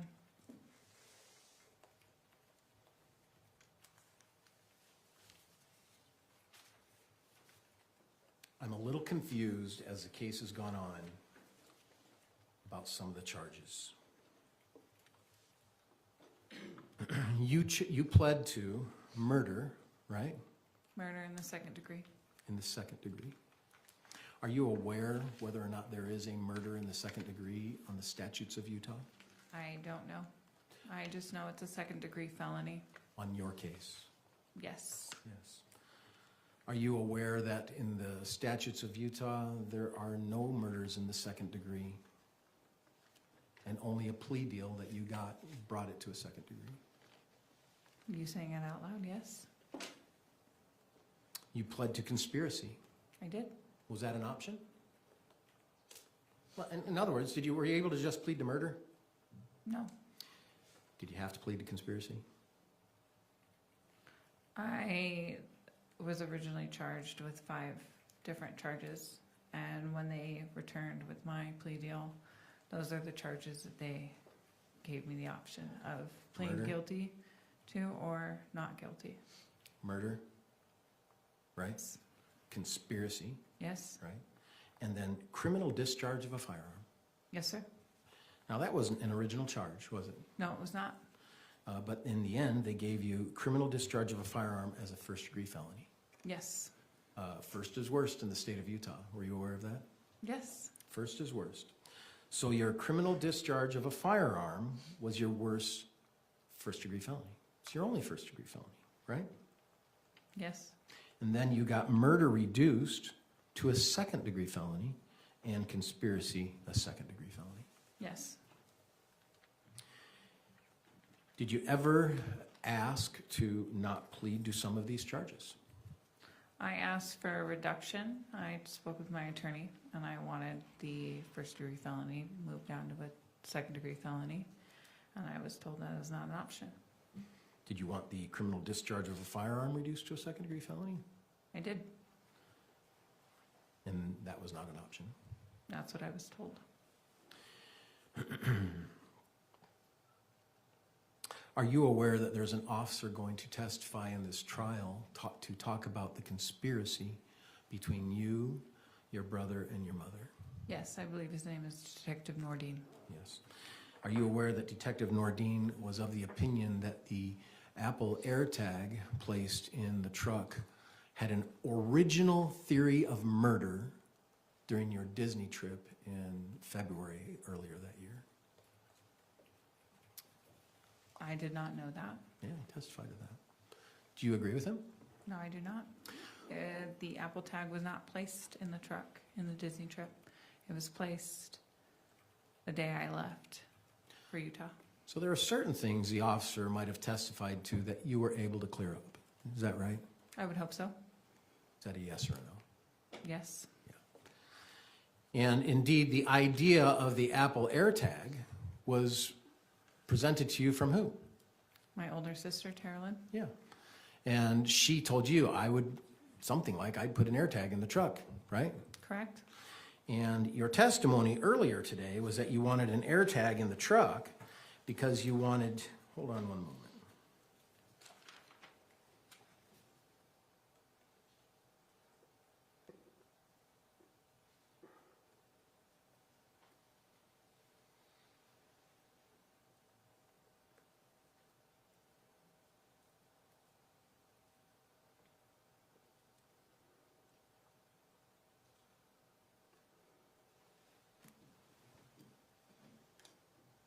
Is that you were fearful of Matt, Yes.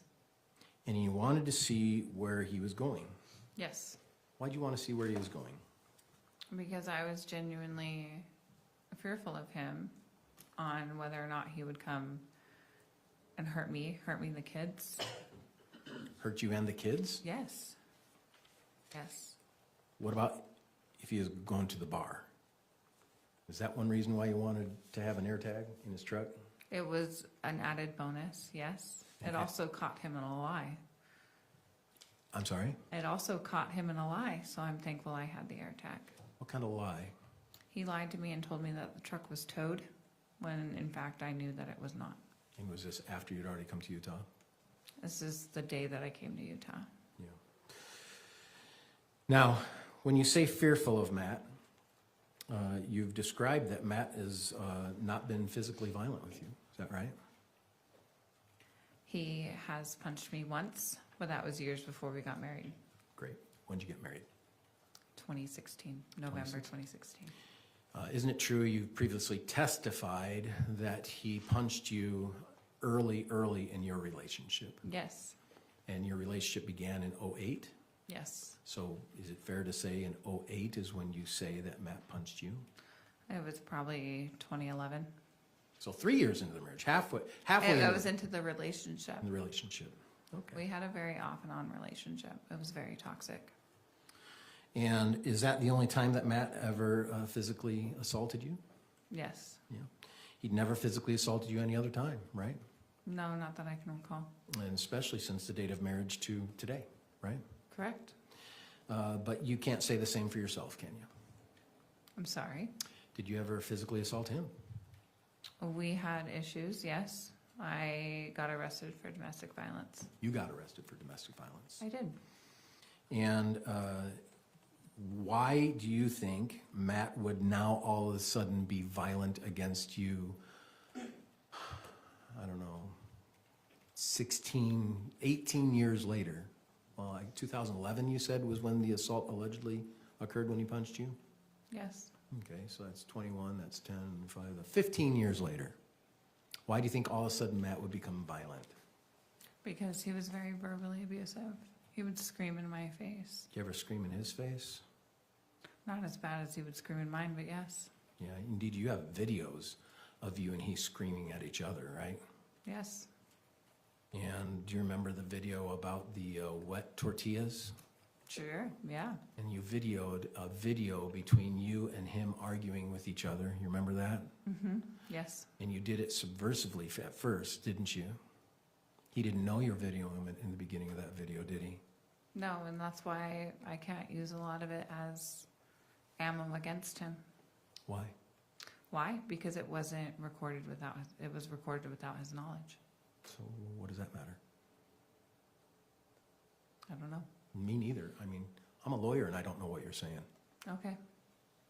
So you had a video of you and him arguing in front of each other, right? Mm-hmm. About a wet Yes. tortilla on his dinner. Yes. Being basically abusive to each other, weren't you? Sure. According to your definition of abuse, yelling and being verbally abusive. That's what you have defined as abusive, correct? Yes. And do you remember who else was in the room during that video? My children. Yeah. So you videotaped your children and you and your husband being physically abusive to him. How long did that video last? You remember? No, I don't. More than a minute? I don't remember. More than 5 minutes? I don't remember. Do you remember sending it to your sister? I do. Why do you send it to your sister? Why do you send a video You can of... see. So Let me ask my question first. I'm Sure. sorry. I'll retract and restate. Why did you send a video to your sister showing you and your husband verbally abusing each other while your children are crying over wet tortillas? Why would you send that out to people? I don't believe they were crying over wet tortillas. I believe my husband was the only one crying over wet tortillas. Were your children crying? I don't recall the video. I haven't seen it in over a year and a half. Well, maybe we'll play it. Do you remember him finding out you were videoing him? In the video that you're speaking of? Yes. Yes, he told me, I believe he told me to Quit shut it videoing. off and delete it. Yeah, he wanted you to delete these abusive moments in your relationship. Absolutely. Did you marry Matt because you loved him? I thought I did, yeah. Do you now, thinking back, think you didn't? I think it was a very toxic relationship, and I think that we should have walked away years prior. Did you begin your relationship of living together because you loved him? I guess. It's not I a trick wasn't question. pregnant. I wasn't pregnant. That's not the reason why we shacked up. And did you continue being with each other because you loved each other, to the best of your knowledge? Yes. And did you get married because you loved each other, to the best of your knowledge? We got married because I said I would not have children with him unless we were married. Did you have children because you loved each other? Sure. Is that hard to say? I don't know how much I actually loved him. You know those phone calls we heard earlier today between you and Matt on his drive up here? Yes. Did you have moments where you're thinking you loved him? I had moments where I was thinking that I was going to regret taking somebody else's life. That's the only thing you thought of. He was a good person in some points. We had good and bad in our relationship. Do you remember my I question? wish. No, repeat My it. question was, when you called him on his drive up here, did you have moments when you called him because you loved him? I don't recall. Did you call him on the drive up? Yes, I did. Were you forced to do that? No, I was not forced. Did you do it of your own volition? Yes. But there are a lot of things that happened between your relationship that caused real deep hurt, right? Yes. Including an affair. right? Yes, And you said to us in the court here today that you were never truthful about it. correct. What does that mean? He never knew it actually happened.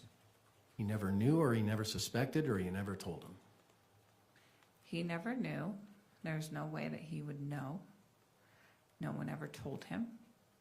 But he suspected that I had an affair on him. He had questioned you? Yes, he about did. it, Yes, he did. and you lied? Yes, I did.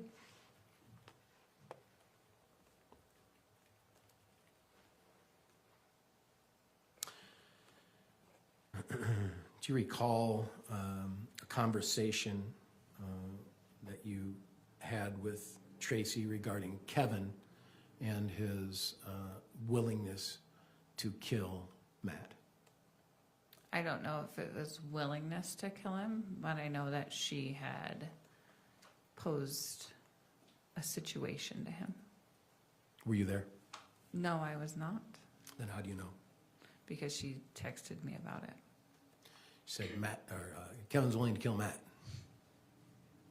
She said Kevin's feeling suicidal, and I told him, she being I, that she told him that if he was going to do it, go off Matt first, and then he can finish himself off. Let's talk about Kevin for a moment. Do you know how long Kevin had been living with Tracey up to the time you came to Utah? I believe 3 years. 3 years. I believe 3 years. I could be mistaken. And what was the impetus of Kevin moving in with his mom? He got a restraining order and broken up with. Had a restraining order put on him, and he had moved from Chicago to Utah. So he's in Chicago, and he went to Utah because he had broken up with a girlfriend. Yes, I believe it was his fiance. And when he came to Utah, was he depressed? I wasn't there when he got there. I was not around, nor did I text him, but I can assume. Were you told he was depressed? My mother might have told me that he was depressed. Might have. Does that mean you don't recall? Correct. So you don't recall your mom saying that Kevin was depressed? When he first got out there, I don't remember whether or not she said he was depressed. I do remember her saying that she had to talk him off the ledge a couple years later. A couple years later. Was this before the Disney trip? I believe it was after the Disney trip. So many years later, after the Disney trip, he was depressed. Or not many years. It was a couple. Many years after he came to Utah, he was depressed. So if he was only in Utah for 3 years, and then a year later, 2 years later. Isn't it true that actually Kevin suffered through depression well before the Disney trip, and the Disney trip he was just fine and had a great time? I didn't spend much time with him on the actual Disney trip. We saw each other in passing. I believe he would be fine, but who's not going to be fine when they're at Disneyland? So is that a yes or a no? Yes, he was fine at Disneyland. Thanks. And isn't it true that his depression was many months before Disney? And isn't it, well, isn't that true? I believe that he had depression mostly throughout his life. And were you aware that he was in some therapy or counseling about depression? No, I was not aware of that. Were you aware that his mom actually got him some assistance to deal with the depression he was dealing with? No, I was not aware of that. Is this the first time you're hearing of it? Yes.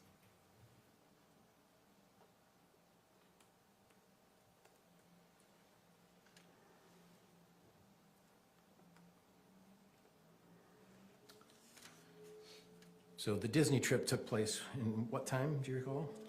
February of 2024. And what caused the hardship between you and Matt in relation to the Disney trip? His drinking was the start of it, and he was rough with the children. He got mad that they had spilt goldfish crackers on the bed My sister had brushed it off the bed. Now, was this at Disney? Yes, this is in the Disneyland Hotel. So I'm going to pause because that wasn't my question. I think that's my error. I didn't properly state it. Are you familiar with the time in which you said, at this point, I don't know if Matt will be going to Disney? Correct. That's the event I'm referring to, Okay. so I apologize about that. That's exhibit number 28, page 3. Looks like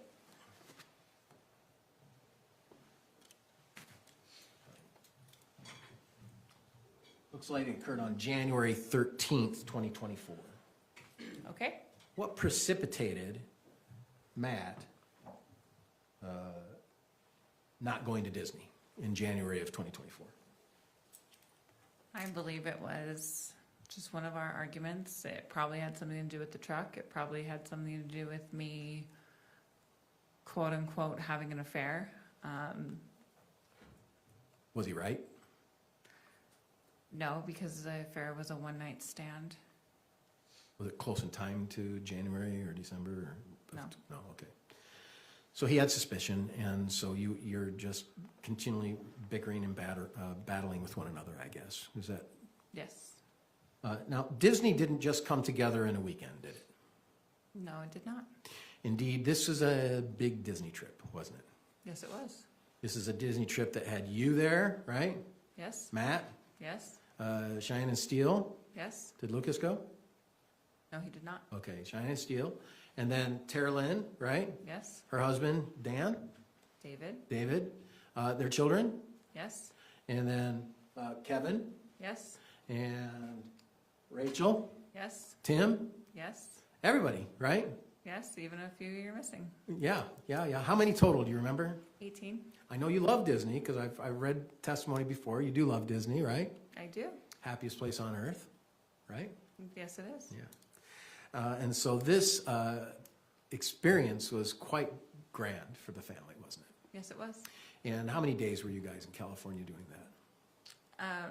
I lived in California, I know. but my family had come in for, I believe, 4, maybe 5 days, but we attended the parks for 3 days. That's awesome. And in Utah, we say going to California, but when you're there, you just, do a day trip, right? Yeah. Here it's different. So how long did you think this planning for the Disney trip took? At least a year, I believe.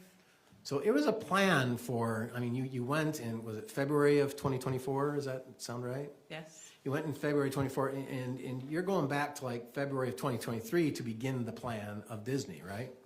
I believe so. My mother is the one who did most of the planning. Yeah, but that's pretty close, isn't it? I believe so. Yeah, you guys didn't just stay at the hotel across the street, did you? No, but it's a pretty good place to stay. It is, yeah. But you stayed in the Grand California, is that right? Where'd you stay when you were No, at we Disney? stayed in the Disneyland Hotel. In the Disneyland Hotel, Yeah. on site, right? Yes. And then you in also the Disney bubble. in the awesome. And you also did an Airbnb time, is that right? They did, yes. Yeah. And so this was an event planned for a significant amount of time, right? Yes. And for you to send a text on January 13th to say, I don't know if Matt will be going, that was a big deal, wasn't it? It could have been, yes. He would have just been upset that he was not included. Yeah. Would you say that this was the beginning of the real deterioration of your marriage around that time? Or was it before that? I would say it started in June of 2023. And once again,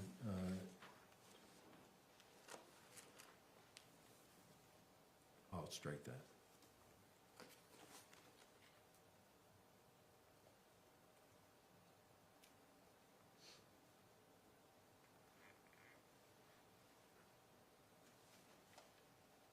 And so was your understanding at the beginning of this Disneyland adventure that all of these family members would be going? Yes, plus some. Plus some. And so Kevin would be going? Yes. And it was, now I'll go to the question that you and I mistook. There was an experience at Disneyland where one of your siblings told you about Matt's bad behavior. Is that Correct. right? What happened? My children were, it was Cheyenne, Steele, and Terrelyn's 2 children, and they were hanging out in our room, Matt's and my children's room, and my kids spilt goldfish on the bed, and he was upset, and my sister said, "Oh, man, it's no big deal," paraphrasing, and she brushed off the crackers onto the floor, and he proceeded to get very upset, and instead of confronting my sister about it, he took my children into the bathroom, and my sister said she heard spanking and my children crying. Who in your family became aware of this? As far as I know, it was Tara Lynn. I believe her husband. I don't know who else became aware of it. I believe Rachel. I don't know how. Your mom? I believe so. Kevin? I'm not sure.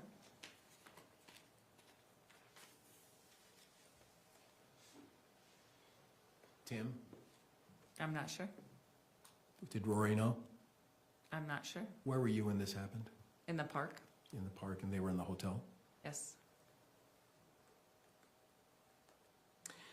And did Terrelyn express fear for herself? I don't think she had fear for herself. No. What did she express a fear for anybody in particular? My children. And what'd she say? She just didn't like how Matt was treating them. She thought he was being abusive? Yes. Did she use that word? I don't recall.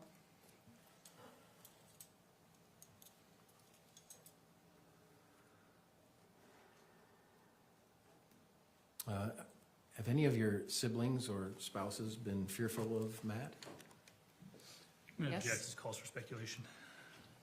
That's speculation. I'm going to instruct the jury to disregard that answer.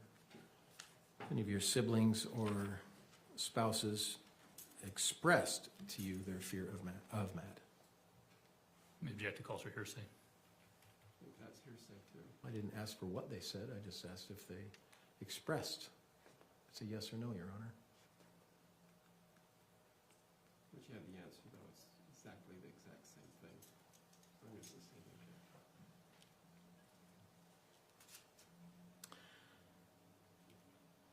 You described an incident where Matt shot a bobcat. Yes.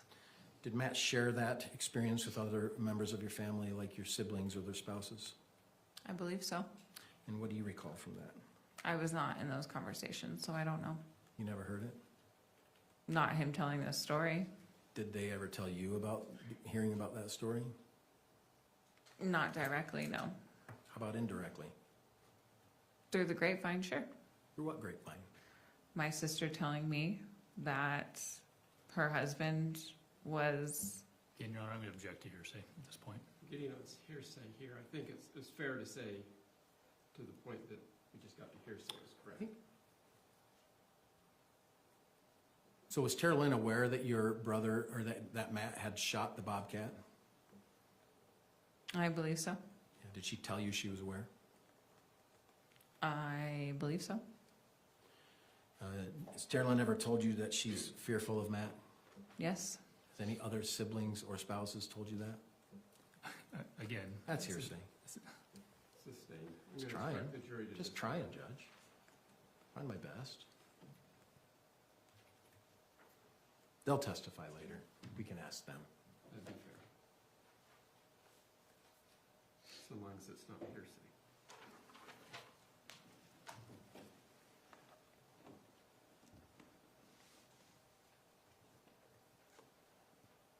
Shortly after Disney, which Matt went to, right?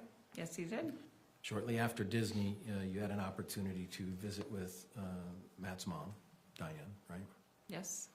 And this is in regards, well, I don't know what it was in regards to, but there was a conversation about Las Vegas. Is that right? Yes.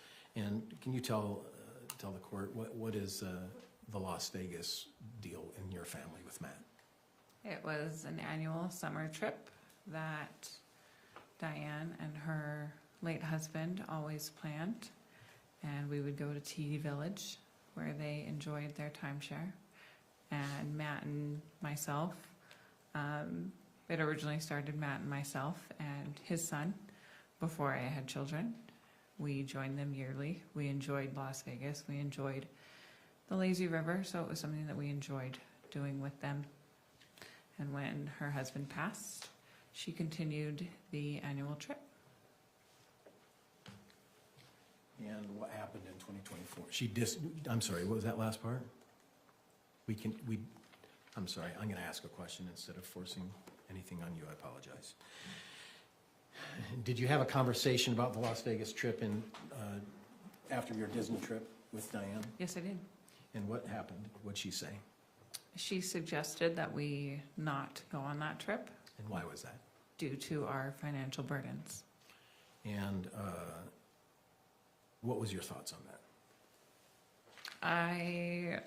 I was not pleased about it, but Matt was more upset with me than he was his mom. And he told me I owed him a Vegas trip.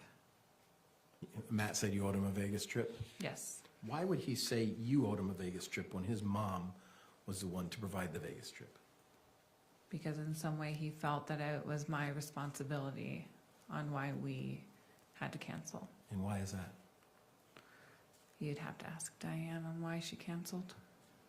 What did you say to Diane that caused her to cancel it? I don't know if I said anything directly to Diane. I don't recall. I may have said something. Were you surprised that she canceled it? A little, yes. Yeah. Has Diane helped you and Matt throughout your marriage? She has. Has she helped you financially? Yes, she bought us a home. Bought you a home? She did. Her and her late husband. And what about the land that the home's on in Temecula? 7 acres, right? Yes. Did she buy that?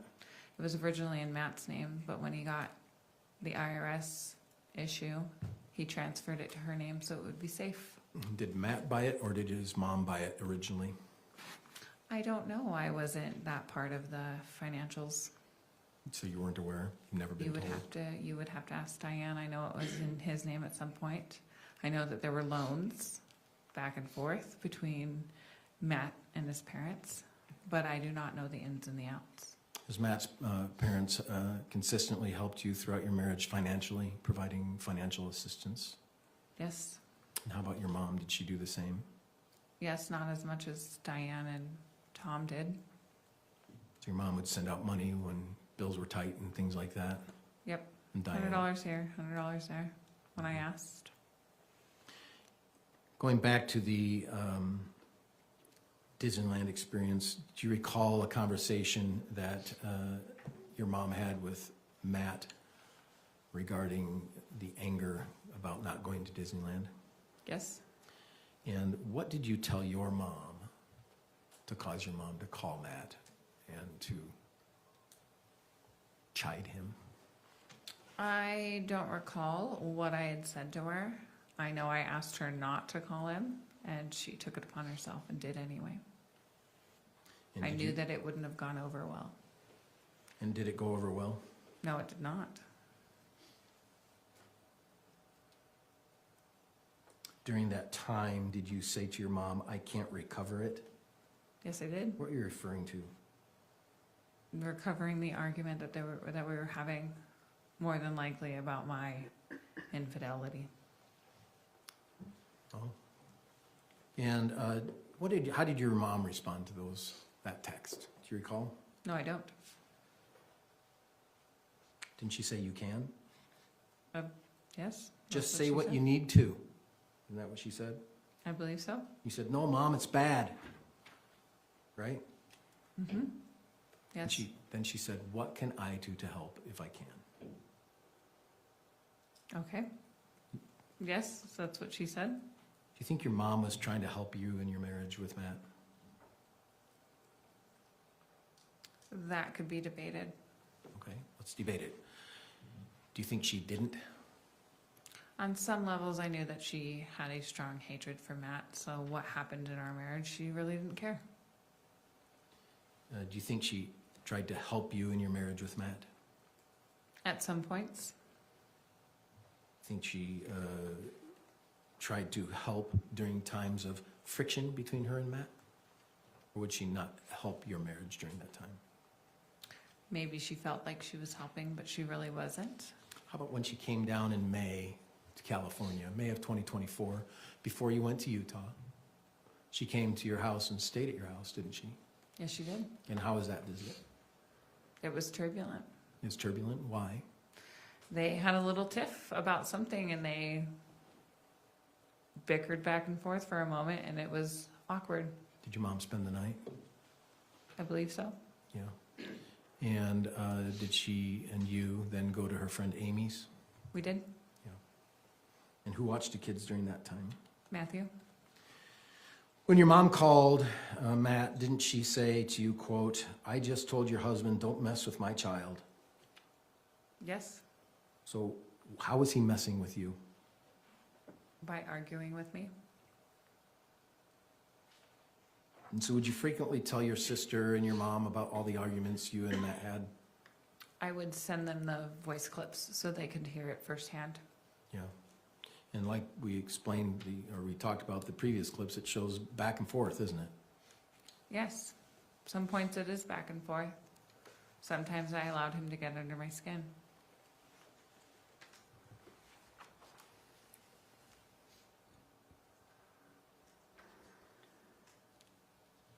Do you recall when she said, "I'll just drive 9 hours and strangle him"? Yes, I recall that. What was that in relation to? Driving 9 hours from Utah to California. No. What was the event that she sent that text in relation to? The same, I believe the same messages that you're talking about now. It was when she called him and told him, "Don't mess with my child." Right. Right. Do you remember when that was? No. I told you January 13th, 2020. No, I would not have any reason to disagree. And do you think your mom was serious that she was going to drive 9 hours and strangle him? I don't know necessarily strangle him, but Kill him. cause him harm. Yeah, she was going to, wasn't she? I feel like she wanted to, And she did, didn't she? ultimately. She did? She went to California and strangled him? No, What happened about a month after that text? I don't know. Could You be- guys were in Disneyland having fun, weren't you? I don't believe there was much interaction between my mother and Matt. There was 18 of us. There was no way that we were all going to be in one big group. We split off into smaller groups. Sure. But 1 month later, approximately, Matt, you, Cheyenne, Steele, all the family met up at Disneyland, according to the plan, right? Yes. And your mom's threat of strangling you knew to be a joke. Indeed, you testified of that today, didn't you? Yes. But somehow when I question you that, you don't want to acknowledge that it was a joke. Is that because I'm wearing this suit? Is it because you don't like me? Or is it hard to tell the truth? If you think it's a joke, why don't you just say, it was a joke? Because on some level, I really honestly don't think it was a joke. Okay, then tell me on what level. That she wanted to cause Matt harm. And he's not...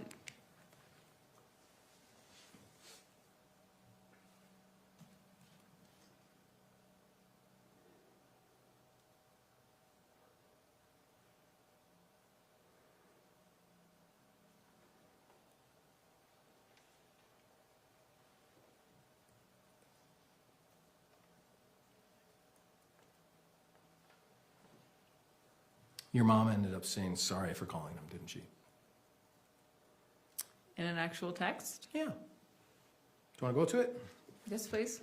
All right, page 11 of exhibit 28.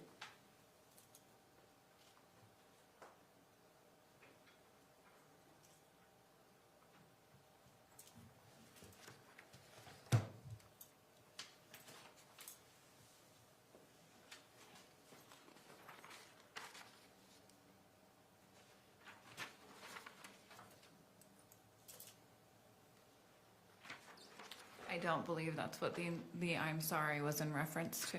Was it in reference to you dry heaving? I believe so.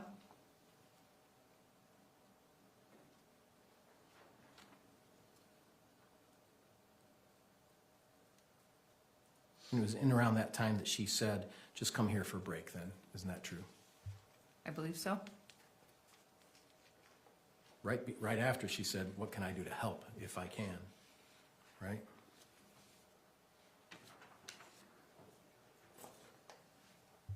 Just a moment, hang on.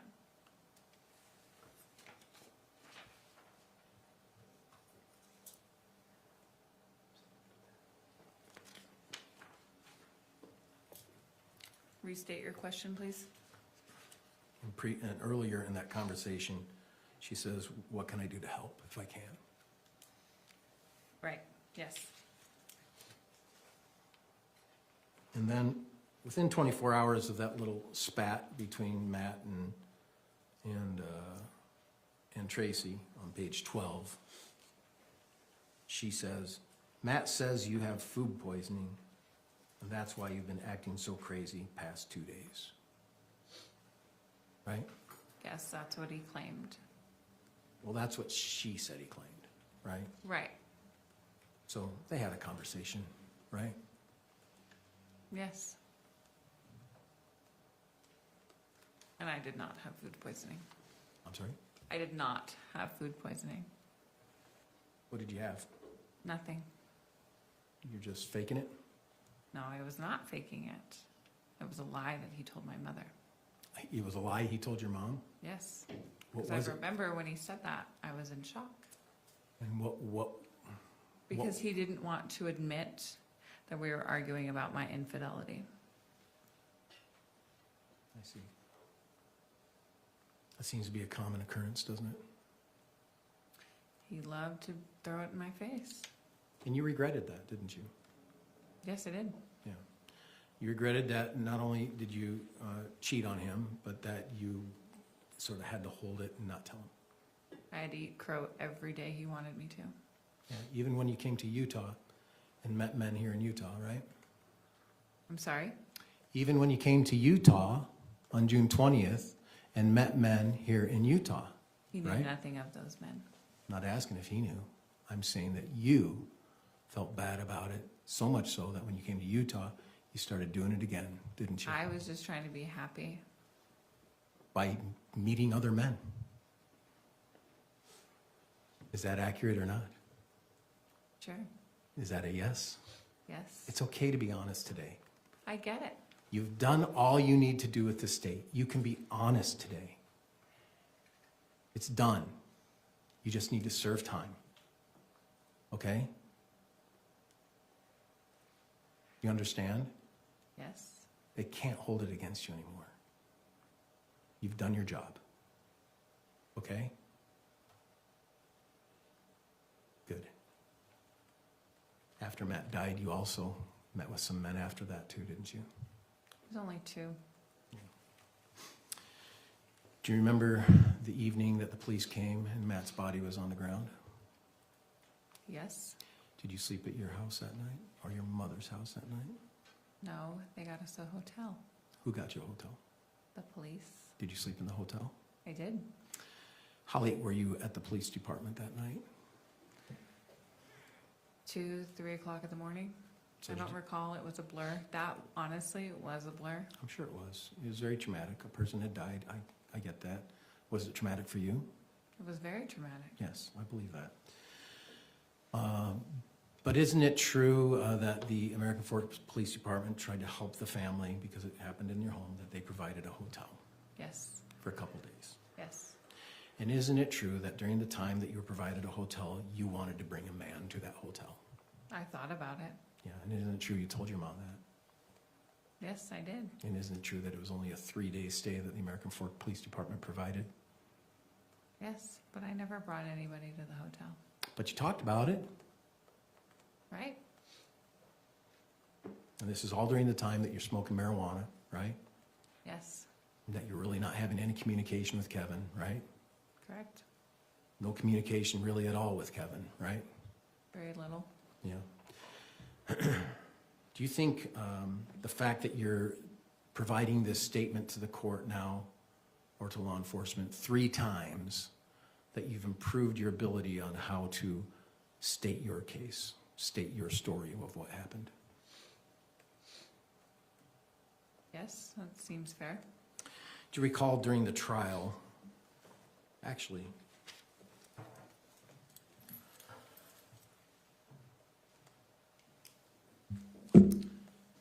just for illustration, not an exhibit.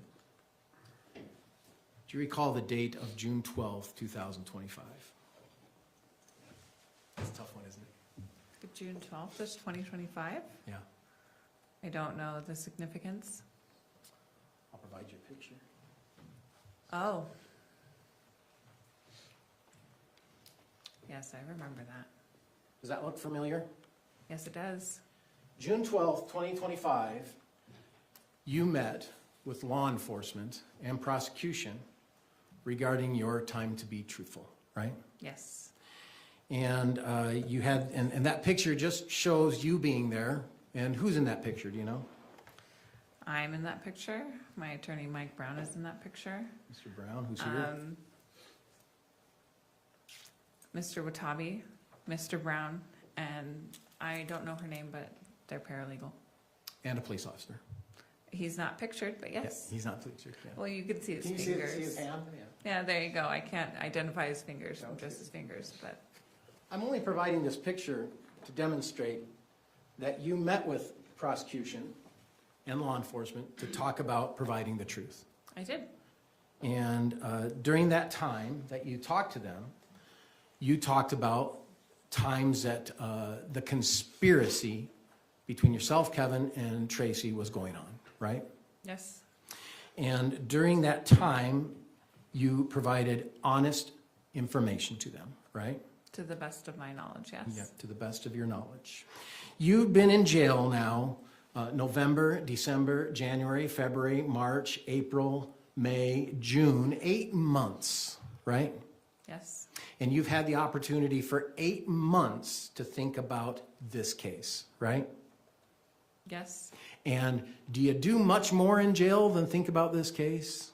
I tried honestly not to think about it because it's traumatic and I didn't know what I was going to do with all of it. So you tried not to think about it? Yes. And so are you trying more nowadays to think about it now that you're in prison? Now that I'm more sober, yes. You had 8 months of sobriety of marijuana at that point in time, right? Right.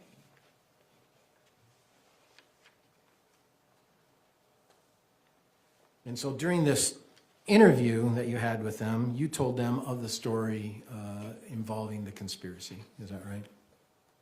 Yes. And they asked you a question. They asked you about getting a rental car. Yes. And they asked if you had told anyone about it, right? I believe so. And who knew about it? A handful of people. I mean, who? Tara Lynn knew about it. Rachel knew about it. I believe my friend Stephanie Slocum knew about it. My mother knew about it. Through the grapevine, I believe my father knew about it. Anyone else? Not that I can recall. Yeah. There may have been other people in passing, but nobody that I had told. Right. And the whole play on this rental car was for you to go down to Enterprise in American Fork, right? And to, was it Enterprise? I think Enterprise. Are you talking about California now, or Utah? No, I'm talking about American Fork, when you went down to attempt a rental. Okay. You know what I'm referring to? Yes, I thought you were talking about, the first one you asked me, I thought you were talking about the rental car in California. All right, then let's go back. Let me correct. Sure. I'm aware, and I think we are all aware, that at the time you rented your vehicle in California and came to Utah, that Tara Lynn was there, right? Yes. And you explained that your father was there. Yes. So he knew you got a rental too, right? Yes. And then, obviously, you're going to Utah, so Tracey knew. Yes. And Rachel knew, right? Yes. Let's go back and let's talk about the day you were going to, well, let's go forward and talk about the day you were going to rent a car to go back to California. Okay. Okay? And who knew about that? Kevin knew about that. My mom knew about that. In this interview, did you say Kevin knew about it? I don't recall. Isn't it true that they asked who knew about it and you did not say Kevin? I don't recall. But yes, Kevin knew about it because I had asked him to watch my children as I went down to get the rental car. Thank you. I appreciate that information. Do you recall the trial with Kevin? Yes, I do. And do you recall listening to the audio of that conversation with Kevin? Yes, we listened to it today as well. Yes, we did. Can we pull that up? I'll find it.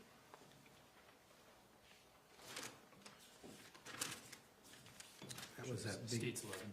That was that big tag of ones you did in a row. State's 11. 11? State's 11. You can pull up Exhibit 11. Let's listen to that.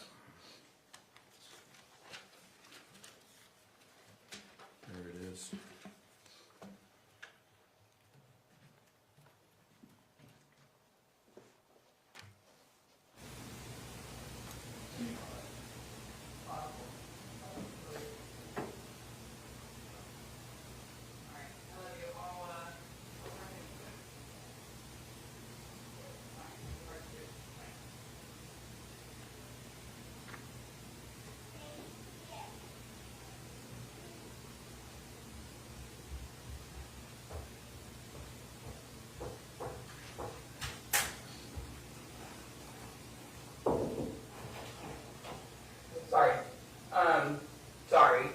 I need you to watch my kids for 5 minutes because I need to go over to the rental car place to make my story plausible that I need to go over there and they need to turn me away and say, no, we cannot rent you this car because your driver's license is out of state.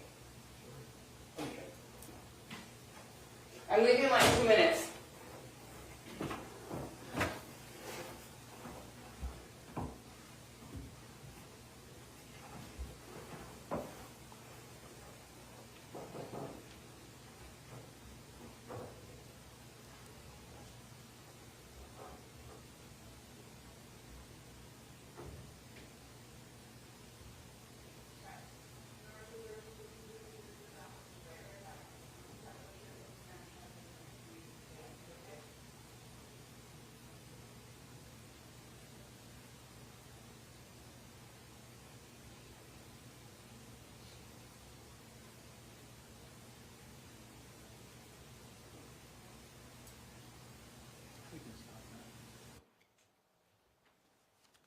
Do you remember hearing that during the trial of Kevin? Yes, Do you remember being asked about that? yes. And until it was played in Kevin's trial, I did not recall that I had actually knocked on his door and told him to watch my children. Until 2 months ago, you did not recall having that conversation with Kevin, right? Correct? Do you remember what your testimony was today? That I remembered it? Yeah. Just Because came it was so played? easy. So easy and quick, right? Yes. When in truth, your memory 60 days ago, you didn't even remember that conversation. Isn't that true? Yes. And 60 days ago, you even called it an accidental recording. You didn't even know you're recording. Isn't that true? I would still call it an accidental recording. Yeah, I would too. I believe that. I guess the point I'm getting at is that your truthfulness in presenting it to the jury today is very rehearsed and very prepared, because you had an opportunity on this day to advise them of that audio, which they knew about and they even asked you about, and you did not say that Kevin knew you were going to the rental company. And then June to January, so 7 months later, you were asked again, except this time dressed like you are and in custody like you are as a witness, and you didn't remember. But then today, when asked that question, it came just like, yeah, Kevin knew. Of course he knew. Don't you find it odd that you're willing to just allow the narrative of law enforcement to tell you what you remember? I don't think it's a narrative of law enforcement. I think it's the recorded audio. It is a recorded audio. But your memory of this recorded audio is what we're looking for. Your memory of the events that took place need to be accurate. They need to be from you. If you don't remember, you just need to say, I don't remember. You have an audio of it, I get it, but I don't remember. But when you told the jury on direct examination, you didn't offer that information. If it weren't for me here right now pointing it out to you, they would never know that. They would just think, yeah, well, she remembered her and Kevin, and she was walking down the hallway, and she said, hey, I'm going to the rental company, I'll be right back. But that's not your memory. You had opportunities to tell them that as you were being truthful of who all knew and what all was going on. Right? Yes. I mean, that's your goal, is to just provide the truth and justice. Right? Yes. Very hampered by your marijuana use, isn't it? I don't know how I'm supposed to answer that question. Truthfully. If your memory's hampered by your marijuana use, then just say yes. If it's not, say no. I'm sure it has. How many other kinds of things did you say are feeling pressured to comply with the state's narrative of the conspiracy? I'm not sure I understand your question. How many other things do you have to say to the jury today, and to the jury before, and to law enforcement, because you have felt pressured to talk about an alleged conspiracy to commit murder? I don't think that's a fair question. Okay. When did you decide to murder Matt? 2 weeks before he came out. A week after being at my mom's house.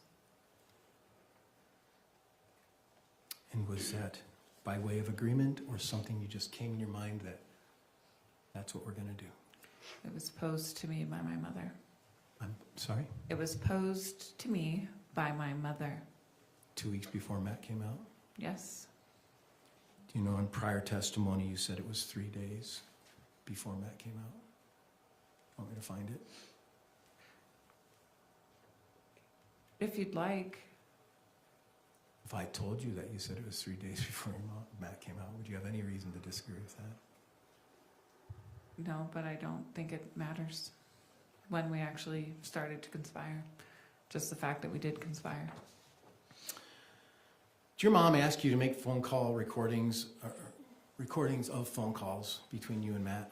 No, she was very upset when she found out I reported so many phone calls. Did your mom know that you were making I'm saying it wrong, I'm sorry. That you're making recordings of phone calls on July 11th? I'm sorry, say that again? Was your mom aware that you were making recordings of phone calls July 11th, 2024, with Matt? I don't believe she was aware of them until after he died. Including the 12th, right? Yes. So your mom was not aware that you were being quite lovey-dovey with Matt on those phone calls, was she? That was the plan, to be lovey-dovey. Do you remember the question? No, repeat it. The question was, your mom was not aware that you were being quite lovey-dovey on those telephone conversations with Matt? I believe she was. She told me to be sweet. She told you to be sweet? To keep him calm. To keep him calm? coming out here. So she's the one who's telling you to keep him coming out here? It was an agreed upon. Where were you when that agreement took place? I don't recall. What were you wearing that day? Probably something pink. Are you being facetious? No, most of my wardrobe is pink. Okay, I'll accept that. I thought you were being facetious, but that's nice. These are hard times, Kate. I get it.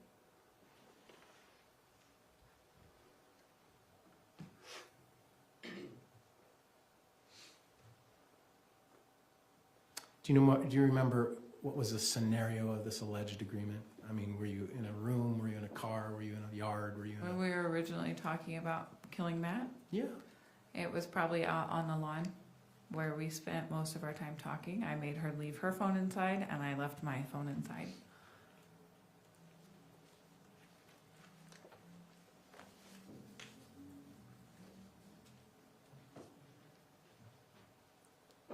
Did you ever tell your attorney that you had an agreement 2 weeks before Matt came out to kill Matt? I don't recall. Do you recall your attorney providing a document to the prosecutor about your proffered testimony? Yes, I do, and I remember agreeing upon that proffered testimony. Do you know what proffered means? Not off the top of my head. I had to learn too, so that's okay. If I told you that proffered means a person will speak for you of what your testimony would be, that would be proffered testimony. Do you have any reason to disagree with that? No. And to your understanding, is that your understanding what proffered testimony was in Yes. this case? So your attorney wrote up a proffer of what you would testify to. Based on what I had told him, yes. Right. Your lawyer did a great job, didn't he? I think my lawyer did a kick-ass job. He sure did. He got you a second-degree felony, maximum 15 years, right? I'm 1 to not 15. sure. I'm not sure how much I'll actually do. Well, on murder, it's 1 to 15 on the second degree.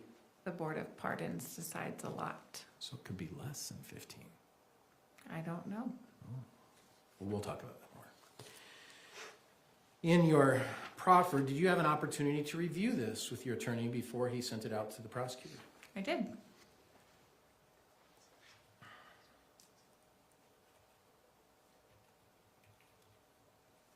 Oh, can we bring up digitally? I have it on paper, but if you have it digital, we'll do that for our jury, if that's okay. This is me taking advantage of the technology of the state. Thank you very much.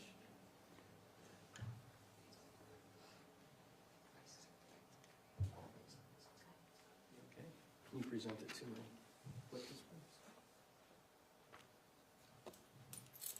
Judge, I shall declare Defense Exhibit 1. Any objection? Mr. Rutavi? No objection. It's going to be Mr. Brown. Okay. Thank you. Do you see it? Yes, I do. All right. What's the date on this? June 6th, 2025. And this was in and around the time that you decided to be truthful, right? Yes. This is in and around the time that you spoke with your lawyer about the facts, as you recall, to the best of your ability, right? Yes. And then he drafted this 2-page and a little bit, right? Yes. And in this fact scenario right here, do you ever talk about having that meeting with your mom 2 weeks before Matt got there? I don't recall. I will give you an opportunity. I'd have to read it. Yep, I will give you an opportunity to read. So we'll pause.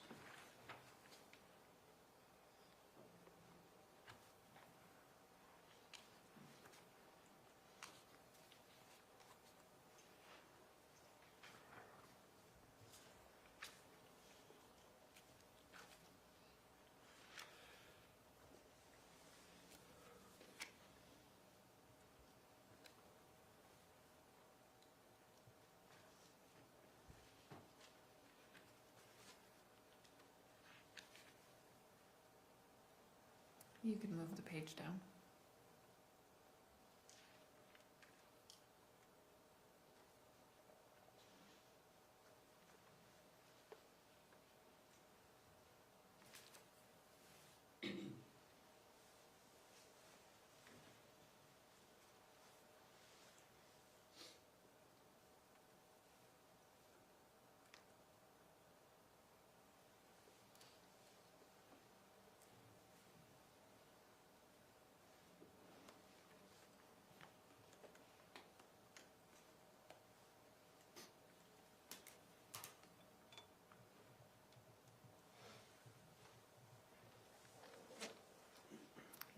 You can move the page down again. A little bit farther up. Thank you.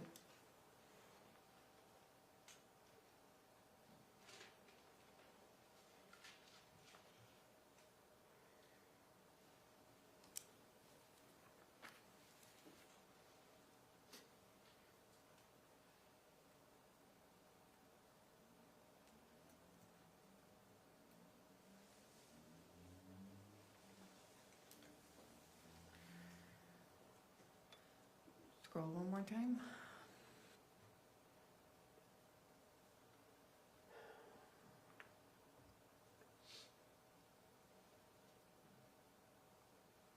you remember the question? Nope. Good. That's all right. I didn't expect you to because you just read a lot of paragraphs, and that's okay. The question is, do you recall telling your attorney that you had an agreement 2 weeks before Matt got there that you would murder Matt? No, I don't recall telling him that. Is that in there? Was that in? No, I don't see it. Okay. I don't see it. Paragraph 9, you see paragraph 9? Can we go to paragraph 9? Tracey would talk to Katherine about taking violent action against Matt to remove him from the situation. Katherine indulged Tracey, but did not think Tracey would follow through. That doesn't sound like a conspiracy. Does it to you? No. You have but to. it's You have to come to an agreement, don't you? yes. Tracey would make mention of her intentions in passing. I would ask to publish it this time around. Any objection? Let's publish exhibit, defense exhibit 1. Pardon? Defense, yeah, I asked.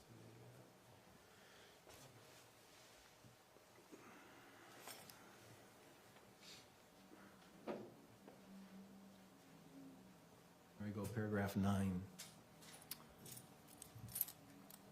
Halfway through that paragraph, Tracey would make mention of her intentions in passing, not in any concerted effort where Katherine, Tracey, and Kevin would meet to discuss a plan. Right? Intentions of meeting to discuss. That doesn't say an agreement, does it? Like, no, it doesn't say meeting. However, in retrospect, Tracey proved to be true to her word to remove Matt. Right? Correct.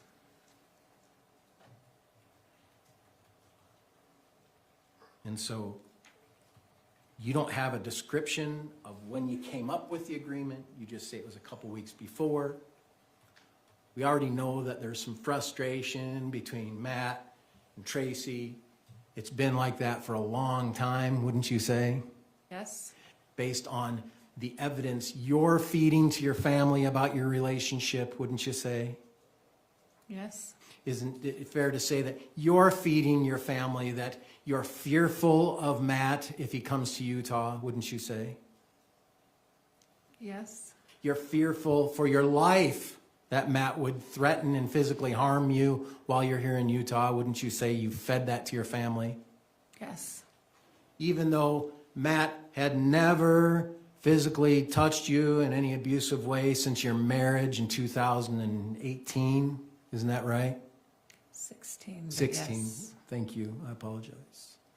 Did you ever tell your family that he never physically assaulted you during your marriage? Or did, in turn, you do the opposite and lead them to believe that, in fact, you were victimized by his physical assaultive behavior? I never told them that he was physically abusive to me, but he was very scary. But he was scary. So scary, in fact, that you were afraid he was going to come up and kill you? Yeah, I didn't know what was going to happen. The night I got to my mother's house, I was scared shitless. Because you went to work, rented a car, took his kids 1,000 miles away, and sent them a text. Didn't you? I did. You didn't even draft the text. No, I had Terilyn help me because I was driving. You sent them a text saying adios, right? More words or less. Yeah, we'll get into that too. Well, don't you think that would frustrate any spouse, male or female? I can assume so.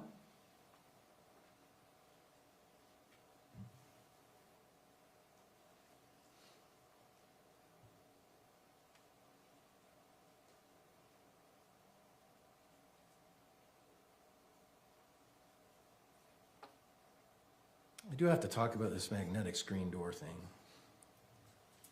Let me go to that exhibit. It's the one before the incident. It gives the best picture. 19. Is it 19? Yeah. I mean, I've seen these, but I never bought one. But you know what I'm talking about, right? The screen door? Yes, I do. I thought about buying one, but I don't know. They're pretty nifty. Are they? They're still around. I see them. Oh, yeah, if we could publish, thanks.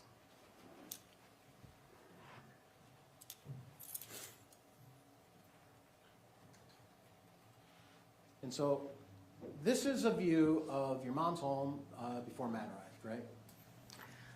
I don't believe it was before Matt arrived. I don't know when this picture was actually taken. Well, we got the toys of the kids, right? Yes. We got this cool tunnel that the kids can go climb through, right? Yep. And we have this line that goes right down the opening of the front door, right? Yes, but the screen door was put back on after the incident. So when this picture was actually taken, I don't know. Yeah, and I understand that. And does that center line divide with Velcro? No, it divides with magnets. Right. And then the exterior is Velcro, right? Yes. So the framing is Velcro, right? Yes. The interior is. And so to take it off, how long does that take? 5 seconds. 5 seconds. But you do mention that, right? You do mention that in paragraph 11 of Defendant's Exhibit 1 in your proffer. Tracey removed the magnetic screen door, which attached to the front door. Do you remember saying that? Yes, I do. To your attorney? This is where Matt would likely enter the home. Yes. Did you think he was going to enter some other way? No. Just the way that's written certainly makes it seem like a conspiracy, doesn't it? He would likely enter through the front door. Or possibly through the garage. I digress. The intent was to make it so Matt could enter the home more easily. Yes, because when you want the screen open, it opens like a curtain, and it just kind of have to duck to get in. How much effort does it Not much, but we were trying to make it more welcoming. take? And you told him that your door was always unlocked. Yes, I did. And you gave him the code. Yes, I did. At any time that day, did you think, I'm just going to tell him I want a divorce? I had tried that on multiple occasions. Not while I was in Utah, but I had tried it on multiple occasions, and he told me he would not give me a divorce. And did you believe him? Yeah, I did. That he would not give me a divorce. Yes, I believed him. And did you think you were stuck in that marriage no matter what you did? Yes, I did. You couldn't divorce him, could you? Financially, I was unable to divorce him. Financially, you were broke with him. Yes, I was. You're broke being divorced too, right? I've never been divorced, so I don't know. Did finances have anything to do with it? Filing papers, yes, it takes money, and I did not have any extra money stashed away that I could just go drop a couple $100s on filing papers without him questioning. So it was better just to murder him. Not in retrospect. At the time, that's what I thought. Yep.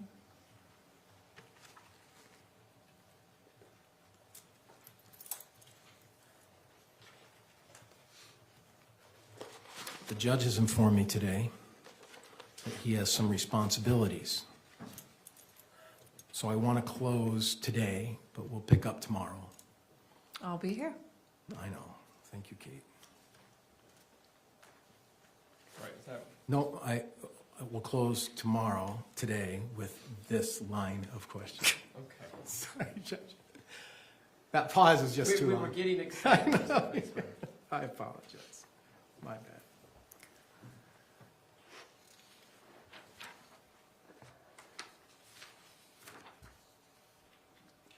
Just getting my notes in order here, I'm sorry.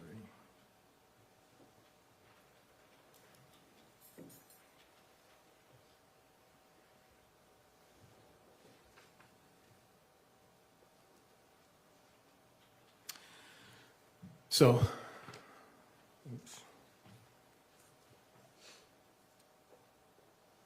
On January 20th, you were here in this courthouse and you testified at Kevin's trial. Do you remember that? I don't remember the date, but yes, I did testify. And similar to today, you testified at one point and then took a break for the next day and then came back. Is that right? Yes, I did. And that's going to happen today too. And I'm sorry, but I still have a few questions I need to ask you tomorrow. I'm going to come for you for my lost wages. We'll see what the judge can do. Do you remember what the last thing you said when getting questioned on your first day? No, I do not.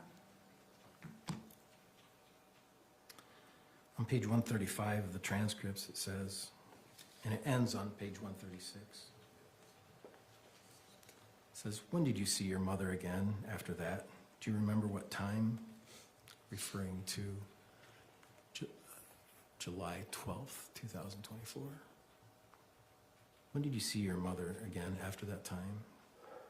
Do you remember what time? Do you know what you said, what time? After what time? I'm not really sure of the Asked question. about when she came back from sushi. Oh, okay. Do you remember what time? No, I don't. You said maybe around 3. Sounds about right. And then you know what the next question asked was? No, I do not. Okay. What about Kevin? And isn't it true that you said, I believe I saw him walking into the house around 3 o'clock. Did you have any interaction with him between 3 and 9:30 or 3 and 10 p.m.? I don't believe so, was your answer. Do you remember that? Sounds plausible. And then miraculously, the very next day after you got a chance to sleep on it and thought about your testimony, you then told a new story about Kevin, didn't you? The last question asked on the first day was, what was your interaction with Kevin when he got back from sushi to 10 o'clock at night when Matt got there? And you said, he walked by. And then the next morning you said, you know, I remember something. I had a huge conversation with my mom and Kevin and me in the front lawn, and we talked all about the murder plan. Do you remember that? Is that exactly what I said? That's not exactly what you said? I said, is that exactly what I said? Would you like to see it? On the next day? The next day? You're saying the next day I stated something else.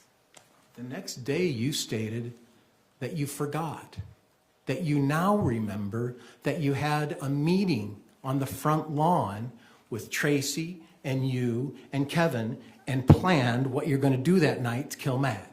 I don't know if it was a huge conversation, but yeah, it was.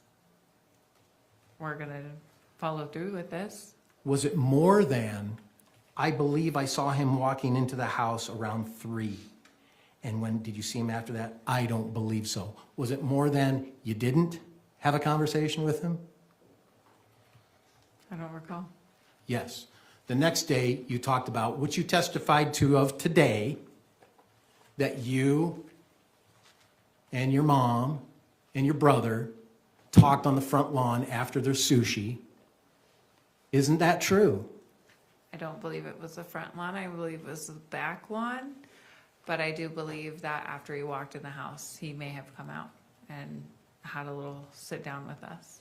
Of course, you had an opportunity to leave this courthouse, go to bed, sleep on it, think about how you did, and come up with a whole new story that you never told prosecution about.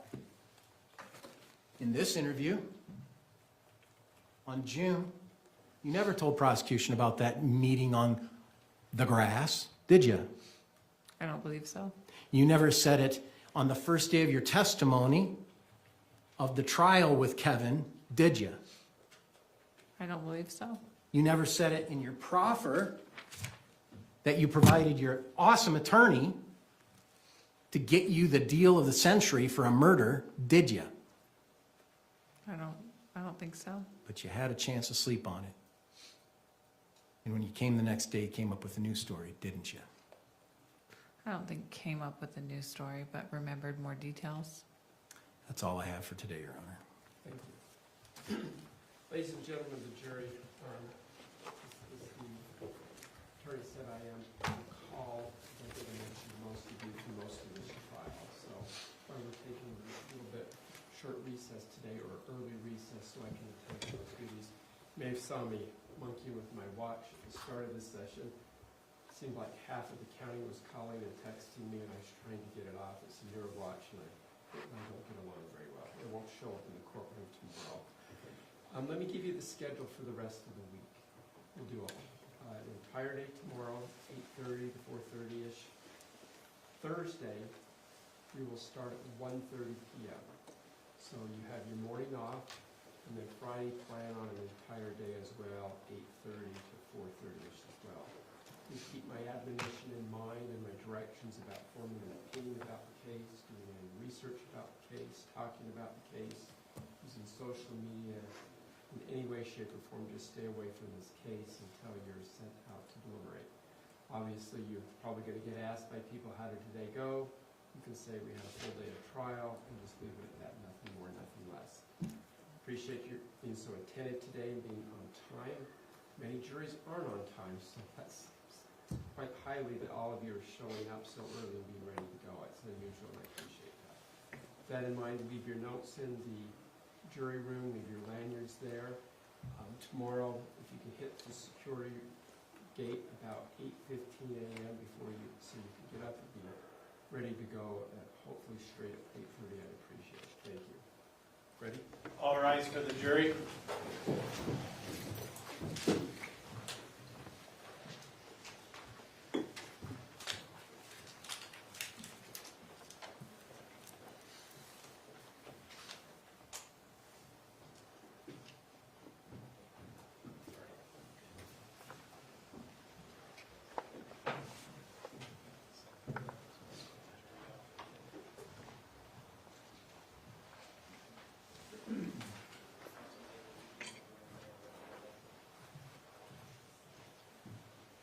Thank you. Please be seated. Before we recess, Mr. Brown, Mr. Tommy, anything you need on the record to state? No, Your Honor. Just one issue. Could Mr. Facemeyer approach? Of course.